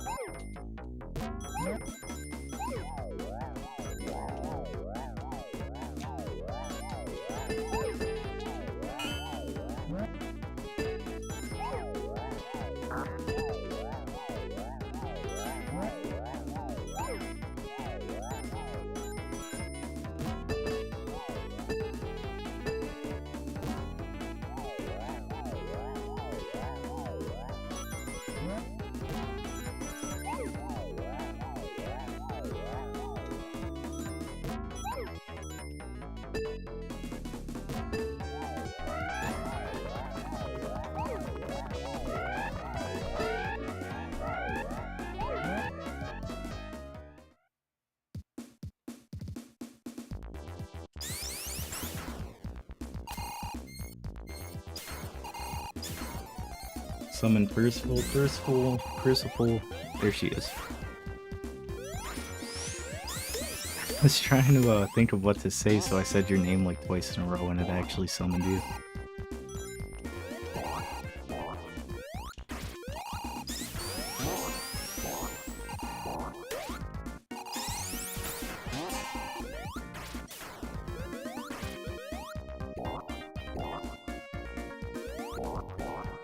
Percival, I was just thinking the other day about how I haven't listened to Emergency and lately.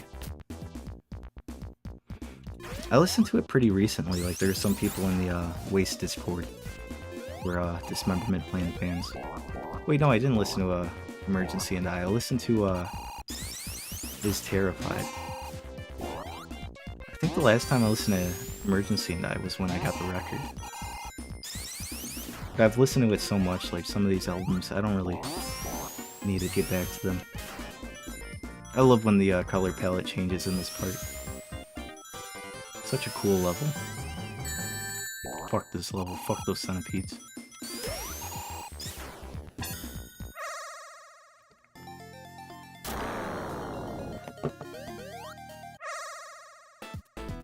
Percival, I like Change, but it's definitely a bit more sad than Emergency and I.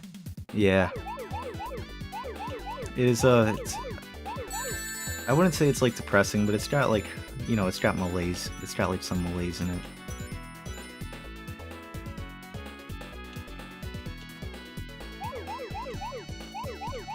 It's like Emergency and I on medication. That's how I like to think of change.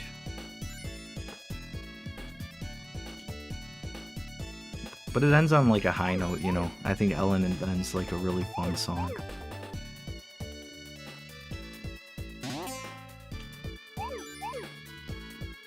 Following Through also is probably like my favorite on the album.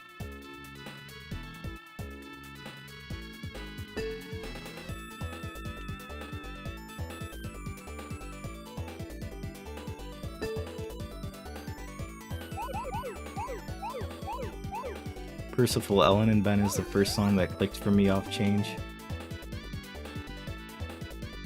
Uh-oh.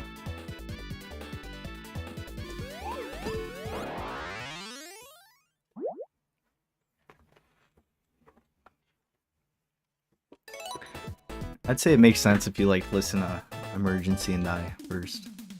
Because it's probably the song on that album that's most like, you know, some of the zanier stuff off of Emergency and I. Yes, oh my god, I'm gonna listen to that later. I forgot how much I love Following Through. It's such a good song.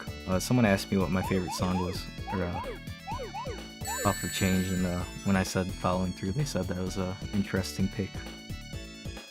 Which I think is like pretty interesting. I feel like that song would be I feel like a lot more people would like that song a lot.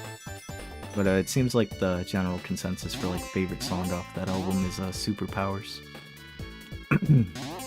Which I'm not like complaining about. That's a really good song too.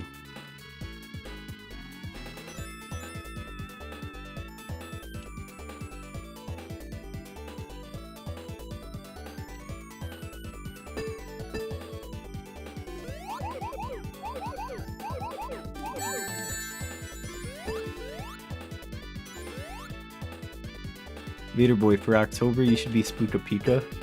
Yeah, I actually did that once. Like, I think it might have been 2024 I changed my name to like Spooka Pika, but it doesn't really make sense to do like a short like rebranding like that unless I have like videos to back it up, so I don't think a lot of people noticed it.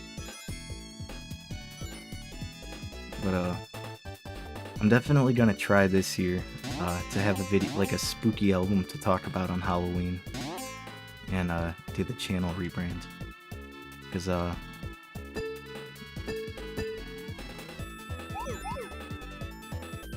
not just like Halloween time, but autumn in general is probably like my favorite like time to listen to music, so it's time where I want to like devote more to you know, talking about music, like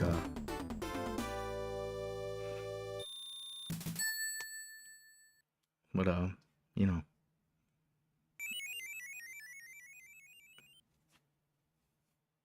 things just don't usually work out for that, but I will try this year at least to get one video out for the autumn time, if not two.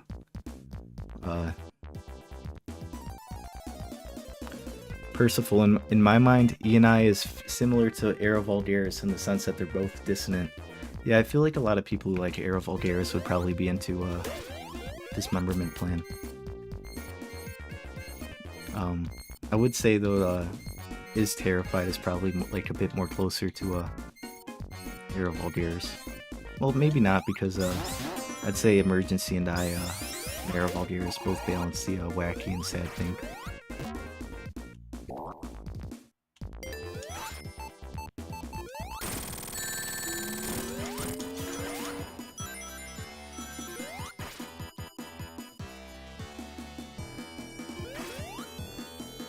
Kai Poirier, I might probably just like said your last name wrong, but I loved your Era Vulgaris video. It's truly underrated. I'm glad to hear that you like it. You know, it seems like a lot of people have been saying that they gave that album a fair shake because of that video, which I'm really glad to hear, because it's a great album. And just to see more people appreciate it makes me really happy. Percival, what would you consider for spooky albums for Halloween? I think probably like some noise rocky stuff, just really like just scary music in general. Scott Walker's later albums, like Tilt and stuff. Oh, my cat just fucking clicked off of the game.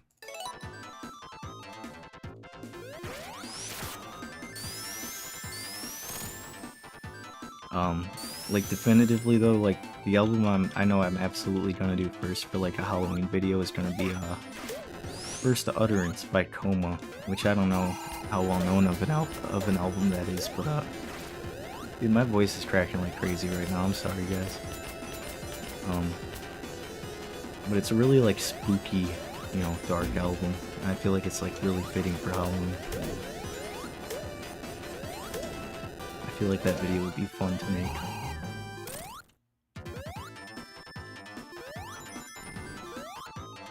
I completely missed those fucking monkey bar things, and I just watched that.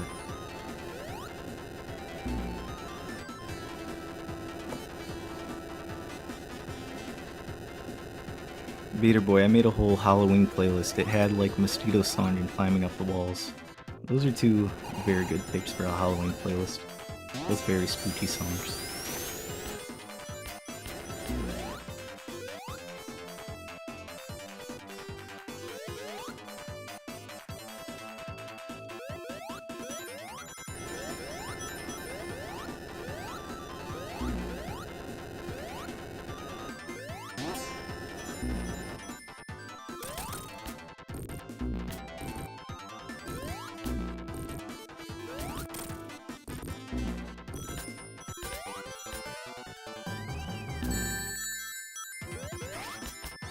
Merciful Flying Battery is my favorite song off of Sonic and Knuckles.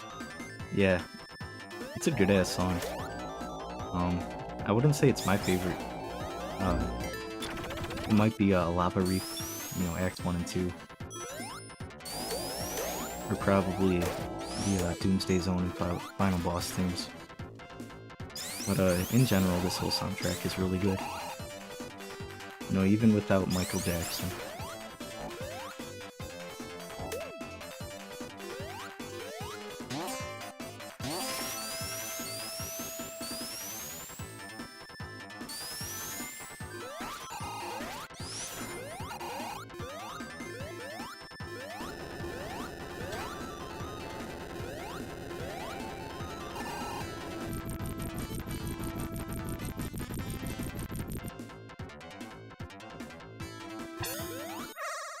Kind of blows my mind, the final boss thing in Sonic and Knuckles, because there's a part where it like changes time signatures. It goes from like 4/4 to 3/4 for a few bars. Which, I don't know, I just think it's like cool to hear like a Sega Genesis game, you know, mess with time like that.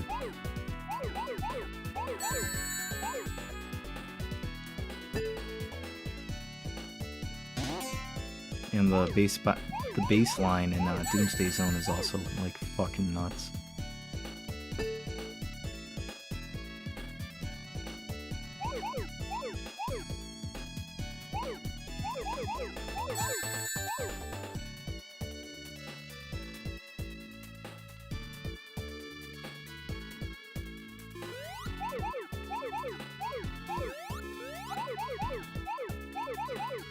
Well, I'm in a pickle.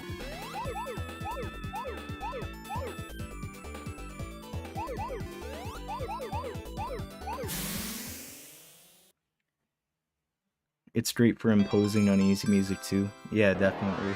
Especially because that song, it starts off with that really like slow riff, and it sounds like doom metal.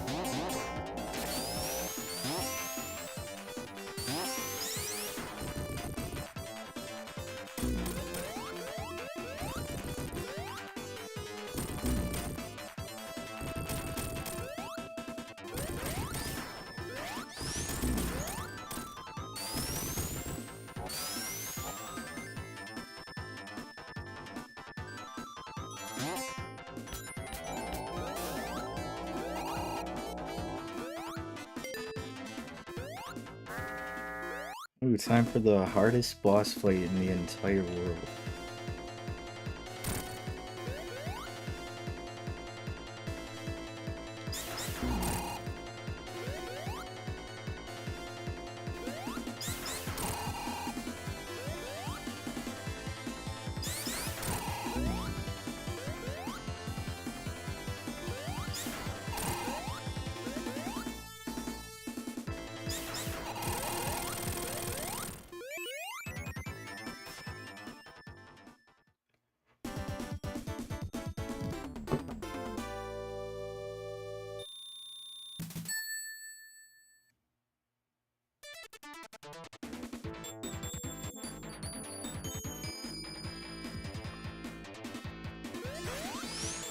Tails is getting bullied right now.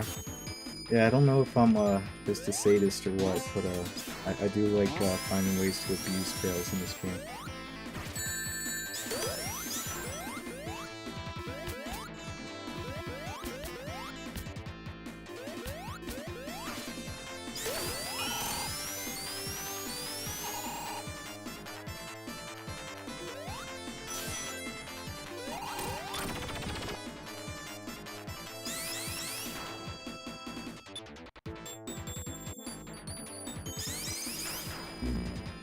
If YouTube doesn't decide to kill you, it'd be fun to go through maybe your and some of your subscribers' Spotify playlists on stream. If YouTube doesn't decide to kill you, that is. Yeah, that's why I want to try to switch to Twitch, because I'm hoping on that platform, you know. I've noticed some other like reaction streamers, you know, stream on Twitch. So if I go on Twitch, you know, hopefully I'll be able to talk more about music.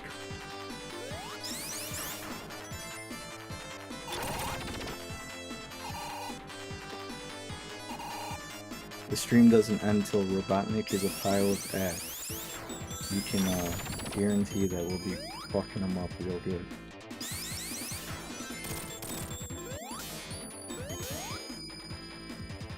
Oh shit.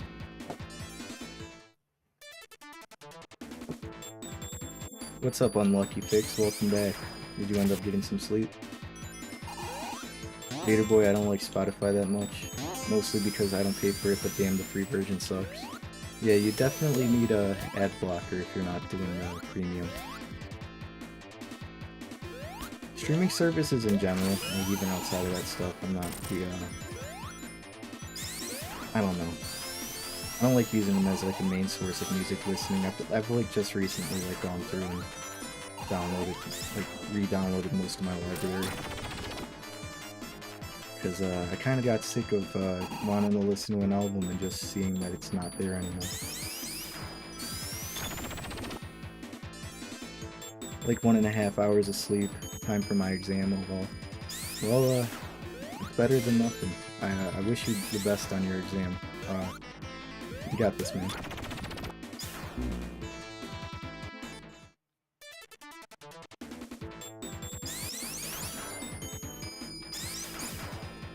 I keep killing myself, but I'm trying to figure out if there's like a special stage ring over there.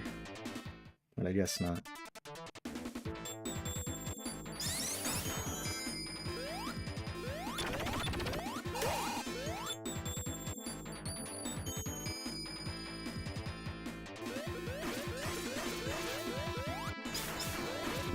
Okay, I need to give up. I'm trying to find that special stage ring.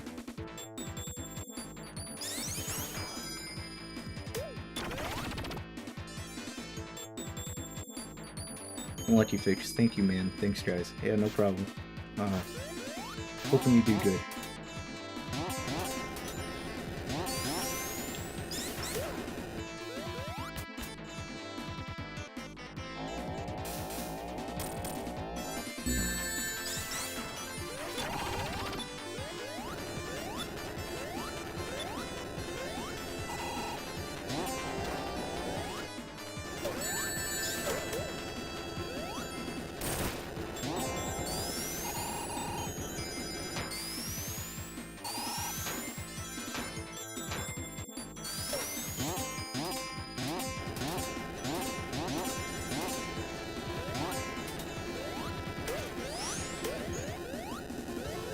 Peter Boy, who builds all these maps?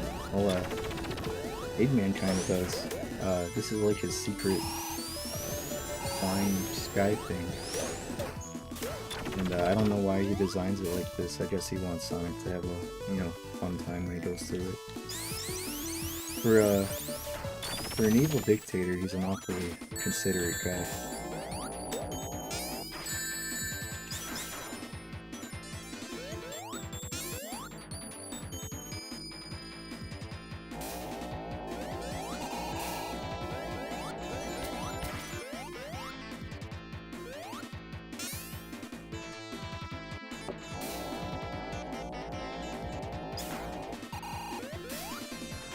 Peter Boy, does Eggman build all this just to have Sonic go through it in like 10 minutes?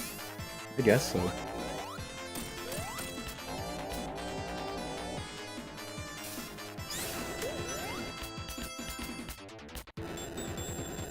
Crucible, I like flying batteries so much because of all the little gimmicks. Yeah, there's a lot going on in this level. And I like to... It's pretty linear, but all the alternate routes are like, you know... They're like subtle, you have to like go out of your way to find them sometimes, which I think is pretty cool.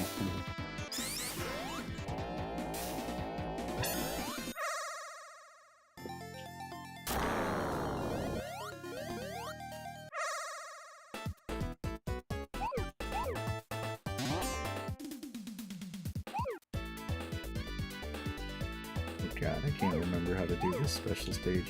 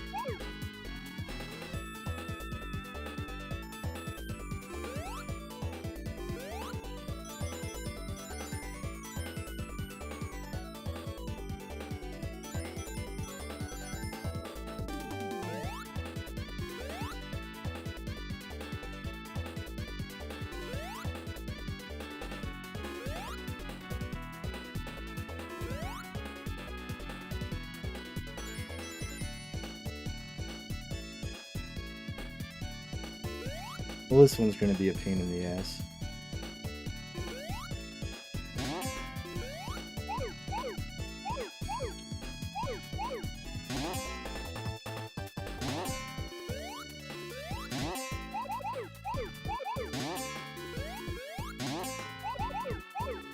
Guess not.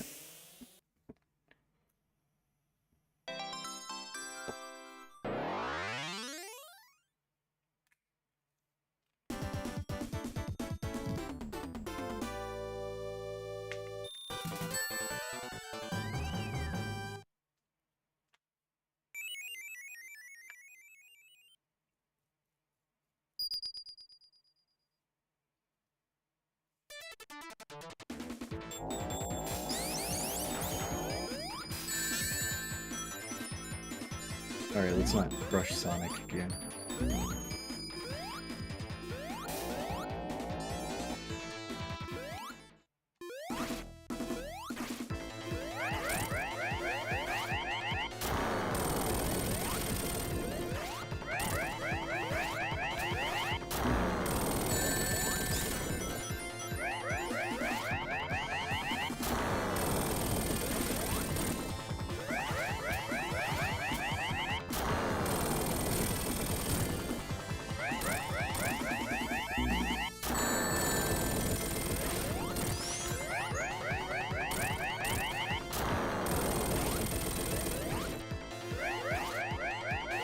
This is such like a pointless little boss, because it just destroys itself. It's like... I don't know what Eggman was thinking, even like trying to make Sonic go through that.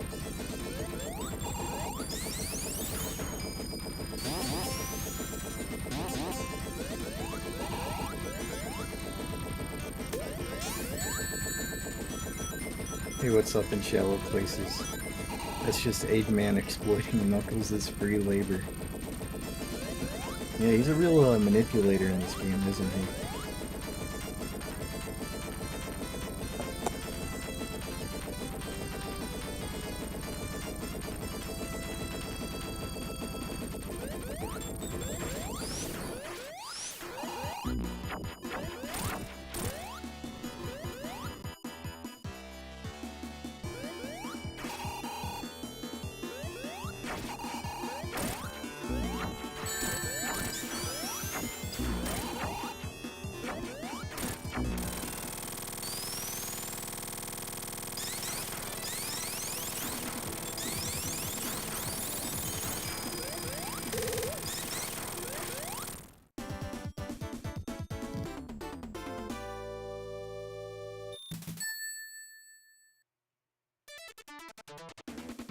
Fucking mouse cursor on the screen.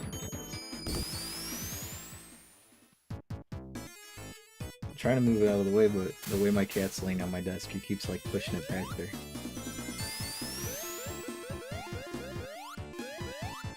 Vader Boy, why does Eggman hate Sonic so much in the games? I'd say they're like,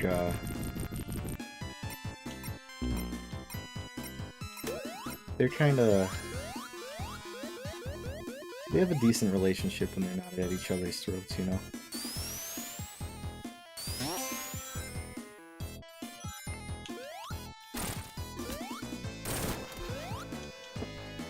Yeah, in shallow places, Eggman hates environmentalism.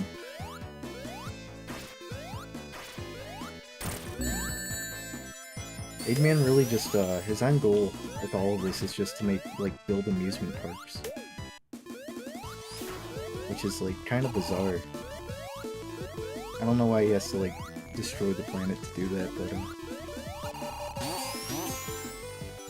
you know, we've all got our, quirks.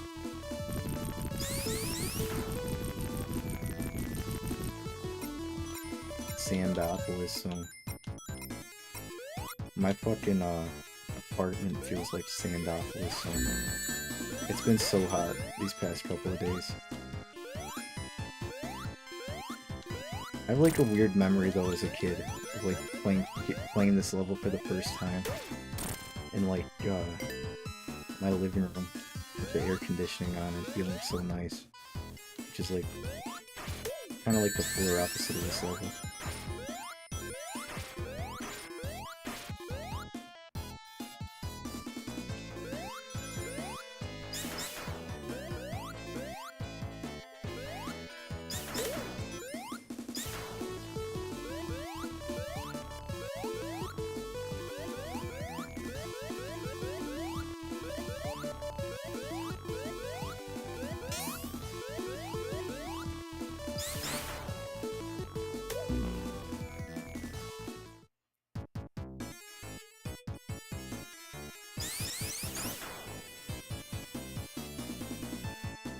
Like a corrupt businessman, echidna, slave owner.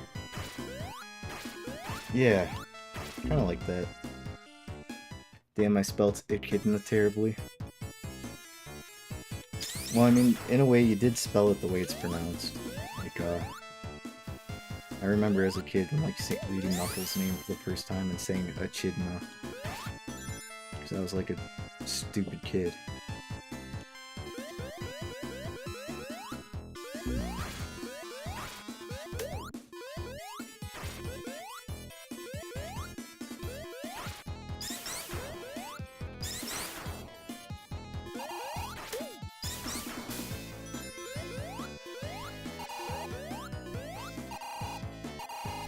Corrupt businessman, echidna slave owner, and bisexual icon. Yeah, he's really kind of a mix of a whole lot of things, isn't he?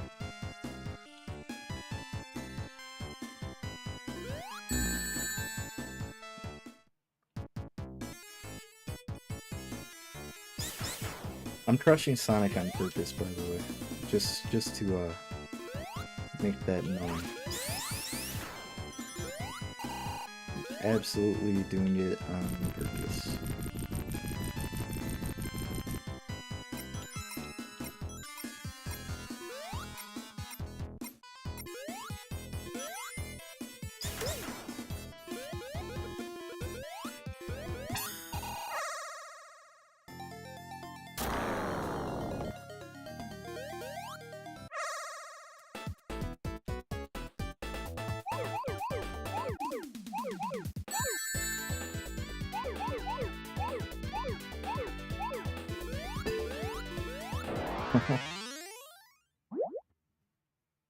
In Shallow Places, having never played this game before, I'm poor and have only played the mobile ports.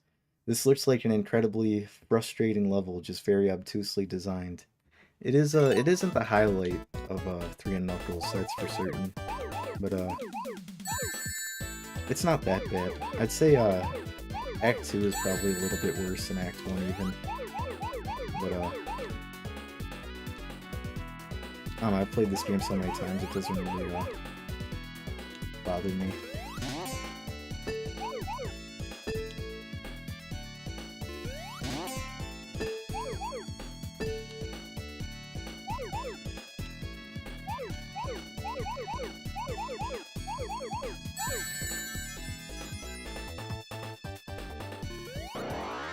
I don't know what I'm doing right now.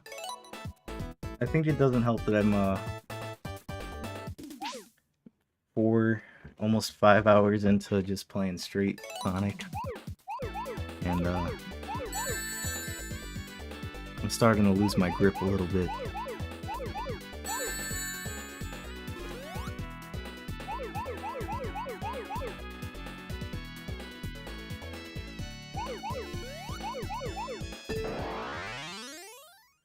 I'm so glad these modern versions let you just cheese the special stages over and over again.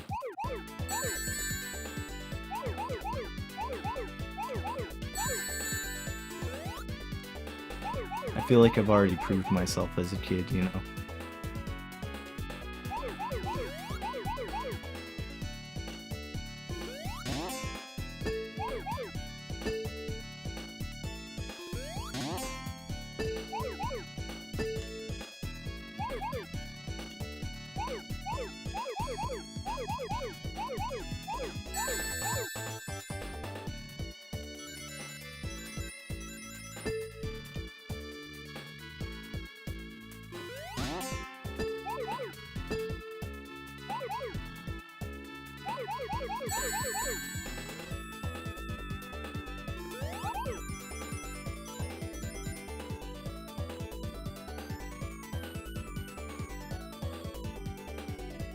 Huh.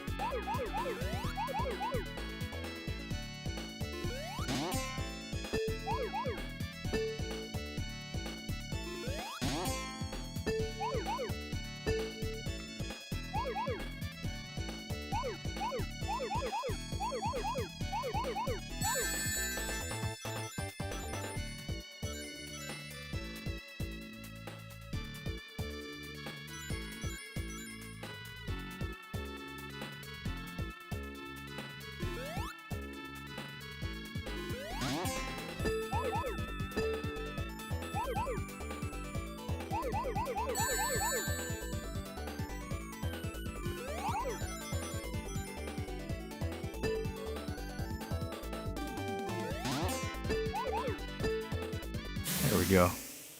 First of all, my phone died. I return. Welcome back, Percival. We just got all the super emeralds. Ooh.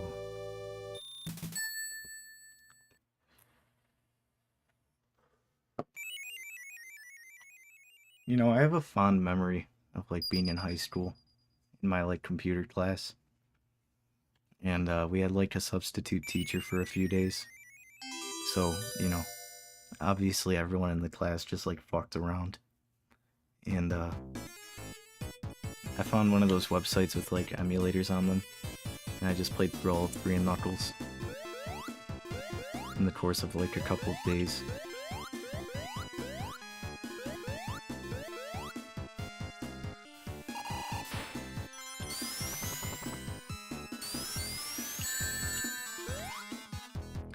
Vader Boy, this game would be overstimulating for me.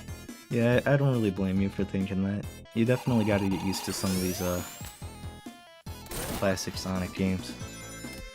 Sonic games in general are like really overstimulating. That's kind of why I like them.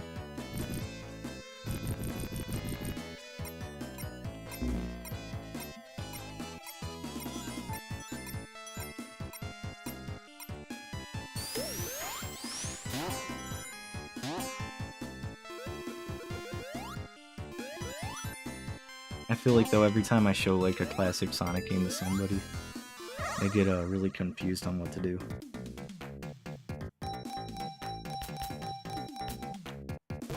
Just want 50 rings, guys. It's okay. Just want to become hypersonic.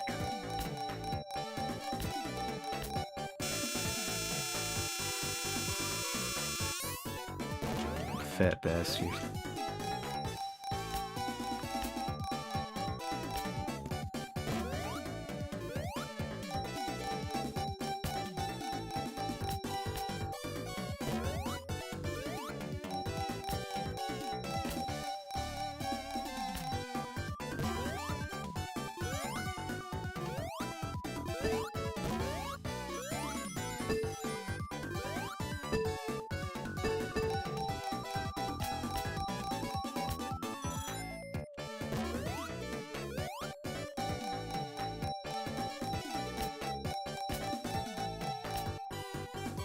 Dude, this slot machine is out for me.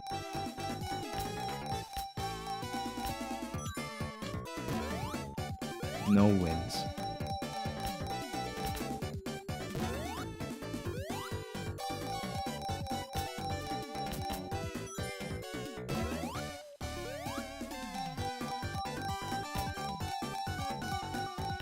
Crucible, I feel often when I have new people play Classic Sonic, they get frustrated because it's a bit harder than it looks. Yeah. You know, it's unfortunate. Sonic games are like easy to control, but like hard to master. I don't think people like realize that going into them, and they just want to go fast. But it's more of like a physics platformer before anything, rather than like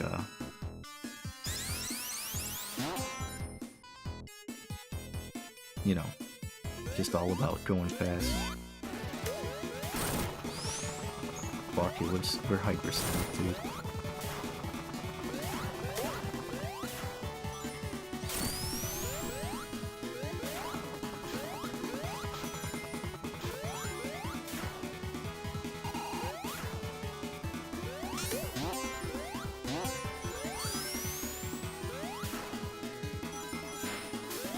This blew my fucking mind as a kid, seeing hypersonic for the first time.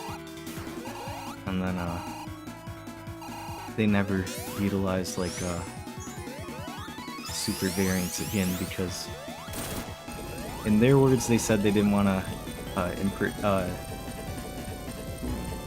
rip off a particular anime which has been very influential for Sonic, but everybody knows it's just Dragon Ball. Which I think it's funny, like in a way Sonic is kind of just like furry Dragon Ball. But I mean, it's got its own unique differences.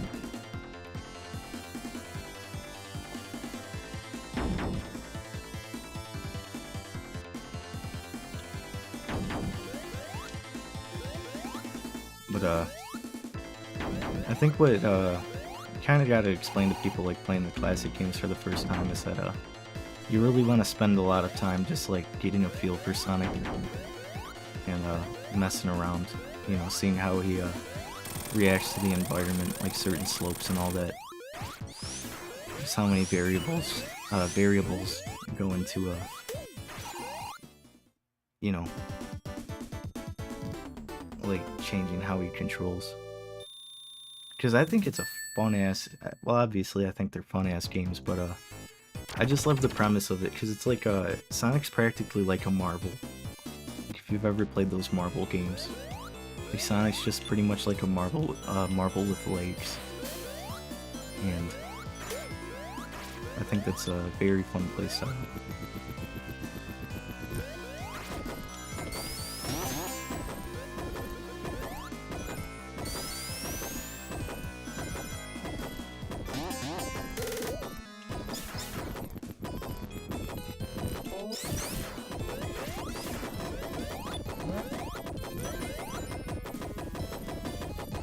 But Sonic games aren't really that hard, Vader Boy. You just gotta spend a lot of time, you know, kind of getting used to it, because it controls so much differently than other platformers. But at the same time, that's what makes it stand out, and it can be a very satisfying game to master. They're games with a lot of replay value too, so you know you want to try to play through them over and over again, get better each time.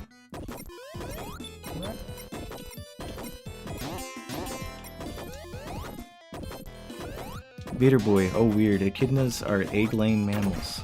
That's true, and they also have four-headed dicks.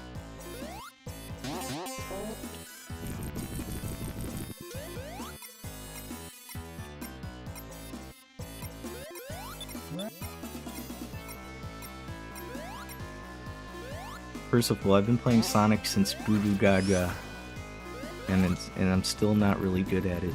It comes with time, you know. You gotta kind of like go for a while, or go through like a phase where you just try to really commit to like mastering classic Sonic.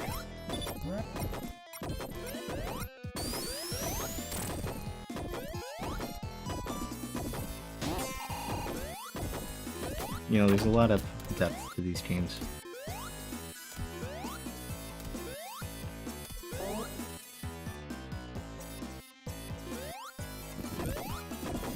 Yeah, Vader Boy, don't worry about it. There's nothing.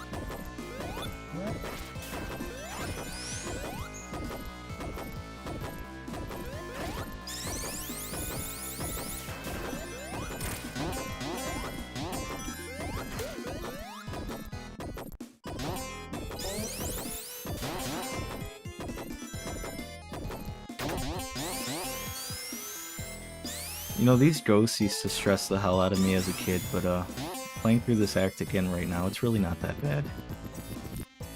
Alright, never mind, I'm a little scared now. Well, not really, because there's so many opportunities to, you know, turn the lights back on. You know, make it not feel like Halloween.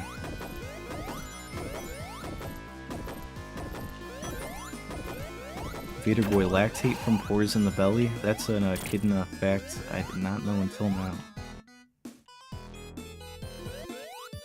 Knuckles is up to some wild shit.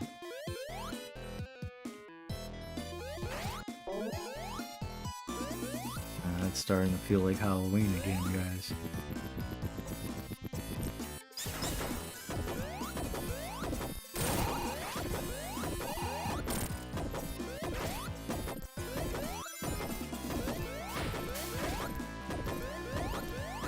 It's spooky because eventually the ghost will start attacking you. Once it gets too dark.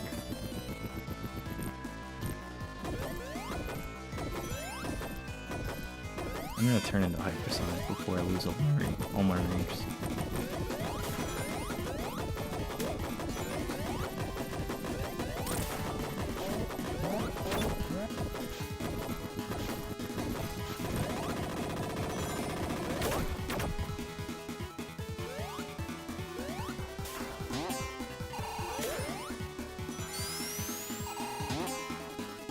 Percival. Stop referencing news. I'm sorry.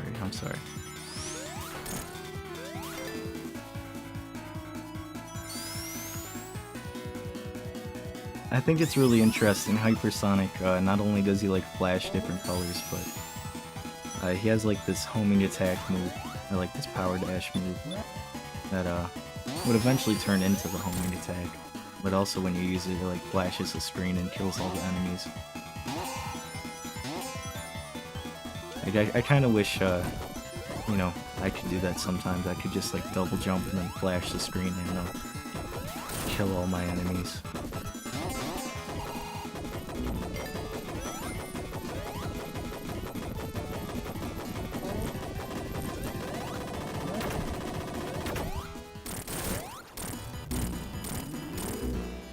What the fuck?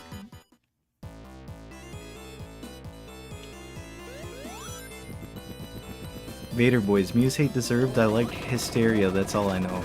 I wouldn't say it's entirely deserved. I just have like, I personally just have this weird obsession with Muse, and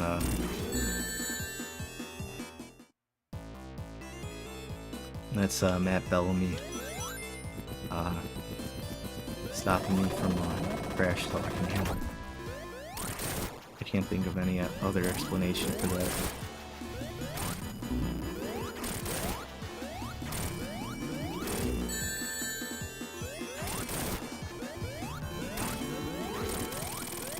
But yeah, I just have this weird obsession with Muse where I was never really, I kind of got like just like a million like little qualms with them, and it kind of turns into this weird complicated thing. Like, I definitely don't think they're the worst band in the world, and like you said, Hysteria, you know, it's not a bad song. The bass line is super cool. I actually learned that on bass. It's really fun to play. But yeah.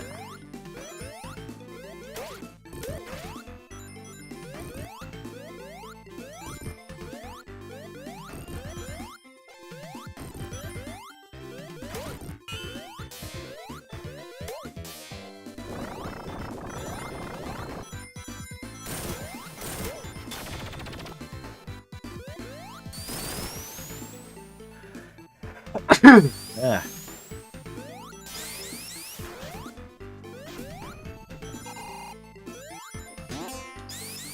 Ah, this level's so fucking good.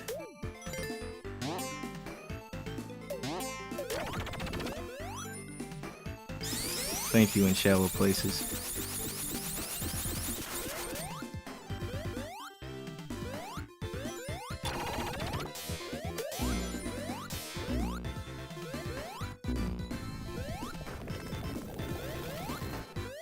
I don't even want to turn hypersonic, I just want to listen to this song. It's kind of funny. It's got like a similar thing going on that Labyrinth Zone and Starlight Zone had, where Sandopolis is kind of like the tedious level, and then Lava Reef Zone, it's a really satisfying one that comes after.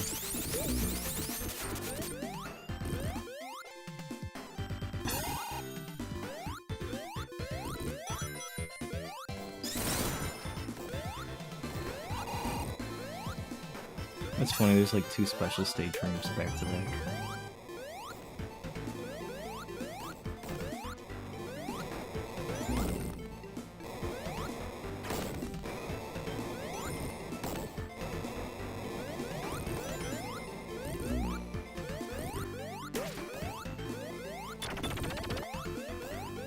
But Labyrinth Zone's like the water level, and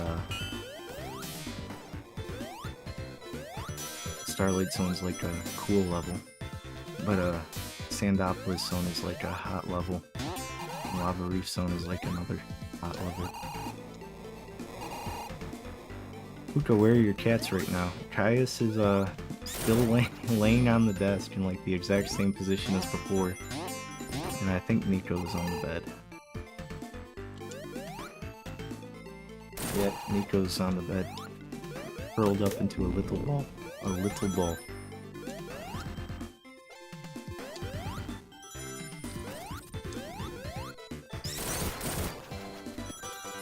Vader Boy, no, I saw a gif of a platypus hatching. Still looks like a slimy fetus. There could be worse things to see on the internet.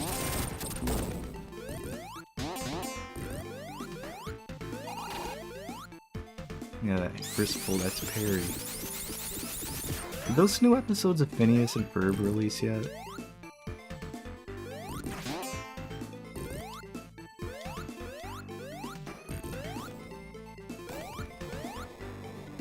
Oh, it took me all the way back here, what the hell? Yeah, Percival. Did you guys know that the inside of kangaroo pouches are fleshy? Yeah, I saw that for the first time the other day, and it was kind of nasty.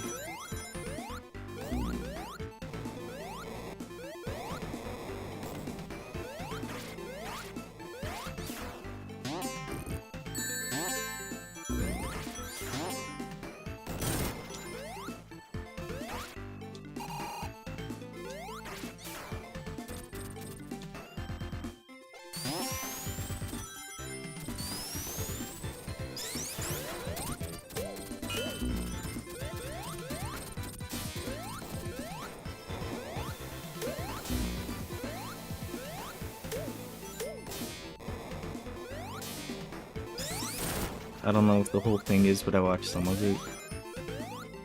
I wonder if it's good. I feel like generally, like, Phineas and Ferb is a consistently good show. But, I don't know, I saw that, like, clip of it, and it kind of just, like,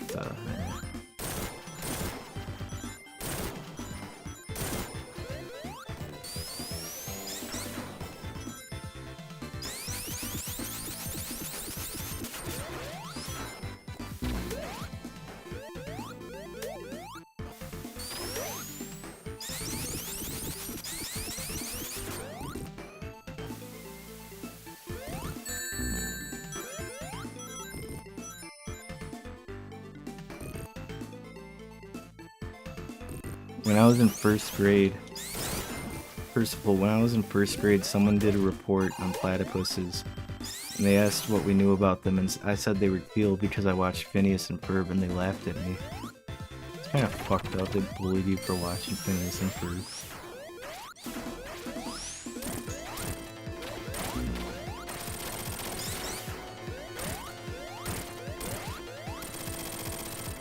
Nice, I just one-cycled those things.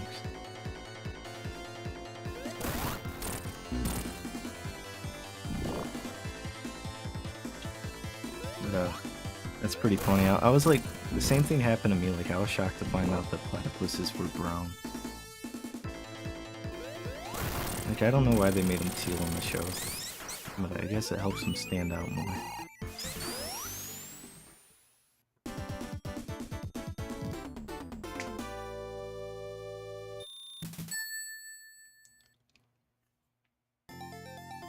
Ah.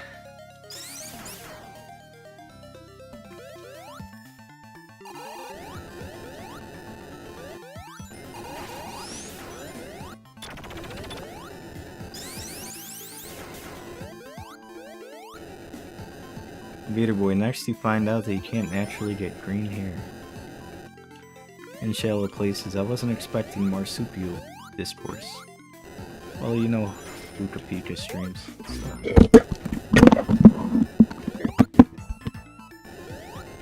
Hey, you guys still hear me? My cat finally knocked off the fucking microphone from the desk. Took you all stream, buddy.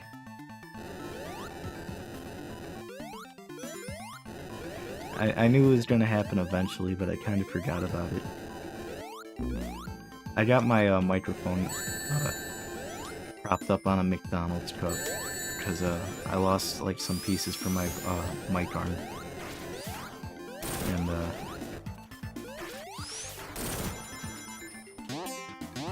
I swear, like every stream I've done, it's like fallen over at least once. I should probably just get a new boom mic arm or whatever.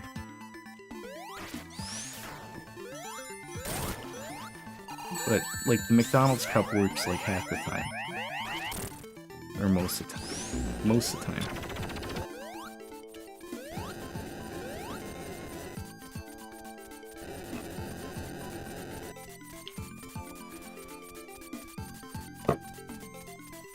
My cat keeps staring at me and like striking like cute poses, but I'm too busy playing Sonic, I can't pet him. How old is the cup? What did you have in it? I had Coca-Cola in it, and it's probably like a year old.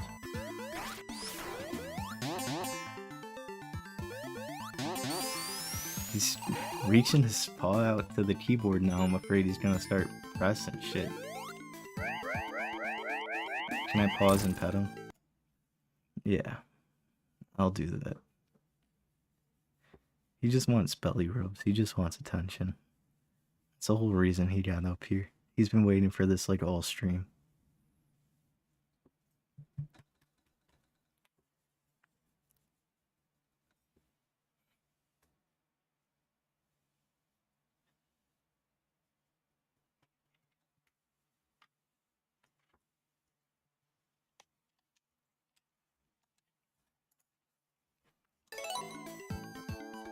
No, he's been pretty quiet, first of all. Nico hasn't been screaming either. They've been like very good so far with me like streaming. Like they just stay in the room with me and like sleep. You know, I get worried like before starting every stream that Nico's gonna be in the living room and like halfway through the stream, she's just gonna start screaming her head off because I'm not in the same room as her.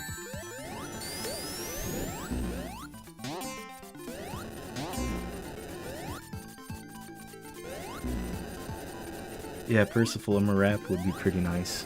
Or, meow rap.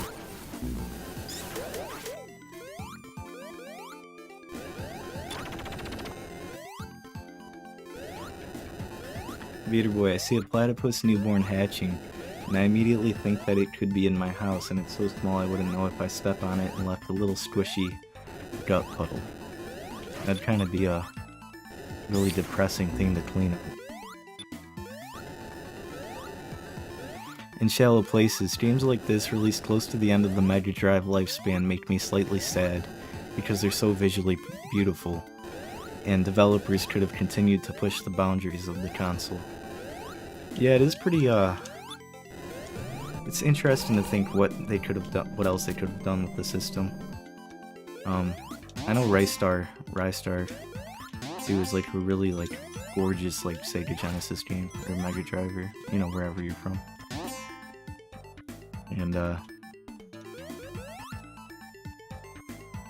does make you wonder what else they could have done. But I think a lot of it like carried over too into some Sega Saturn games.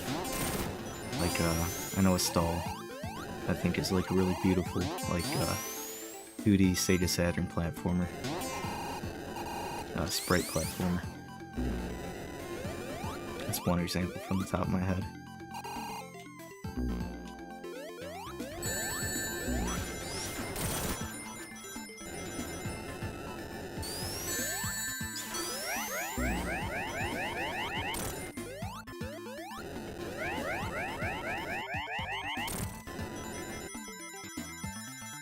But this level in particular is just like, I really like how it looks. Pretty beautiful. Especially like paired with the music. Really interesting level.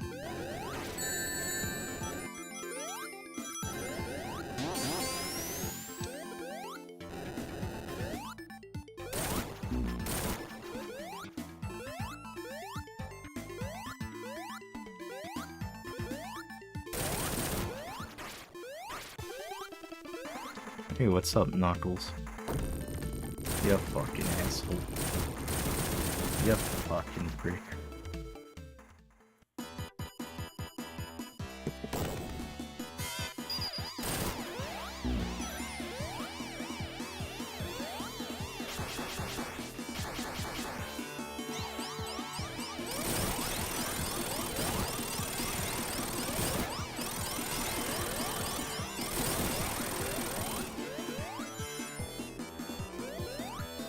In shallow places, Knuckles breaks Sonic's spine for the third time in his playthrough.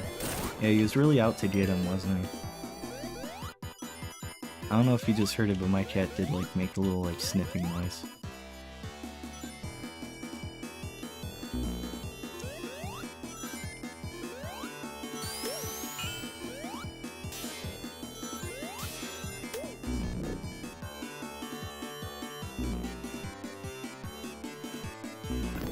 I always thought this was an interesting boss, especially in the way that it gives the holding an elemental shield like a huge advantage.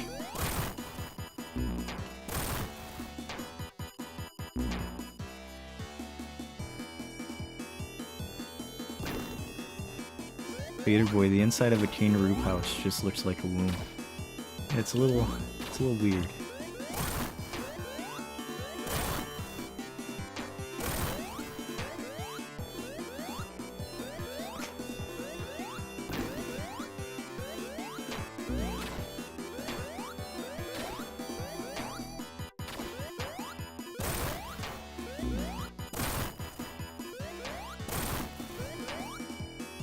SJESF, I think I remember your name correctly at least.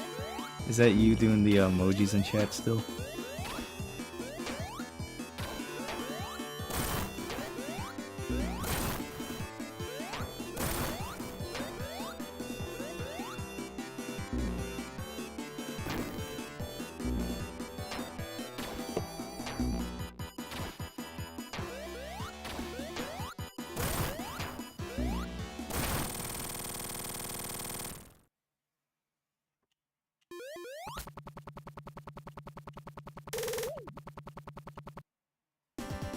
really like how quiet it gets there.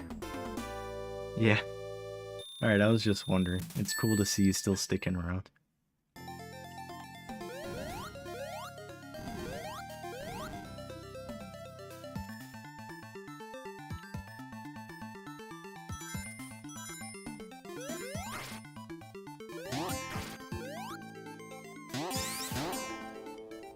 I don't know if that was a change they did for the Origins version. If like Stealth did that for the Origins version, but the music transitioned like really well into the second level. Like, that was really cool.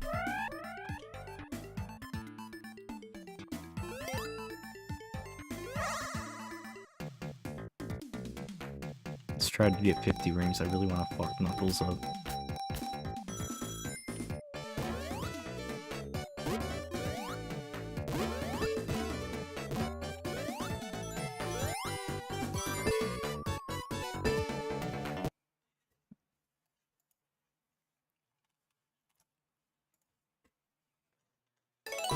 My cat's moving from where he was and started clicking on the mouse.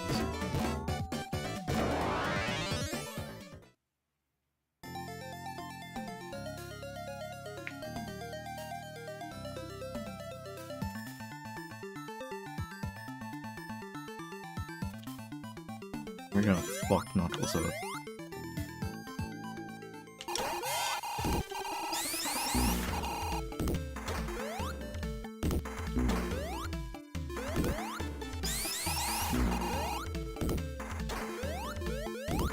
This fucking dickhead spent the whole game fucking with us.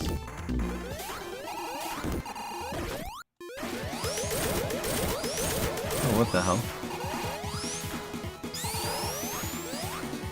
I think it's supposed to be the supersonic music.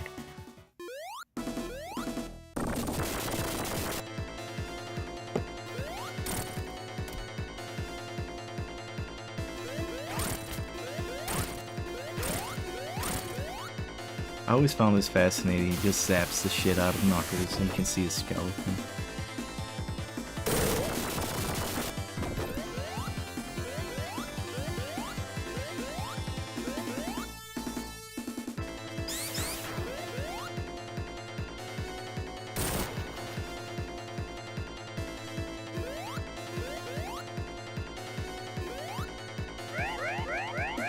First of all, I love the sound when you hit Knuckles. I know, it's really satisfying.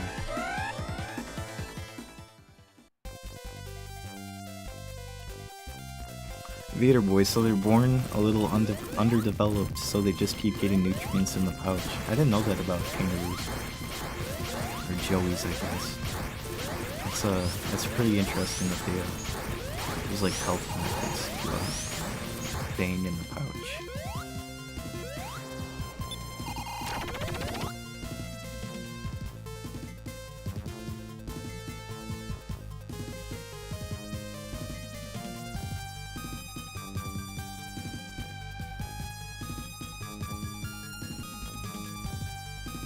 Vader boy starts singing Queens of the Stone Age lyrics.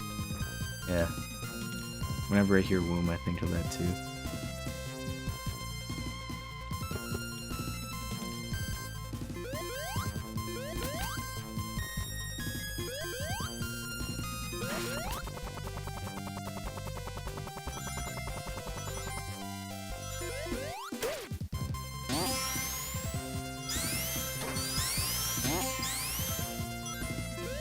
First of all, I love Sky Sanctuary, but the new Sonic games are fatiguing it a bit for me.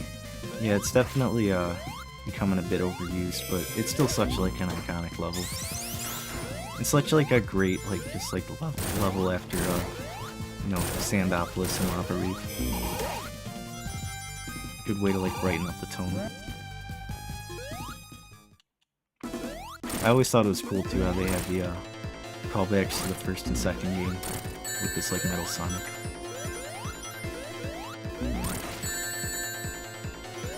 Or Mecha Sonic.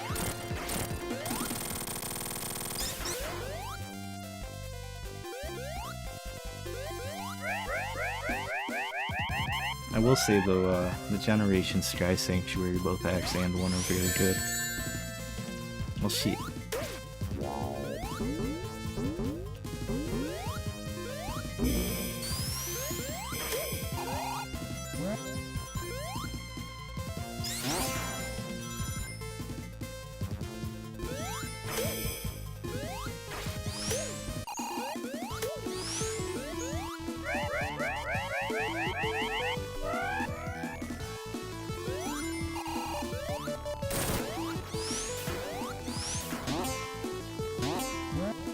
Puka Pika, what's your favorite song for the deaf?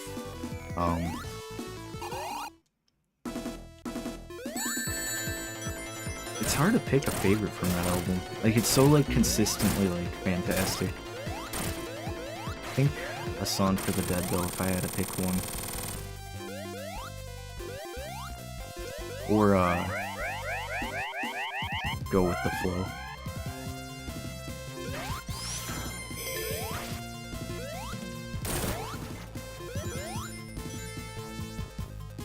Percival, growing up I barely knew anything about Sonic CD, so this was Metal Sonic to me. I always knew about Metal Sonic from Sonic Mega Collection. It had the Sonic Boom, or the Sonic CD, like intro and outro clips in that game as like the extras. I would just watch those over and over again and like think about how cool the Sonic and like Metal Sonic race was.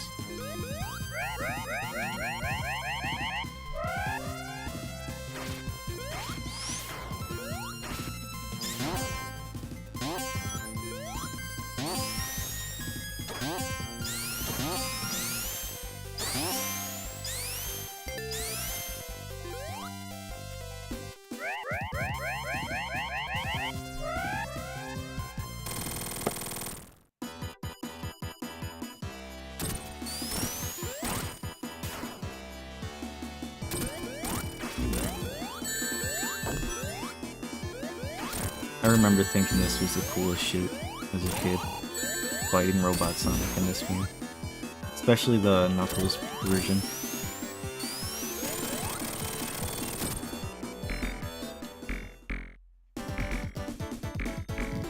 I really like that sound it makes too. Percival, you thought they were the same. Just like two Sonics racing each other. Two identical Sonics. Or like the same as the Mecha Sonic.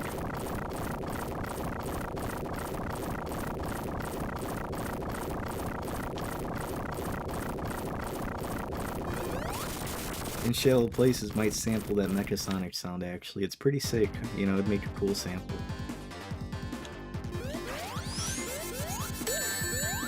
Percival, it's kind of funny they made multiple Metal Sonics, but they only care about one. I mean, I will say, like, the CD Metal Sonic definitely gets used the most, but, they did end up making, Mecha Sonic, pretty prominent enemy in, Heroes, the 3 Knuckles Mecha Sonic.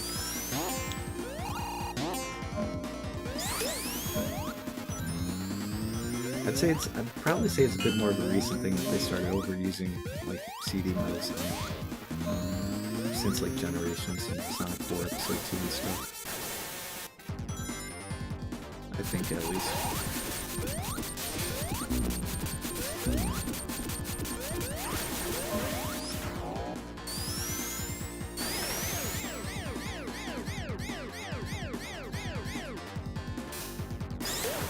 I love this level. Such like just a cool final level of like the gravity gimmicks and especially the song.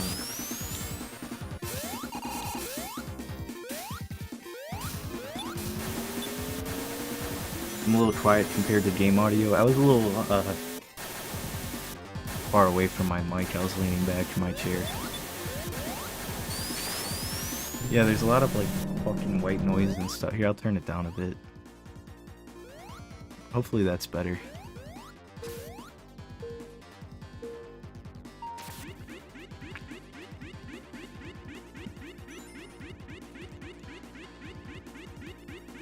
I don't know if you guys heard what I said, because I'm trying to remember what I said and I completely forgot it.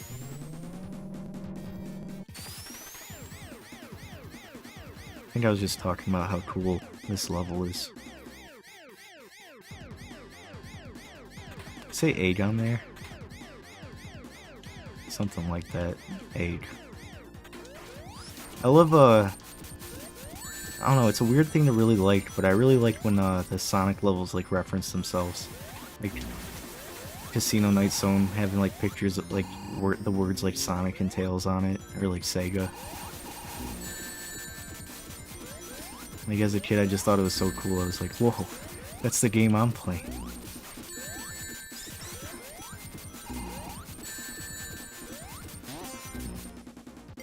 Had no clue there were springs down there.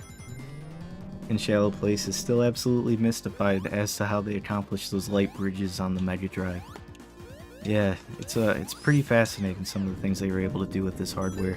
Like, I know the creator of 3D Blast, his name slips me at the moment, but he has like some really interesting videos talking about how he was able to, you know, do some things for 3D Blast on the Genesis and some of the Sega Saturn Sonic games he's worked on.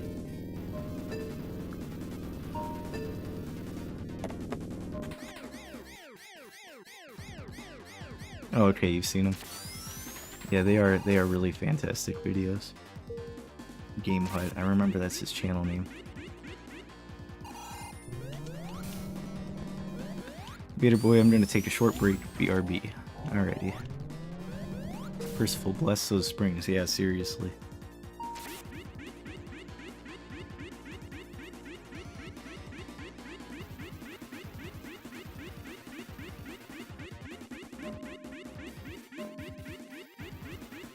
I love this thing. It is kind of just like a gimmick that you have to wait for, but I don't know, I just love seeing that thing.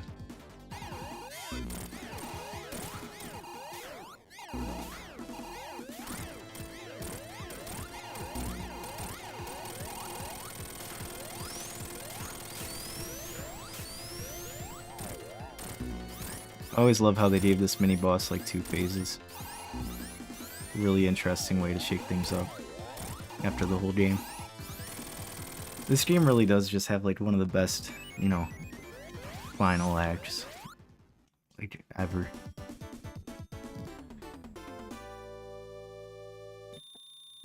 Like everything from Lava Reef onwards is just so fucking cool.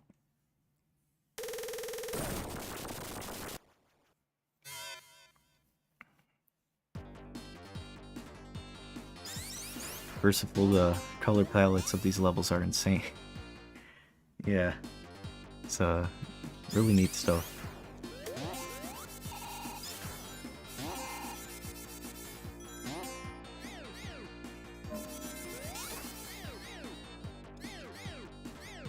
Is Amy playable in Origins? I haven't touched it in a while. She is, but you have to get the Origins Plus DLC. I didn't buy that for like a year until like Ultrafix came out, and I still haven't touched Amy yet, so I don't know exactly how she plays, but I think it's cool that they added her.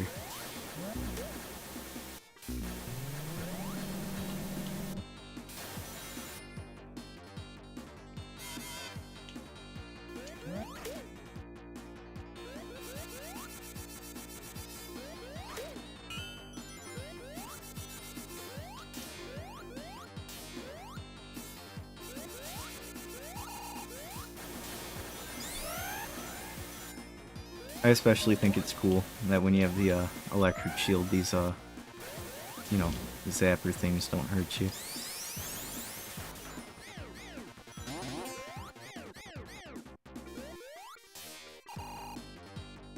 Kinda a hot topic, but what are your thoughts on the pricing on Sonic Racing Cross World? I think every single video game ever should be only $10, so I think it's kinda dumb.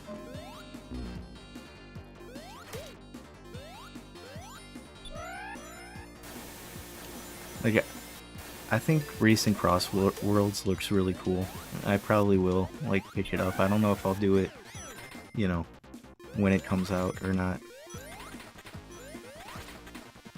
But, I don't know, it's disappointing that these games are like $90 nowadays, you know, $70, and then, like, all this, like, day one, you know, DLC and expansion packs and shit. In Shallow Places, I haven't actually looked at the pricing. I'm curious to see how much it is. Yeah, it's a little wacky. 128 New Zealand dollars. That's something. I was shocked to see, you know, how expensive some things are in New Zealand. I was talking to someone in the Radiohead Discord about I was trying to sell them on getting a Steam Deck, and you know, they were looking it up, and like they don't like sell the original LCD Steam Decks, like whatever the New Zealand store is, and like they only had like the cheapest option was like the 512 OLED. And it was like $1,200 or something ridiculous like that.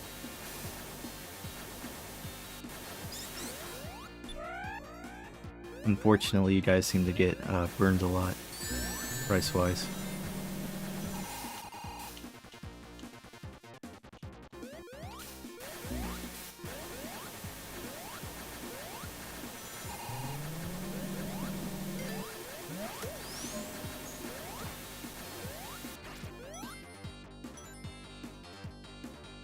Gabe Newell literally lives in New Zealand, doesn't he? Like, surely it's not that hard for them personally mad. We're a small country. In shallow places says. If that's the case, yeah, then he's really got to pick up the slack. I remember too, like when the Steam Deck first came out, there was like reports of like Gabe Newell like going up to like people's doorsteps and like hand delivering Steam Decks to them. So why doesn't he just do that where he lives, you know? Or at least sell them officially on Steam. Like, that's insane that they're not, you know, shipping out there.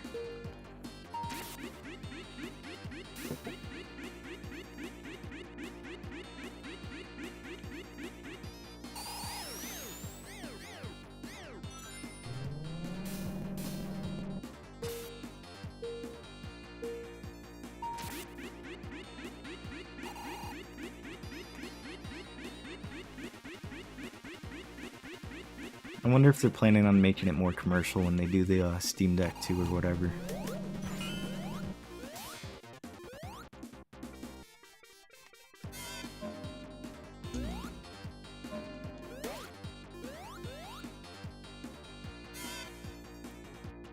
Well, that's cool. I don't know if I've noticed that before, but in the Origins version, they make Sonic duck when he goes in those things.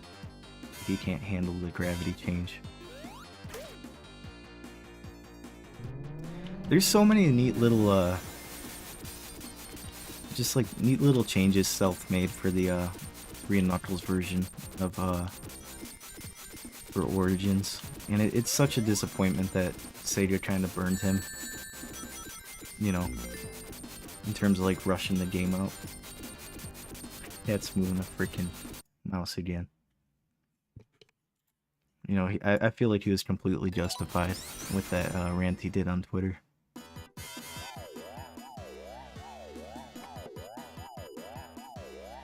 I really like this boss too, I don't know why.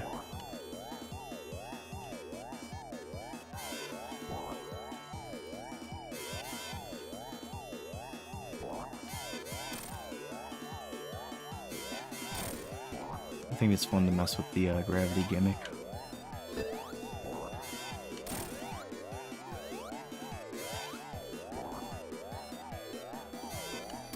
Even if it is like mostly just a matter of just walking back and forth.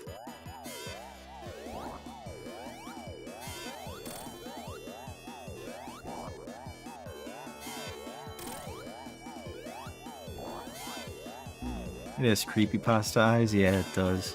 I'm surprised it doesn't start spitting out like hyper-realistic blood. It's gonna flash the screen and say, "I am God."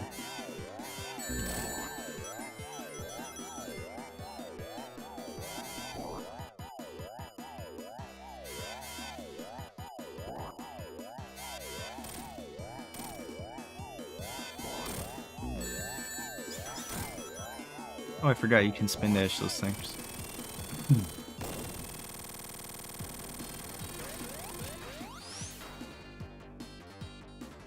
Pill.exe genuinely spooks me. Yeah, it is a really creepy song.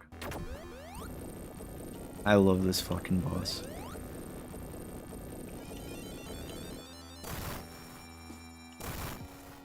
I'm gonna turn it up a bit.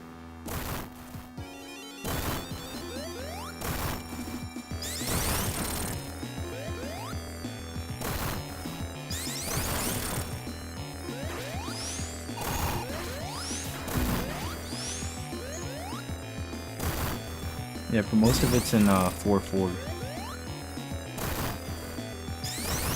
And then this part it like switches at this part.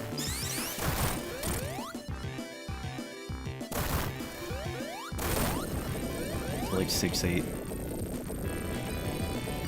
And the fucking like melody in the background here. Dude, the music. I don't even care that he's like shooting out like fire boogers. It's so... It still makes you feel so hyped.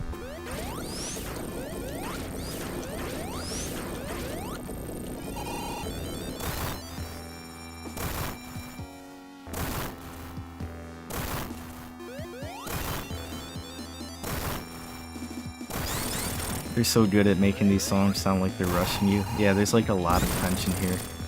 A lot of tension and like reprieve, like it.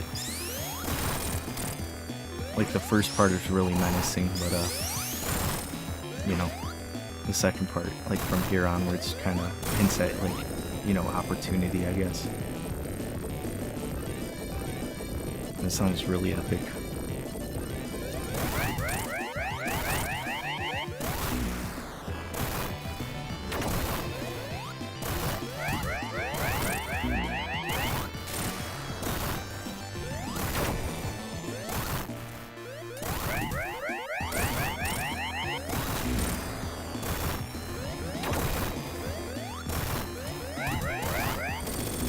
And this part always trips me up because the falling platforms, I always end up like bouncing off them when I hit Eggman the last time and they stop.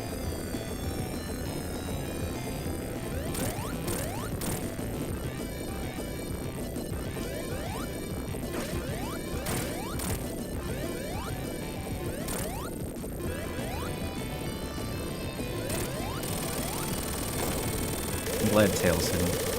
Now it's time for like the coolest final boss ever.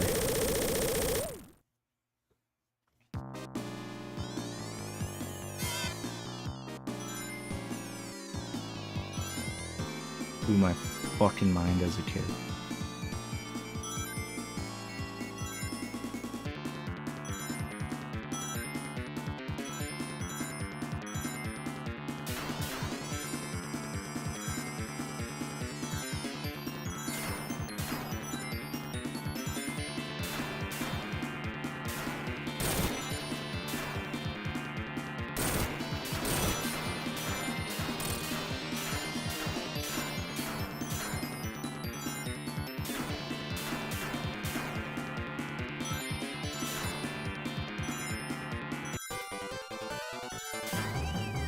Well, the one-up jingle kind of ruined the mood a little bit, but it's hype as fuck.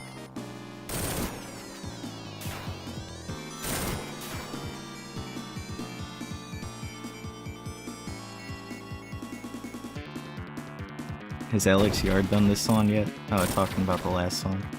I don't think he has, or at least I don't remember watching him make a video if he did. But it'd be really cool to hear him talk about it. I really like his videos.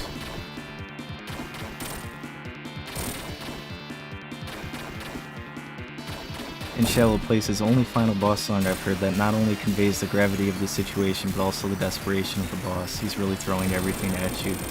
Yeah, it seriously is just like... It's like, thematic, you know? It's fucking awesome for that.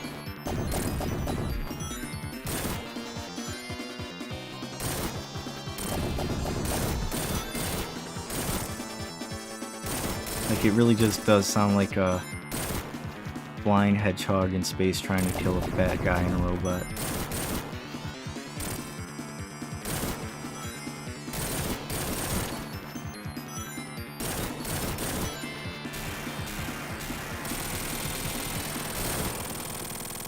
God, it's so fucking cool. First of all, desperation is a perfect word. Yeah, it is, in Shallow Places.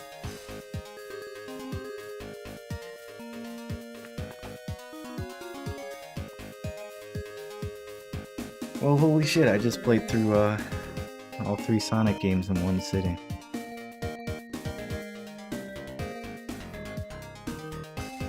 It is kind of unfortunate that they don't use the original Sonic 3 credits here. It's literally just Strangers in Moscow by Michael Jackson.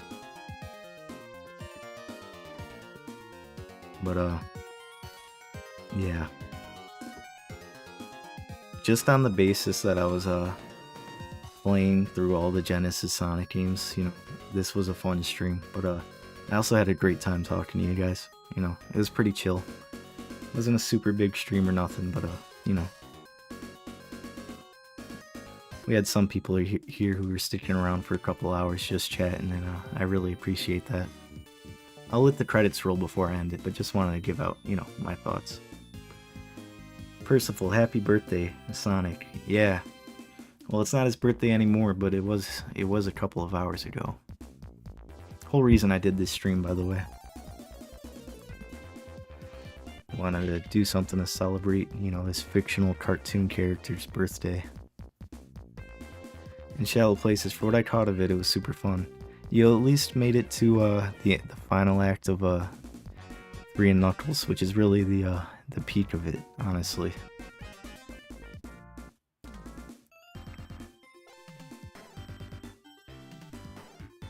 This probably is like just my favorite game of all time, 3&Knuckles. I don't know, just playing through it, and that whole like final section is just so, everything about it's just like perfect to me.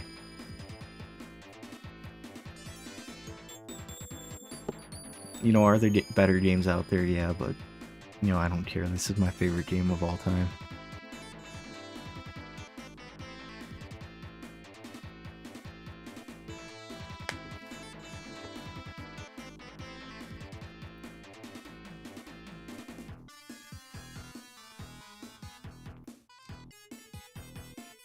Yeah, Percival, it has been fun. Glad you guys enjoyed the stream. Oh, it's funny, they still credit Brad Buxer in it, and the musicians.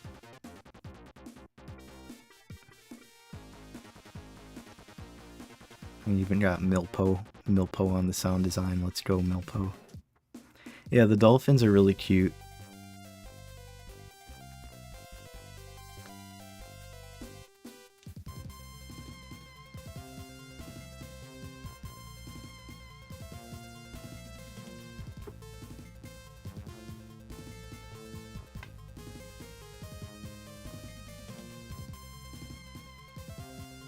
Oh man.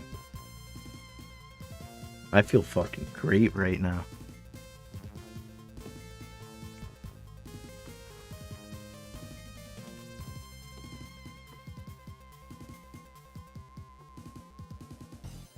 Just like, what a satisfying game.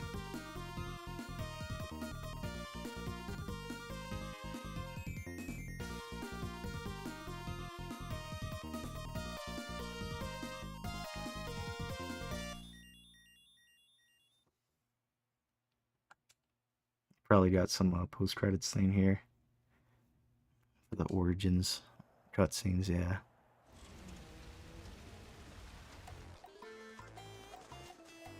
I thought these were super cool. These little cutscenes they made for Origins.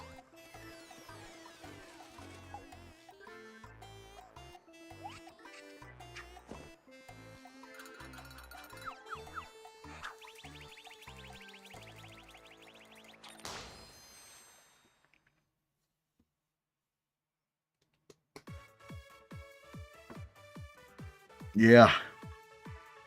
Shout out to everybody who stuck around for the stream. It was fun. First of all, these cutscene animations are the best. Yeah, they're really good. I love the the Mania and Origins cutscenes. But I'm probably gonna call it here, guys. Thanks again for watching the stream and hanging out. It was fun chatting with everybody. And I just want to give one more reminder too. I got it in the pinned comment, but I made a Twitch channel, and going forward, I want to try to stick to live streaming through Twitch, just so we could do more music streams without worrying about YouTube, taking it down. Because as fun as gaming is, I feel like I generally enjoy like listening to music and talking to chat more, just hanging out. So hopefully on Twitch I'll be able to do that. But I plan on playing through Kid Amnesia Exhibition soon because I'm gonna make a video on it soon, and I want to try to like refamiliarize myself with it. So yeah, I'll be streaming that on Twitch, and hopefully it's a good time. I'll try to make an announcement too, and hopefully we'll get like a you know, bunch of people hanging out, you know, just talking about Radiohead and chilling. Hopefully it's a fun time. You know, in Shallow Places, thank you for doing the stream. Percival, thank you. SJESF, thank you. Puka, you guys are welcome. You know, thank you for watching. You know, I'm really appreciative of that. And you know, Vader Boy, I don't know if you're still around or if you're still BRBing, but you know, thank you too for sticking around for the stream. And yeah, with that, I'm gonna call it. So you know, hope everyone has a good night, and see ya.